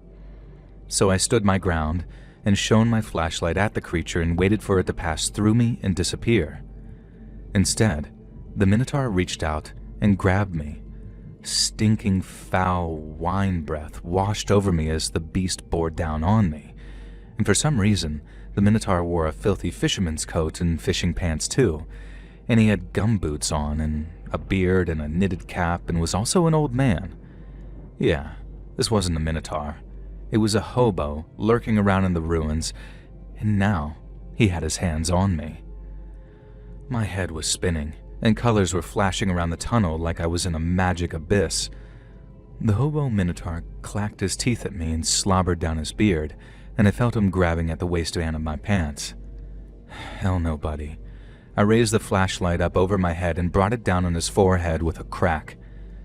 This caused this hobo minotaur to howl in enraged pain and let go of me, but it also caused the flashlight's beam to weaken quite considerably. I shoved the hobo roughly against a wall and ran past him, trying to follow the route that I was sure that I'd taken. And it was a chase sequence worthy of an actual slasher movie, not least because the hobo managed to grab me a couple of times and tear my shirt a bit. Thankfully, nothing revealing, and I would have been mortified, as we've already established. It was just enough to make me look kind of badass when I came running out of the tunnels, screaming that I was being chased by a freaking minotaur. And holy crap, someone call Olympus because there was an actual monster after me. Nora grabbed me and shook me and asked me what was really wrong. Nora had been drinking the Datora drink too, but didn't seem to be affected by it in the same way I was, maybe because she was used to alcohol and also didn't have sunstroke. I tried to explain that there was a beast, but then the hobo came charging out of the tunnel screaming and yelling. Later, our Greek friends wouldn't translate exactly what he'd said, but told me that it was obscene. The hobo rushed at me and grabbed me, throwing me to the ground and flipping me over. Nora punched him and I kicked, squabbling backwards away from him as he reeled back. The Greek guys we were with came running over, and one of them grabbed the hobo and threw him backwards. He stumbled across the area, hitting a pillar hard with his arm. Some debris dislodged from the top of the pillar and fell straight onto his shoulder, sending him crashing to the ground. I heard an absolute sickening crunch of bone as the rock pinned him down, and for a moment, I almost felt bad for him, until I remembered what he'd clearly been trying to do to me in those tunnels. The elderly couple told the grandsons to take us back to our hotel, and that they'd call the cops and get the hobo arrested for trespassing. They said it was better that we didn't let them know that we'd been in the ruins because we weren't strictly supposed to be there, and the Greek police can be a bit volatile. As much as I didn't... That said, it was better that we didn't let them know that we'd been in the ruins because we weren't strictly supposed to be there, and the Greek police can be a bit volatile. As much as I didn't want the hobo to get away with assaulting me, I was still very dizzy and confused from whatever was affecting me, and also judging from the state of the hobo and his crushed arm, he wouldn't be trying to assault anyone else anytime soon. I slept off the heat exhaustion and datura poisoning, and the next day we had a conversation with these Greek brothers in which we worked out that the datura in the cocktail was the likely culprit for my hallucinations, if you haven't already figured it out. And in some ways, I think their strange concoction actually helped. It gave me the energy to fight back against this hobo and escape through the tunnels, and maybe if I'd been faced with the dark reality of the situation down in those ruins, I might have fallen apart and been unable to escape. On the other hand, maybe if I wasn't high on datura and actually had heat stroke, I might not have gone into a labyrinth alone in the first place. But really, who can say?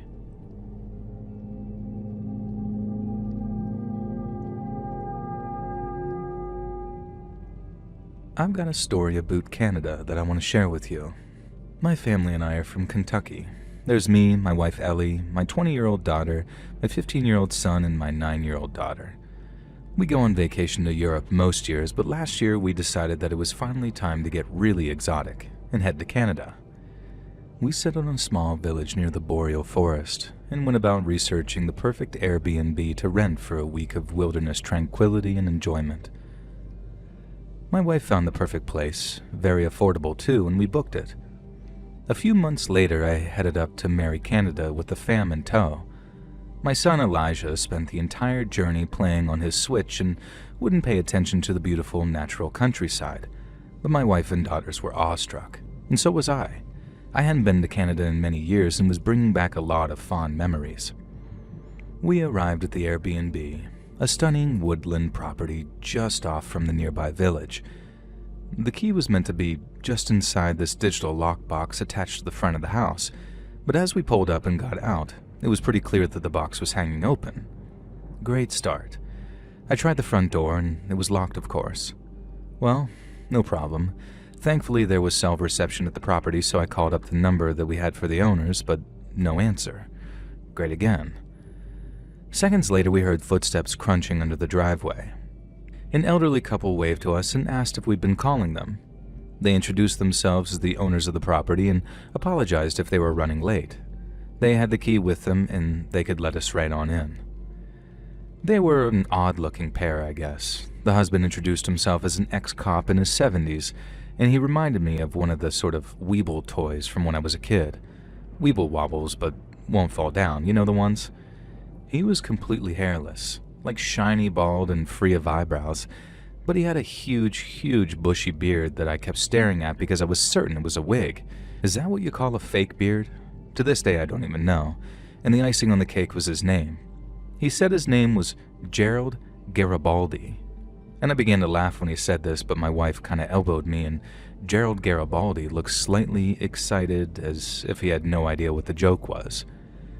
And the wife introduced herself as Maureen Garibaldi, and the hair on her face wasn't a wig. It was unfortunate, but Maureen Garibaldi had a few thick whiskers sprouting from her chin and a very prominent female mustache that looked like it hadn't been waxed since pretty much ever. Not that she had any obligation to actually wax, of course, but needless to say that they were a very odd-looking couple.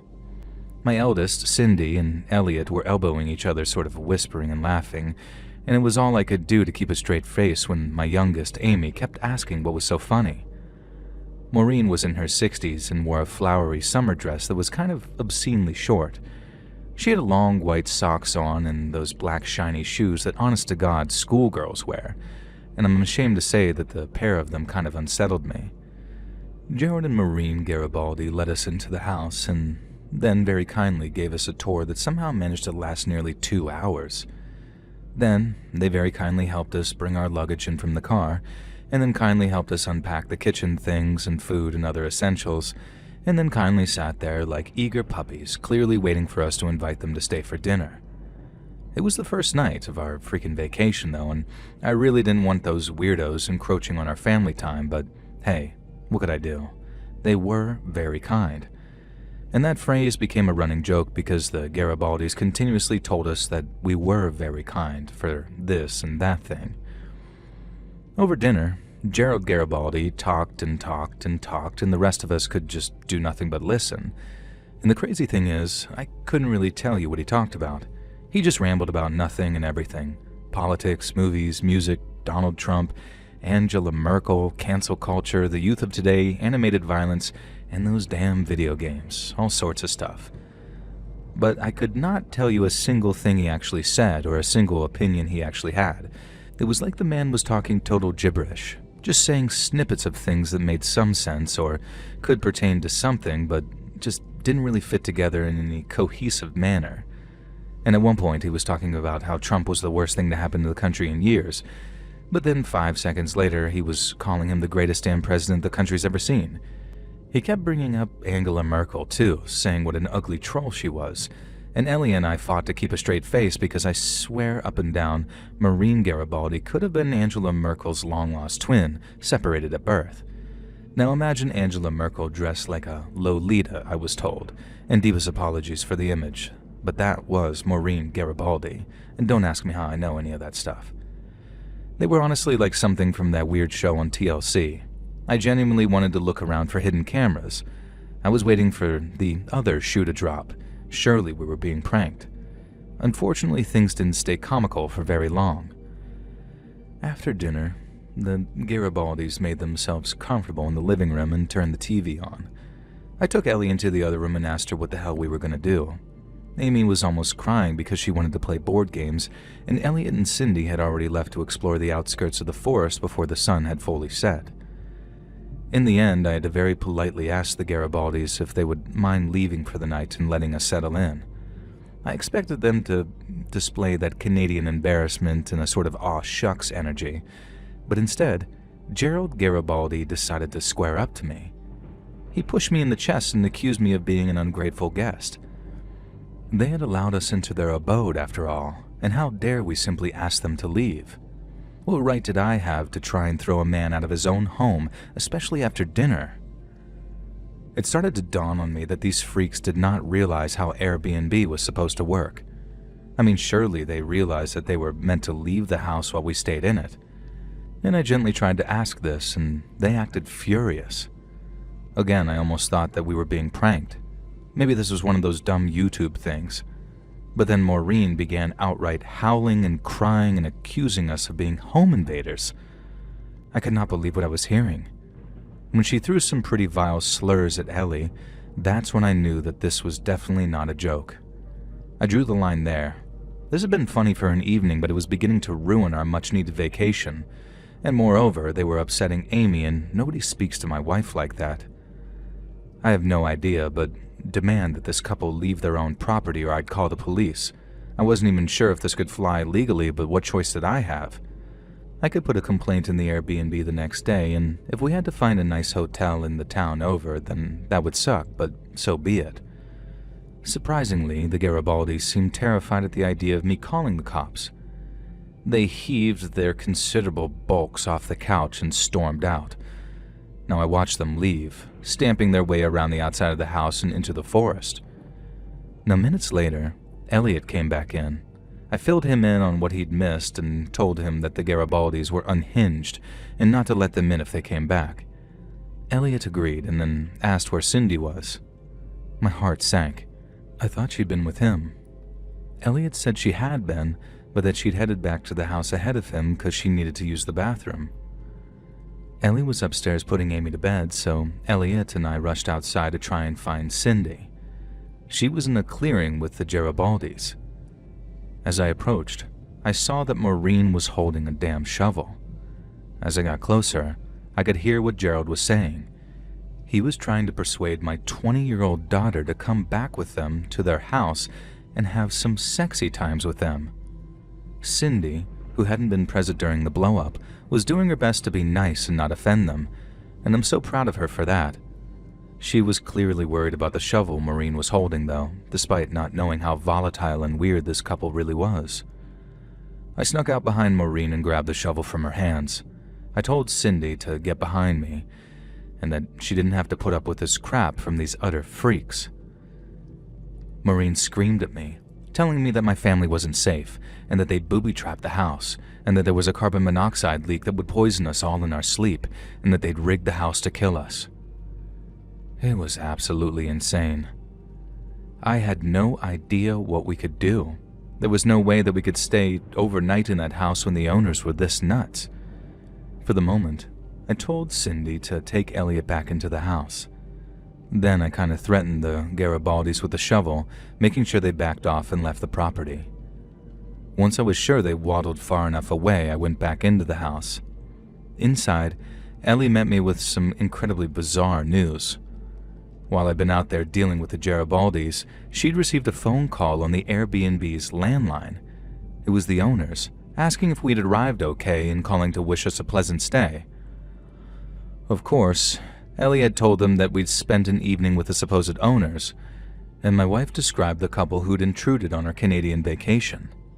The actual owners, the McAvoys, told us to keep the door locked and that they'd be over with law enforcement shortly.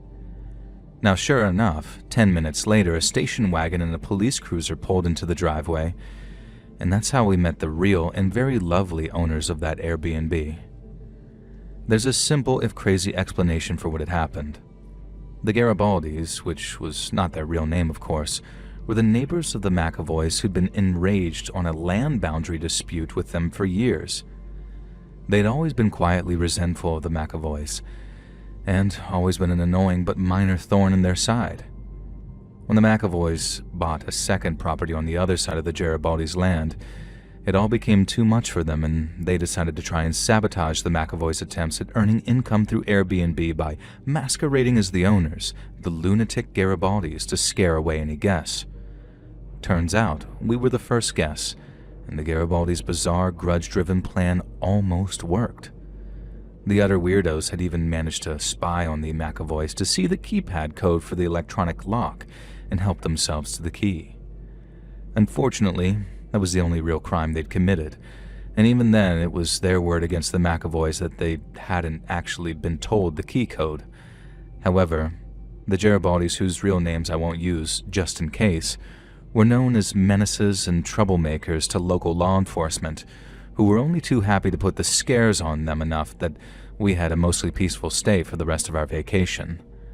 Which, I will add, the McAvoys gave us a severe discount on, meaning that for the most part, we got to spend a beautiful, tranquil vacation on the outskirts of the boreal forest for half the normal asking price. I say for the most part because there was one final scary incident before we left. On the day we were packing up to head out, after having had a great time, I was downstairs with Cindy packing up the kitchen. We heard a crash from the living room and ran next door to see that a stone had been hurled through the windows, smeared with what I can only hope was mud. We rushed outside to see a fat figure disappearing into the trees. I let the McAvoys know, and they informed the cops. I really hope for their sake that they installed some home security going forward. I do keep an eye on the Airbnb website to see if that property has ever been made available to vacationers again, and I've not seen it crop up since. It could be that the McAvoys decided that it wasn't worth trying to combat the Garibaldis, or it could just be that they're not renting through Airbnb anymore. Either way, I wish the McAvoys all the best. As for the bizarre, creepy couple, if you've ever come near my family again, I'll show you us US folk aren't quite as forgiving as our Canadian cousins. Hey friends, thanks for listening. Click that notification bell to be alerted of all future narrations. I release new videos every Monday and Thursday at 9 p.m. Eastern Time, and there are super fun live streams every Sunday and Wednesday night. If you got a story, be sure to submit them over at my email, letsreadsubmissions@gmail.com, and you might even hear your story featured on the next video. And if you want to support me even more, grab early access to all future narrations and bonus content over on Patreon, or click that big join button here on YouTube to hear about the extra perks for members of the channel. And check out the Let's Read podcast, where you can hear all of these stories in big compilations located anywhere you listen to podcasts. I also have a true crime channel called Saturn Soul, all links in the description below. Thanks so much, friends. And remember, Hello Kitty is for babies.